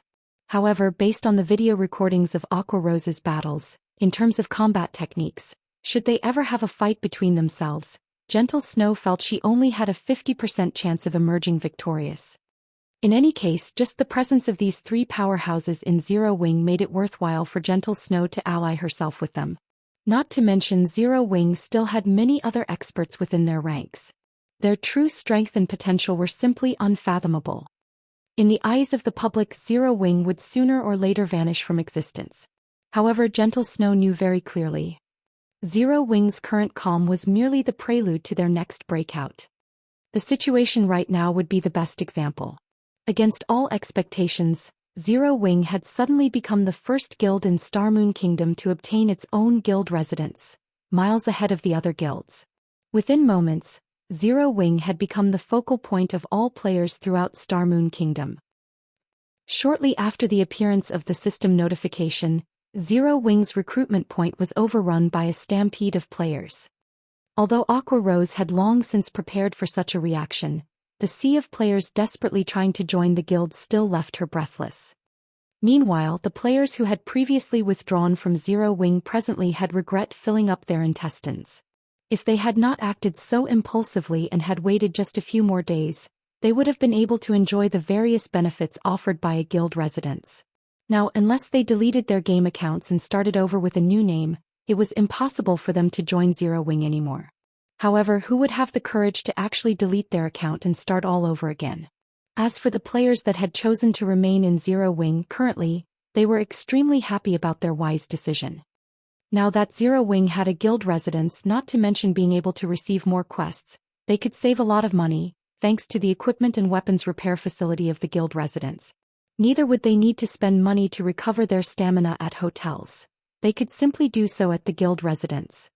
Furthermore, they could also obtain a double EXP buff just by resting inside the guild residence. With this buff, they could grind and level up with much greater efficiency than before. In addition, guild residences could also provide private rooms. This was also the greatest benefit of having a guild residence.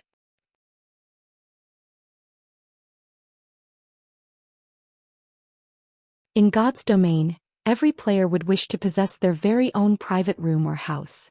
As long as players logged off inside their own rooms, they could still accumulate the double EXP buff, and with much greater efficiency than in the guild lounge to boot, even though they weren't personally within the game. Normally, when guild members rested within the guild residence's guild lounge for 48 hours, they could accumulate 20% double EXP, and they could accumulate up to 1 level's worth of double EXP.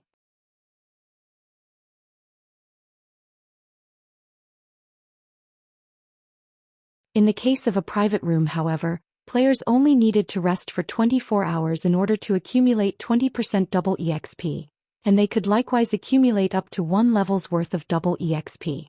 Although the maximum capacity of the buff was the same, the accumulation speed inside a private room was double that of the guild lounge. Of course, this was only in the case of a 1-star private housing. In God's domain, housing was also categorized into different levels. Meanwhile, the higher the level, the greater the benefits a player could enjoy. The lowest level housing was 1 star, while the highest was 10 star. Each increase in level required a huge sum of money and also certain special materials. It would not be easy for players to upgrade their private housings. For a 1-star private housing, every 24 hours, players could accumulate 20% double EXP, up to a maximum of 1 level's worth of double EXP. For a 2-star private housing, every 24 hours, players could accumulate 25% double EXP, up to a maximum of 1 level's worth of double EXP. For a 7-star private housing, every 24 hours, players could accumulate 50% double EXP, up to a maximum of 1 level's worth of double EXP. In addition, players would also receive a vigor increased buff, increasing all attributes by 5% for 2 hours.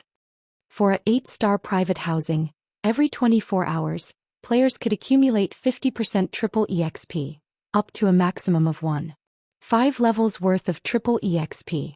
In addition, players would also receive a vigor increased buff, increasing all attributes by 5% for 3 hours.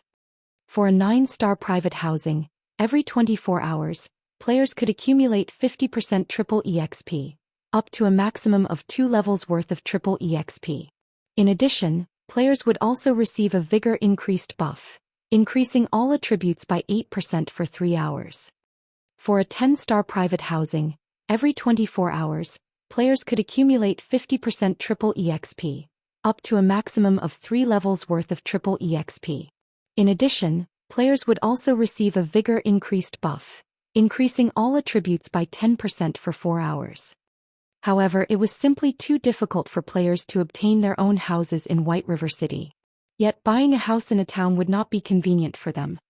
Meanwhile, guild residences could provide its members with private rooms, although not everyone could enjoy the benefits of a private room, due to limited space inside a guild residence. Normally, these private rooms would be given to members who contributed greatly to the guild and also the upper management of the guild. If there were any additional private rooms, guild members could also rent them using the contribution points they accumulated from raiding dungeons and doing quests. In God's domain, the matter of leveling up would always be a headache to players. Moreover, the further into the game a player went, the harder it was for them to level up. It would not be strange for players to level up only once every 3 to 4 days. If players died out in the fields, they would also lose an entire level as a penalty. Hence, a tool that could aid players in leveling up quicker would definitely be well received. This guild benefit alone already held a fatal attraction for all players. And that was in addition to the large number of guild quests available for choosing, which would dramatically accelerate players' leveling speed.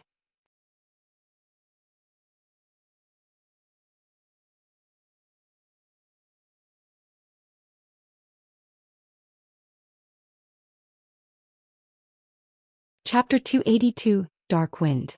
The War God's Temple, an organization that was founded shortly after the Great Destruction, had been in existence for thousands of years now, protecting the human race from invasions by foreign races. Now that the Endless Abyss had been opened, the humans of God's domain would have to rely on the War God's Temple to deal with the invasion of demonic beasts. It was no longer a situation that could be handled by any single country. Aside from being the protector of the human race, the War God's Temple was also a location for players to learn advanced skills. Meanwhile, players only needed to complete the quests they received at the War God's Temple in order to do so. Shortly after Shi Feng arrived at the War God's Temple, he reported the Endless Abyss to the Knight Captain on duty. The War God's Temple was considered one of the most powerful forces in God's domain. Just a normal knight here was already a level 180 tier 2 NPC. As for the Knight Captain, he was a level 200 tier 3 NPC. The Knight Captain revealed an anxious expression after hearing Shi Feng's report. Your Excellency Black Flame, this matter is of utmost importance. However, as I'll need to immediately send out warnings to all cities throughout the kingdom and also muster troops to the front lines, I'll have to trouble you to head to the War God's Temple in the capital city and report this matter to Lord Eucharis and seek his aid.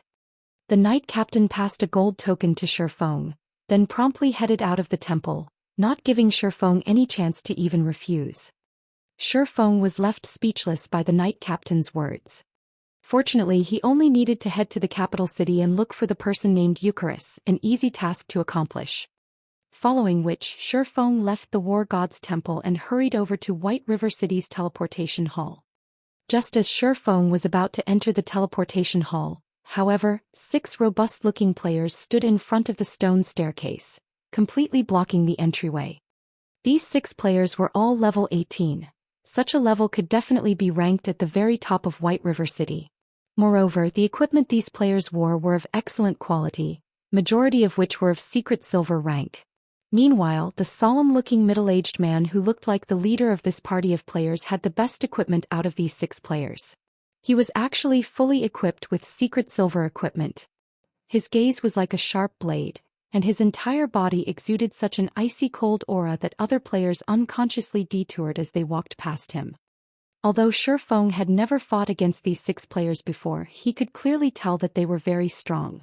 There were very few parties of their caliber in White River City. Meanwhile, pinned to the chests of these players were black 6-pointed stars. This black star was none other than Dark Star's guild emblem. "What can I do for you?" Shi Feng asked. "You're Black Flame, right? I am Ming Sha of Underworld. I am here to give you a piece of good news," the middle-aged man said in a condescending tone. Although Black Flame had been titled as the chief forger of Star Moon Kingdom, in Ming Sha's eyes he was merely a clown prancing on the stage. Whether it was in reality or in God's domain, only strength truly mattered. A forger that only knew how to stay hidden inside a room was nothing more than a tool for strong players like them. If not for the matter of the guild residents astonishing the upper echelons of Underworld, Ming Sha would not even be here trying to make contact with Black Flame. Instead of Black Flame, the person Ming Sha was interested in was Yi Feng, the player widely acclaimed a god-ranked swordsman. Ming Sha really wished to meet him. Moreover, young Master Feng had also given orders to get rid of that Yi Feng and obtain the epic-ranked item in Shi Feng's hands.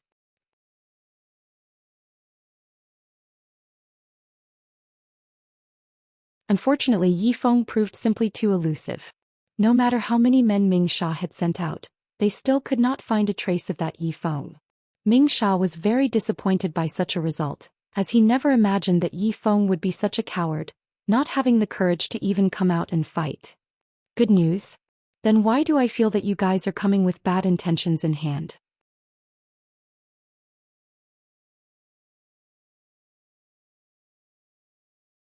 Shi Feng revealed an indifferent smile as he sent a glance at the other 5 menacing players.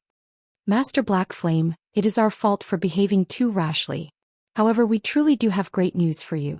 Only, I hope that you can take a trip with us.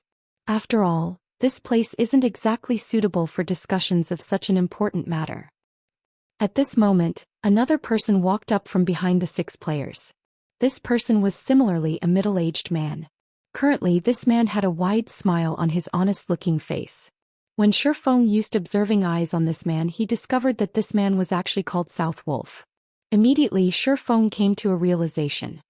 The road for enemies truly is narrow. Shi Feng inwardly chuckled. South Wolf was none other than the person that tried to threaten Shi Feng into surrendering his ice blue devil flame. After being rejected, South Wolf had even declared that he would take action against Shi Feng. Originally, Shi Feng had intended to take a look at just how powerful the organization known as Underworld was. Unfortunately, this matter had been quelled by gentle snow. Shi Feng never thought he would meet this fellow once again today. "What if I don't want to go?" Shi Feng asked. "We have long since thought of this point, hence I asked Brother Ming Sha and his friends to come and personally invite Master Black Flame over," South Wolf said with a hypocritical smile, sending a glance at the 6 Underworld guards beside him. "Alright then, since you guys are being so sincere." Shi Feng nodded. South Wolf had obviously already familiarized himself with the rules of White River City. Although the rules stated that battles were not allowed within the city limits, that was on the premise that actual damage was caused. There would be no problems if they simply dragged him away. Of course, Shi Feng's strength attribute was extremely high. South Wolf's group had absolutely no chance of abducting him. Just recently he had obtained 40 free attribute points as a reward for releasing the Forgotten Lands. Although Shi Feng had added 30 of those points into intelligence, in order to equip the Heavenly Dragon's Breath even a little earlier, he had placed the remaining 10 into strength. Aside from that, due to the Abyssal Blade's attributes, Shi Feng obtained 2 additional free attribute points every time he leveled up. When coupling those with the strength provided by his other equipment, Shi Feng's strength attribute had long since broken through the 170-point threshold. In terms of the strength attribute, very few players throughout God's domain could be a match for him. However, it seemed that someone from the mysterious upper echelon of Underworld wanted to meet him, and Shifeng was curious enough to agree. "Let us go then," South Wolf said as he led the way. A short while later, Shifeng and the others arrived inside a high-class bar. Very few average players could be seen inside this bar, as most could not afford this luxurious place. "Master Black Flame, please come in. Young Master Feng has been waiting for you for a long time now." South Wolf pushed apart the doors to a private room, hinting that Shifeng should enter. Upon entering the private room, Shifeng immediately discovered an imposing yet charming youth sitting inside. This youth was also accompanied by two beautiful female companions at his sides. These two beauties were not players but NPCs. Just like how Anna was working as Shifeng's assistant at the Starstreak trading firm, these beauties were clearly servants of this young man. This sight was far more shocking than if he had two attractive female players accompanying him. At this stage of the game, having the ability to possess two NPC servants showed that this youth before him was definitely out of the ordinary. "You are in the upper echelon of Underworld?" Shifeng asked. "That's right.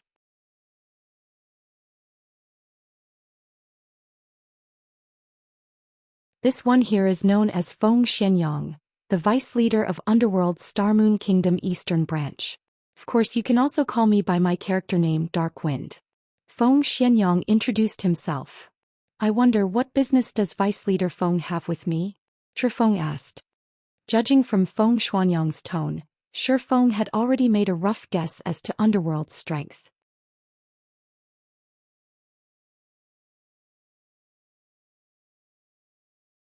Although he had long since deduced that Underworld had a great deal of power and that their influence covered more than just a single kingdom, Shifeng still could not help but feel shocked after having his conclusions confirmed.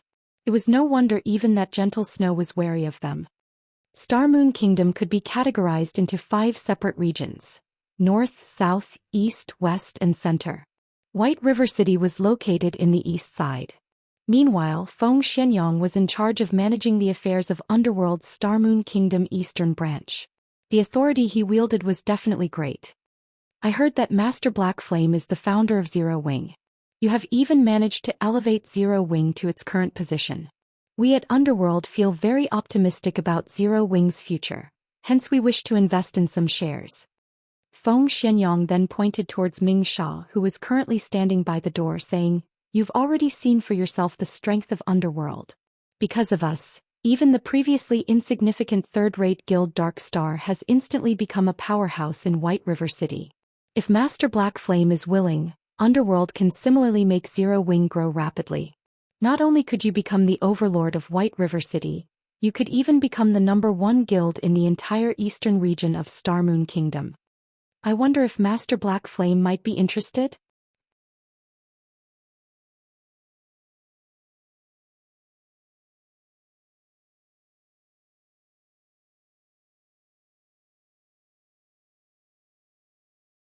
Chapter 283, Arrogance.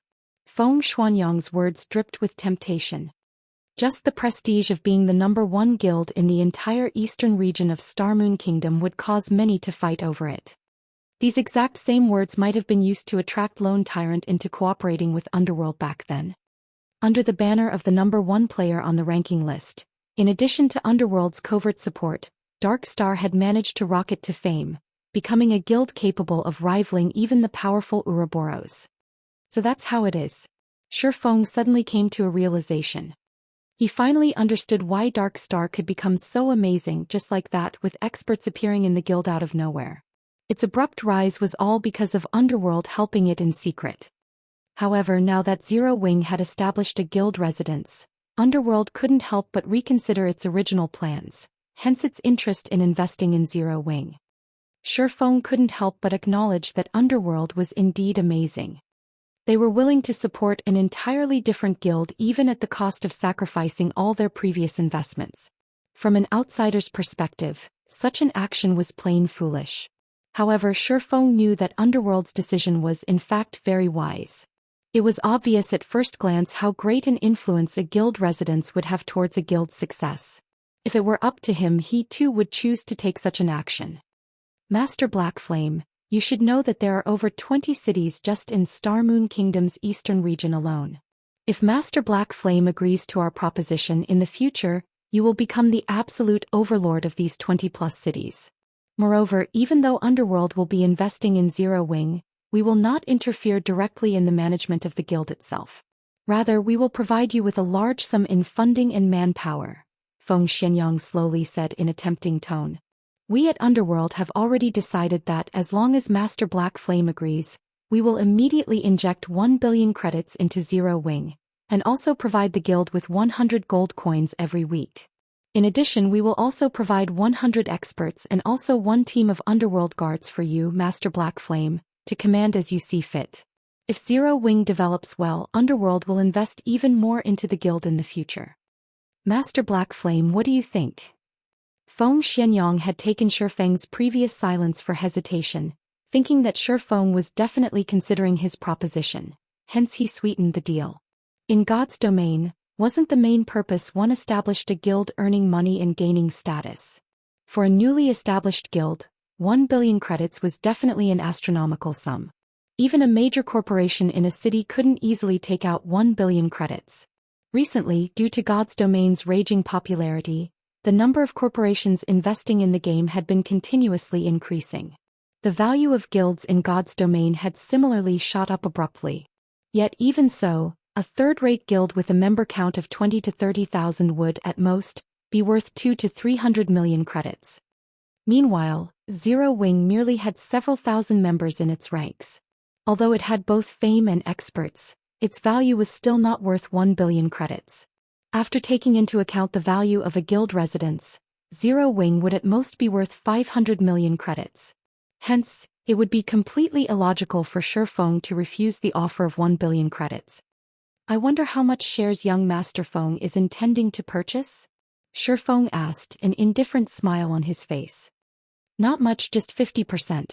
In exchange for 50% of Zero Wing's shares, you can obtain 1 billion credits in addition to having many experts to assist you.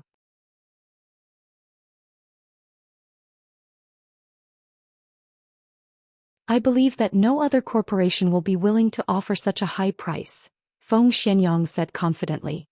Shifeng propped up his chin with his hand, entering into a deep contemplation. Shortly after, he slowly said, although your offer is indeed attractive, 50% of the guild's shares is simply too much. I am willing to sell 10% at most. Although Feng Xianyang's offer of 50% seemed as if both sides would be wielding half of the guild's shares, it was simply a trick to make Shifeng drop his guard.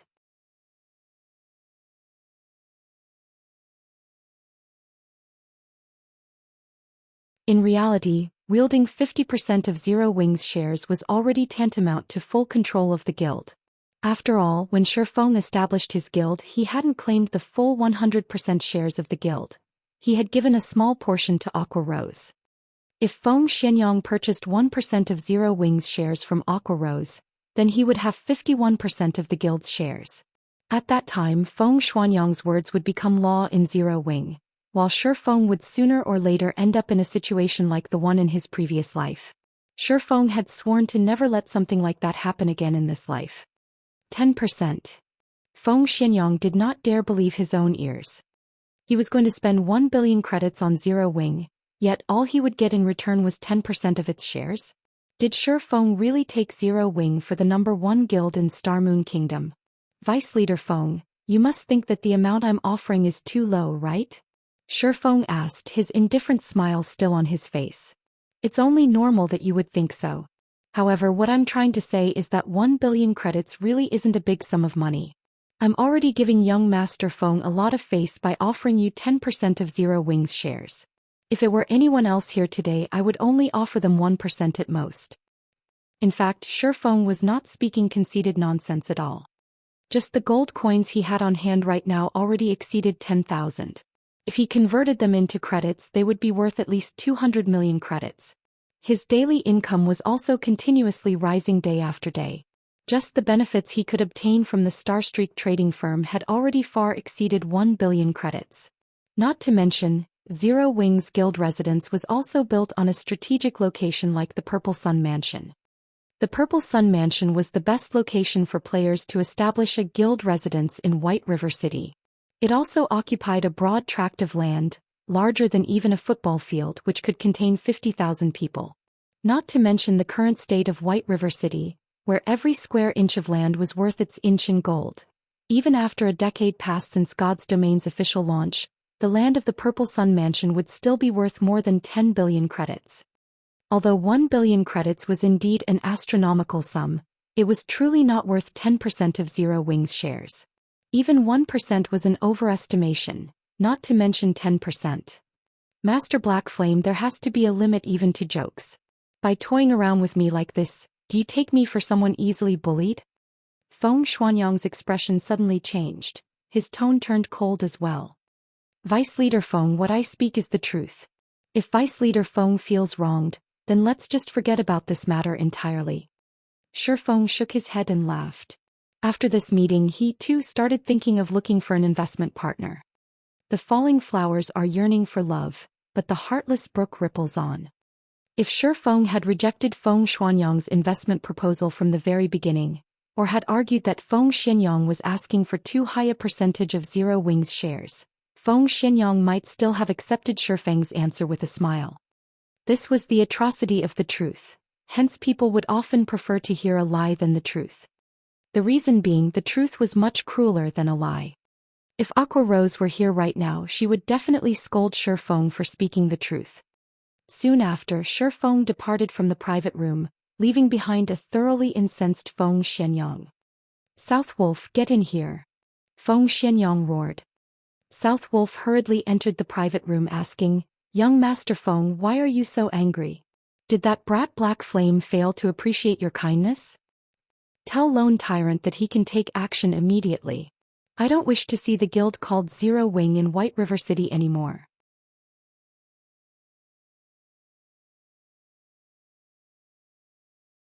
Feng Xianyang no longer had his elegant appearance from before. Instead, he revealed his sinister nature, saying, Since he isn't willing to cooperate with Underworld, then we will just remove him one way or another. White River City does not need a guild that Underworld cannot control. Yes, I'll notify Lone Tyrant immediately, South Wolf said with excitement as he licked his lips. After Shi Feng departed from the high-class bar, he immediately headed towards the teleportation hall.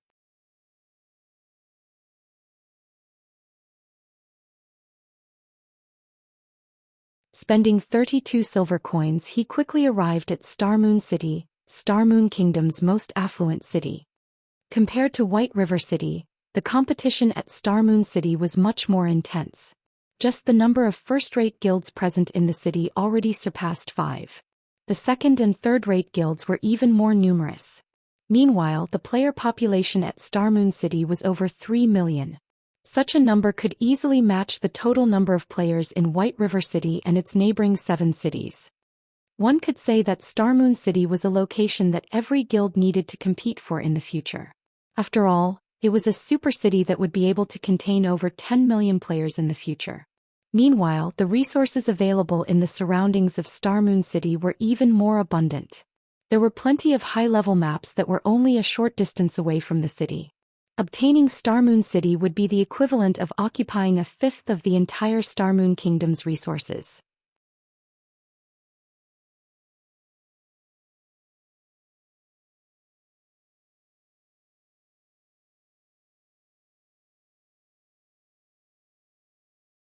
Chapter 284, Ghost Raider. As the capital city of Star Moon Kingdom, beneath the flourishing appearance of Star Moon City were piles and piles of pearly white bones. The moment Shi Feng arrived at the city, he could already sniff out the strong smell of blood. When Shi Feng walked the bustling streets of Star Moon City, none of the players he saw belonged to small and unknown guilds. Instead, all the guild players he saw belonged to third-rate guilds or above. As for the unrated guilds, Shi Feng could make a general guess as to where they had gone. They had definitely been completely annexed by these large guilds. Furthermore, the average level of players in Star Moon City was very high. In terms of equipment, the players of Star Moon City were also a notch higher than the players of White River City. Originally, it was a very rare sight to find average players possessing bronze equipment. At Star Moon City, however, it was not a rare sight at all. Shi Feng had even seen some independent players who possessed equipment of mysterious iron rank and above.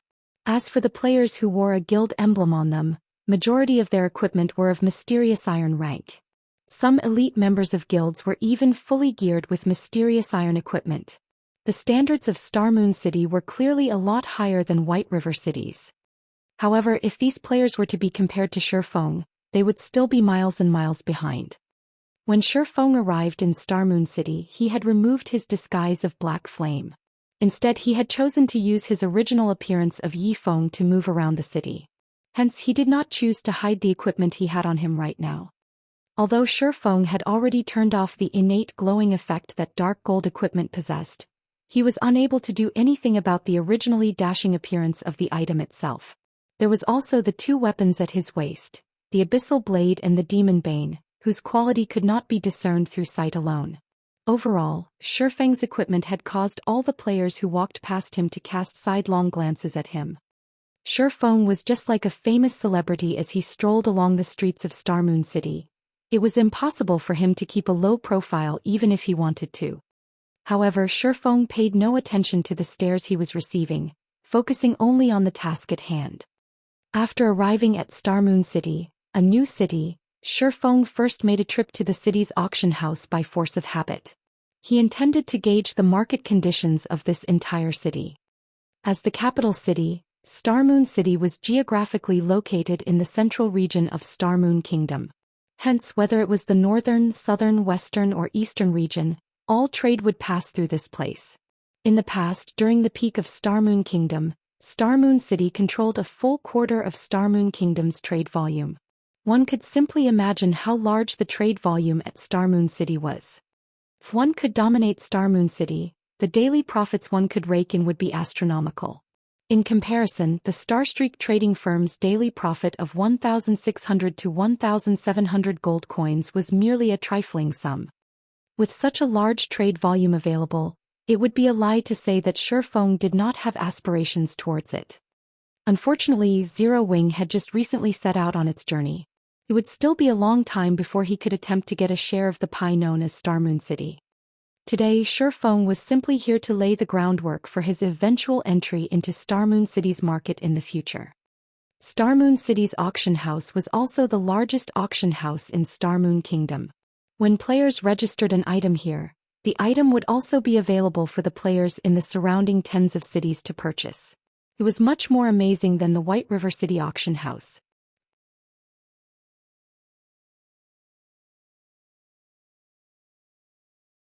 Moreover, when players from another country wished to visit Star Moon Kingdom, or when players from the kingdom itself wished to head to another country, they would be required to make a transit through Star Moon City, as it was the capital city of the kingdom.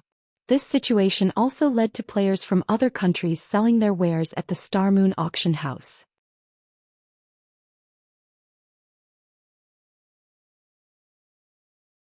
Hence, there was a very large variety of items available at the Star Moon auction house, and no other auction house in Star Moon Kingdom could ever dream of being its equal. This was also one of the reasons why many players would willingly come here to purchase or sell their items. The inside of the auction house was filled with a sea of players. After entering the building, Shi Feng quickly looked for a quiet corner and sat down. He then called out the auction house interface, quietly browsing through its contents. Brother Blade, look at that person's amazing equipment. Although my eagle eyes skill allows me to identify any weapon or equipment that is fine gold rank or below, when I tried identifying that person's stuff, many of them returned as unidentifiable. A skinny ranger said excitedly as he drooled at Shi Feng's equipment. What? Unidentifiable? Don't tell me he's using dark gold equipment? Imperial Thunder, did something go wrong with your skill? Let alone a player from an unknown guild, even the guild leaders of Ouroboros and the Star Alliance wouldn't be able to possess so many dark gold equipment, the robust-looking berserker named Lifeless Blade argued, laughing. Brother Blade, you should know that this identification skill of mine is an advanced skill that I obtained only after completing a unique quest. When had it ever gone wrong before? The ranger named Imperial Thunder replied earnestly. Lifeless Blade nodded, his expression turning serious. He then looked towards Shifeng, who currently sat on a stone chair, noticing that he was actually unfamiliar with this person. Yifeng. He isn't an expert of Star Moon City. He should have come from some other city. After Lifeless Blade used an identification skill on Shifeng, he immediately knew that Shifeng was not a player belonging to Star Moon City. Lifeless Blade could be considered a somewhat famous person in Star Moon Kingdom. He had met many players before, and he had also met majority of the experts that could be found in the city. As for the experts he had yet to meet, he knew what they were called at the very least. Even so, he had never heard of an expert called Yifeng before. And yet I seem to recall hearing this name Yifeng from somewhere. Lifeless Blade drifted into deep thought. I recall seeing this name on the official forums before. I wonder if I can still find it now. Thinking so, Lifeless Blade opened the official forums and started searching for information relating to a player called Yifeng. At this moment, Imperial Thunder used eagle eyes on the guild emblem hanging on Shifeng's chest. Instantly, a shocked expression surfaced on his face. Yet, immediately after, that shock turned into great excitement. Imperial Thunder, what happened to you? Lifeless Blade asked curiously. It was his first time seeing Imperial Thunder produce such an expression. In the past, Imperial Thunder did not react with such intensity even when he saw a Lord-ranked field boss. Brother Blade, he's a member of Zero Wing. Imperial Thunder said excitedly. Zero Wing? Why would they be here? Lifeless Blade asked curiously. Nobody in Star Moon Kingdom had not heard of Zero Wing at this point. After all, it was the first guild in Star Moon Kingdom to possess its own guild residence. Moreover, there were plenty of experts in its midst. Even the top-ranking player in Star Moon Kingdom was a member of Zero Wing. Not only was this guild extremely mysterious, it also had Star Moon Kingdom's chief forger providing them with equipment. Countless players wished to join Zero Wing. Unfortunately, the guild was only recruiting members in White River City. Unless players from other cities migrated there, they would have no chance of joining it at all. At this moment, Lifeless Blade had also found some information relating to Yifeng on the forums.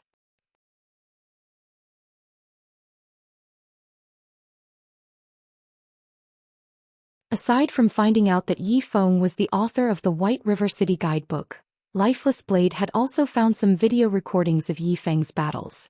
Of them, the video showing Yifeng's one-man battle against hundreds of Martial Union members was still ranked within the top 30 most viewed videos. The video had even been titled God-Ranked Swordsman's Instructional Video. So he is that God-Ranked expert Yifeng. Lifeless Blade felt greatly surprised at this moment. He never imagined he would get the chance to meet such a great expert.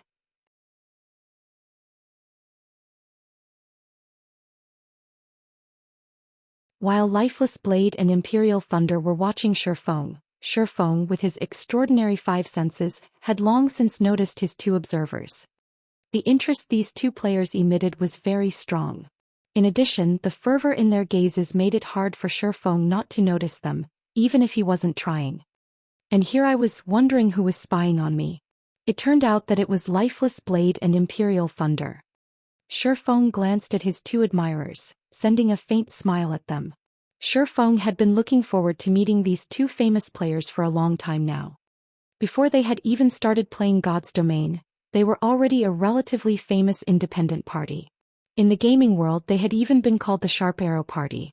After they entered God's Domain, they shone even more than before. In the past, the team they had formed managed to successfully raid plenty of team dungeons that even the main force of first-rate guilds were helpless against. Meanwhile, the team leader Lifeless Blade had also been nicknamed the Ghost Raider. Brother Blade, such a chance won't fall into our laps a second time. Why don't we go get acquainted with him? Who knows, we might even become friends, Imperial Thunder suggested to Lifeless Blade.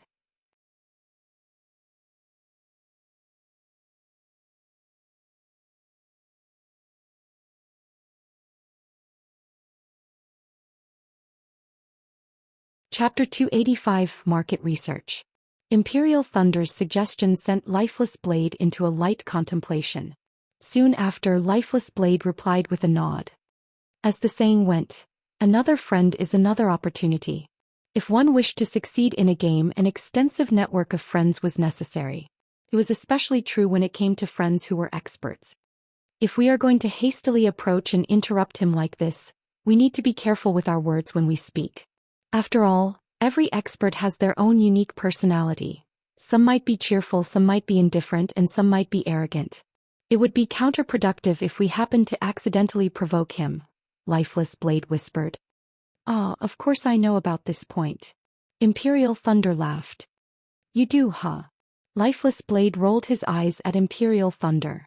He then continued, do you still remember how you managed to provoke Yuan Fei, one of the top 10 rookies of the gaming world whom we met last time? That was his fault for going overboard. He actually tried to roll for every equipment we got from that boss. Imperial Thunder still held a grudge against the player called Yuan Fei. When they had discovered a Lord-ranked field boss before, they had kindly sent Yuan Fei an invite to raid the boss together. After the boss died, the loot the boss dropped was distributed using the dice rolling system, as more than a dozen players had participated in the raid. It was also logical that every team member would only roll for the items they needed. Yet contrary to custom, Yuan Fei had rolled for every single item the boss dropped. Yuan Fei's actions clearly stated that if he could not use it, then he could still sell it. You could have just spoken up about the matter. At worst, we could have just stopped contacting him. There was no need for us to become enemies. Yet you chose to pick a fight with him without even trying to talk things out. That's not how you make friends, that's how you make enemies. Yuan Fei is still holding a grudge against us even until now. Lifeless Blade felt speechless when he recalled the incident back then. Yuan Fei was one of this year's top 10 rookies of the virtual gaming world, and the Star Alliance had even offered him an annual salary of 2 million credits in order to recruit him. Meanwhile, just because their team had provoked that petty-minded Yuan Fei, they had received plenty of oppression from the Star Alliance, making it hard for them to mingle in Star Moon City. If not for the fact that Lifeless Blade was acquainted with the guild leader of the Star Alliance, this matter would never have been settled, and their team would have been forced out of Star Moon City long ago. I understand. I won't repeat the same mistakes, Imperial Thunder said in a soft tone. In fact, he too recognized the mistake he made in the past. However, it was not easy for him to fix his short temper. As the two of them quietly conversed while they made their way towards Shifeng. Shifeng had already grasped the general market trend in Star Moon City. Overall, the items sold here were cheaper than White River City. In White River City, a stack of hard stones could be sold for 10 silver coins. At this place, however, each stack was being sold for only 9 silver coins. The same went for whetstones. In White River City, each stack of whetstones could be sold for 35 silver coins, while at this place, it was being sold for only 32 silver coins. Only advanced whetstones were sold at the same price in both cities, whereby each stack went for 1 gold coin. On the other hand, mysterious iron-ranked weapons and equipment sold here were at least 10% to 20% more expensive than the ones sold at White River City. As for secret silver-ranked weapons and equipment, those were sold at prices 30% to 40% higher. Sure enough, with more players around, the resources available is also greater in volume.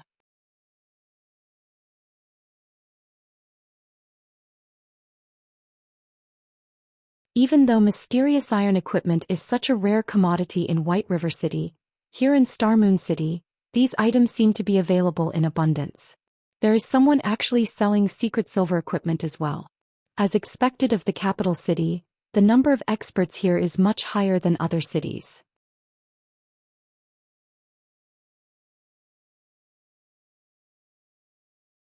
Just by looking at the items being sold at the auction house, Shifeng could clearly feel the intensity of the competition at Star Moon City, with higher quality equipment in greater demand.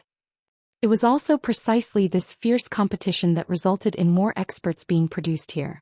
In order to survive in this city, one had to rack their brains and constantly think of ways to improve themselves, gradually climbing up the ranks of this prosperous city.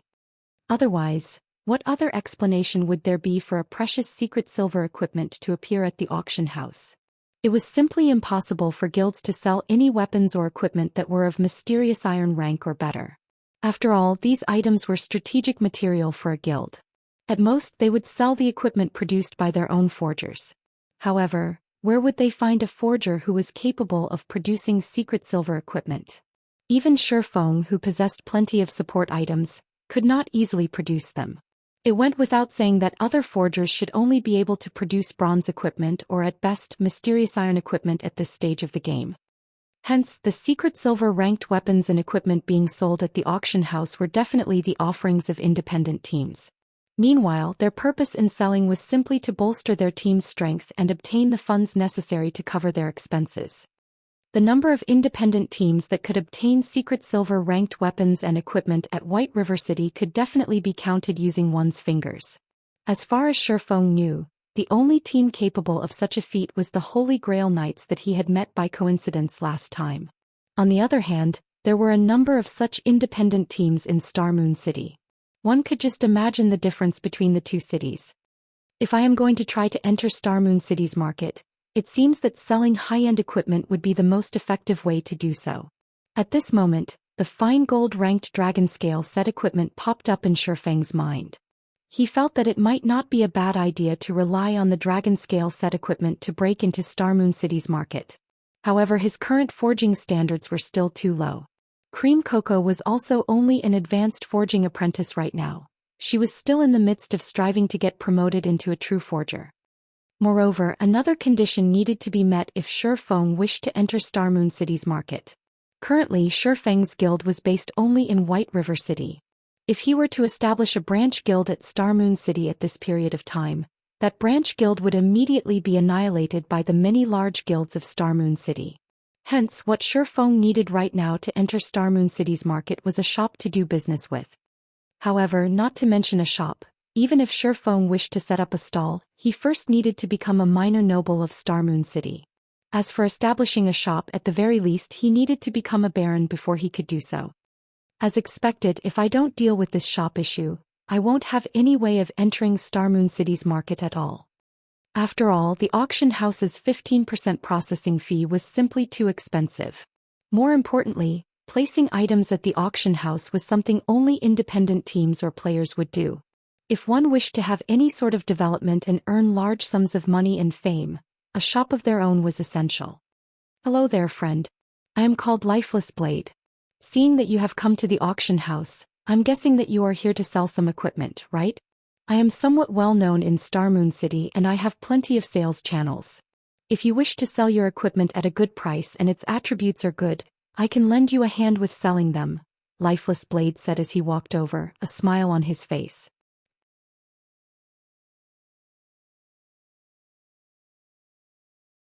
Selling equipment? Shifeng took a look at his own getup, discovering that the weapons and equipment he had on him were far better than what anyone else present inside the auction house had.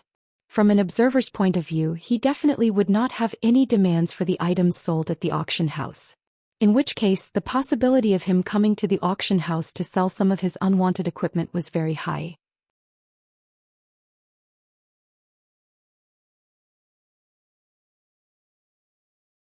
After all, with so many good equipment on hand, there were bound to be some obsolete equipment that he needed to dispose of.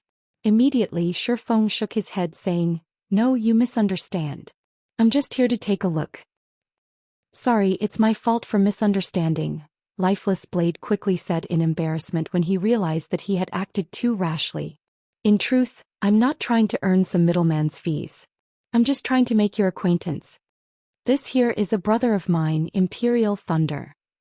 Imperial Thunder nodded in reply, his mind still slightly dazed, completely mesmerized by the elegant appearance of the Abyssal Blade and the Demon Bane when seen at such a close distance. Dark gold weapons. Even the guild leader of the Star Alliance, a first-rate guild, did not possess such powerful weapons. Imperial Thunder wondered just what kind of attributes such weapons could possess. Just how much did they surpass the secret silver weapon he wielded? Seeing his companion constantly staring at the weapons hanging at Shifeng's waist, the drool in Imperial Thunder's mouth nearly overflowing, Lifeless Blade immediately clapped Imperial Thunder's back. He then let out an awkward laugh as he said to Shifeng, "Please excuse him. He doesn't normally act this way." Shifeng had been playing God's Domain for many years now, and his eye for people was still quite accurate. Naturally, he could tell that the two players before him did not harbor any evil intentions in their hearts. They were really just trying to get acquainted with him. Furthermore, from the stories he'd heard about Lifeless Blade and Imperial Thunder in the past, He had quite a good grasp on the two's personalities. They were definitely not sinister villainous people. Lifeless Blade was the calm and silent type. As for Imperial Thunder, although he was brash, he was a man of integrity. No problem. I can tell that Brother Imperial is a straightforward man. Shifeng waved his hand, laughing. Since Brother Blade wishes to become friends, it would be my honor to oblige. Lifeless Blade's eyes immediately glowed. He hadn't expected Shifeng to be so easy to get along with, having such an easygoing attitude. Hence, the two quickly started a conversation between themselves. When they touched on the topic of combat techniques, Shifeng thoroughly shocked Lifeless Blade with his words. Meanwhile, Lifeless Blade finally understood why the public would acclaim Shifeng a god-ranked expert. After conversing for more than half an hour, Shifeng managed to obtain a more detailed understanding of the situation at Star Moon City, thanks to Lifeless Blade. I've gained plenty from this discussion of ours. If not for Brother Yifeng, I'm afraid I wouldn't even know such a combat technique existed. This knowledge is simply priceless for dungeon raiding, Lifeless Blade said earnestly. He then retrieved a special tool from his back and presented it to Shifeng, saying, "This ring is the only item I can offer you as thanks. Brother Yifeng, please accept it. Otherwise, my conscience won't let me rest."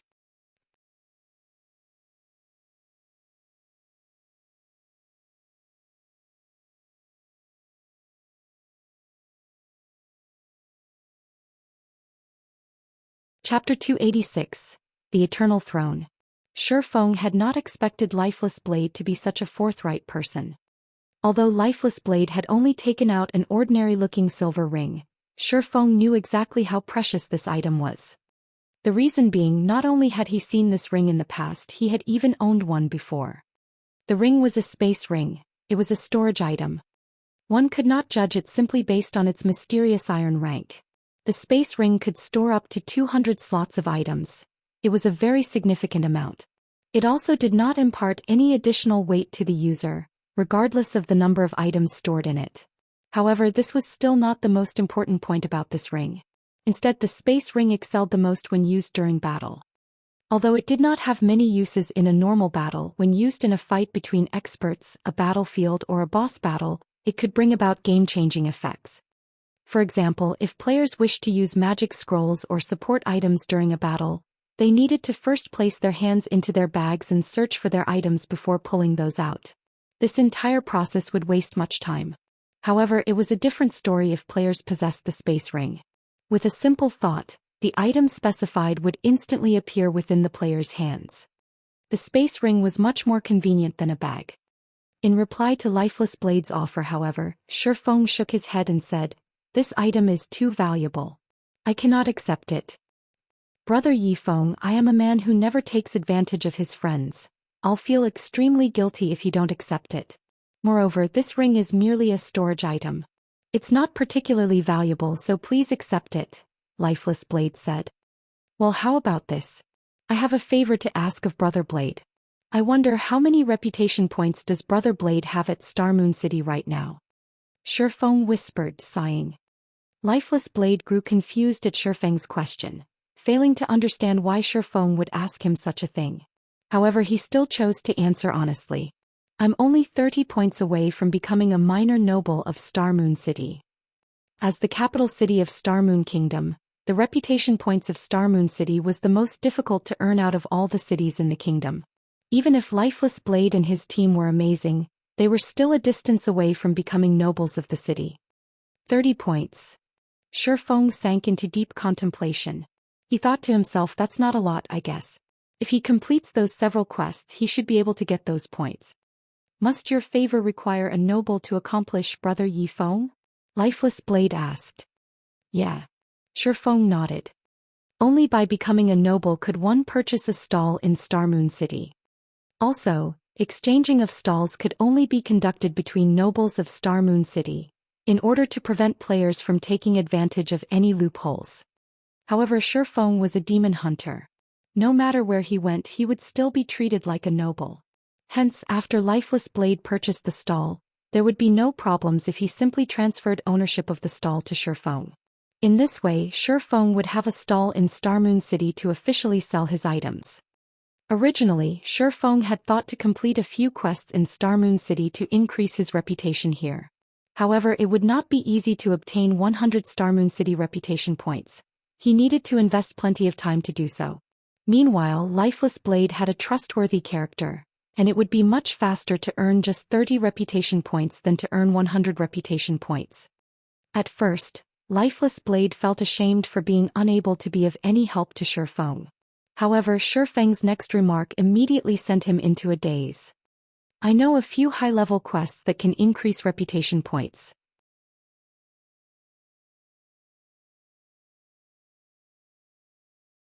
After Brother Blade completes them, you should be able to become a noble of Star Moon City. After saying so, Shi Feng proceeded to list out the few quests he had in mind to Lifeless Blade, withholding nothing at all. This shouldn't be a good idea, right? Lifeless Blade was nearly left speechless. Originally, he had fully intended to help Shi Feng. In the end, however, he had been the one to receive help from Shi Feng instead.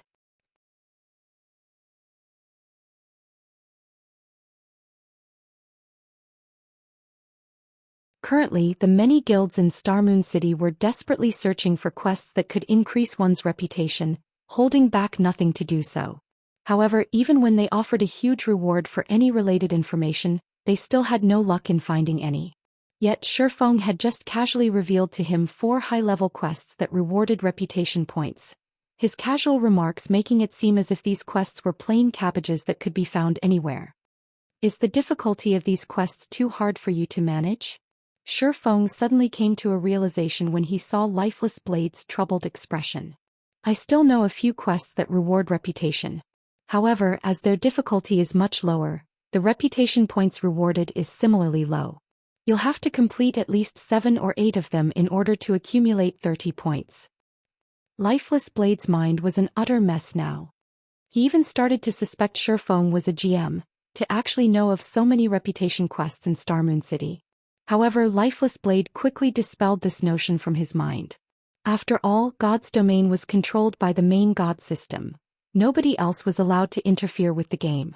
Hence, the quests in the game were auto-generated by the system, and nobody should know about them in advance.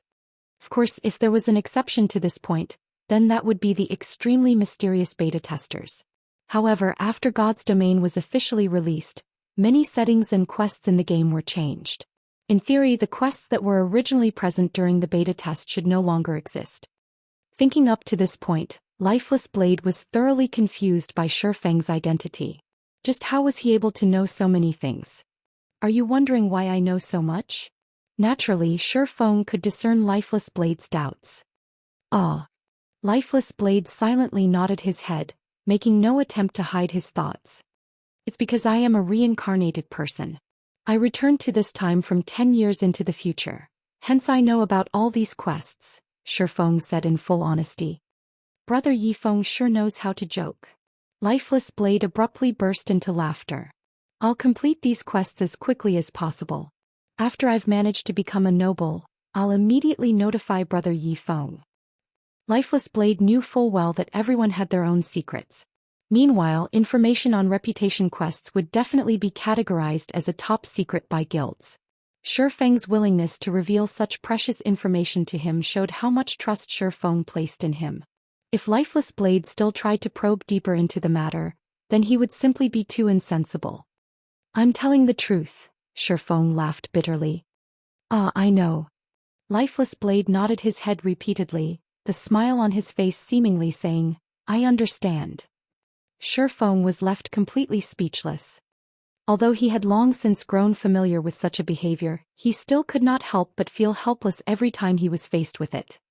Why wouldn't anybody believe him even though he was telling the truth? Why must the world make an honest man like him tell a lie before somebody was willing to believe him? Shi Feng was no longer able to make sense of this world. Soon after, Lifeless Blade added Shi Feng as a friend before hurrying off to complete the quests. Meanwhile, thanks to Lifeless Blade, Shi Feng now had a better understanding of Star Moon City's situation. After Lifeless Blade's departure, Shi Feng hailed a horse carriage and headed to the War God's Temple of Star Moon City. He intended to continue carrying out his legendary ranked main storyline quest. The war god's temple of Star Moon City was built beside the palace. From the outside, the building looked like a magnificent and majestic pyramid, and at the summit of this pyramid was a house-sized sunstone, which exuded a divine light.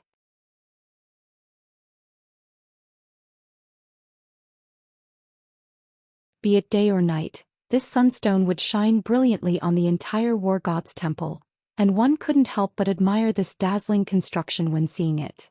As the main branch of the war god's temple, it had Tier 3 NPCs roaming around outside the temple itself, and even a Tier 5 Shadow Saint would not be able to penetrate the tight security here. Although this was not Shifeng's first time visiting this war god's temple, it was still his first time coming to the 9th floor of the temple.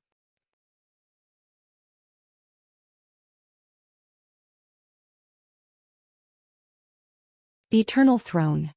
Just the NPC guiding Shifeng to this place was already a Tier 4 glory knight.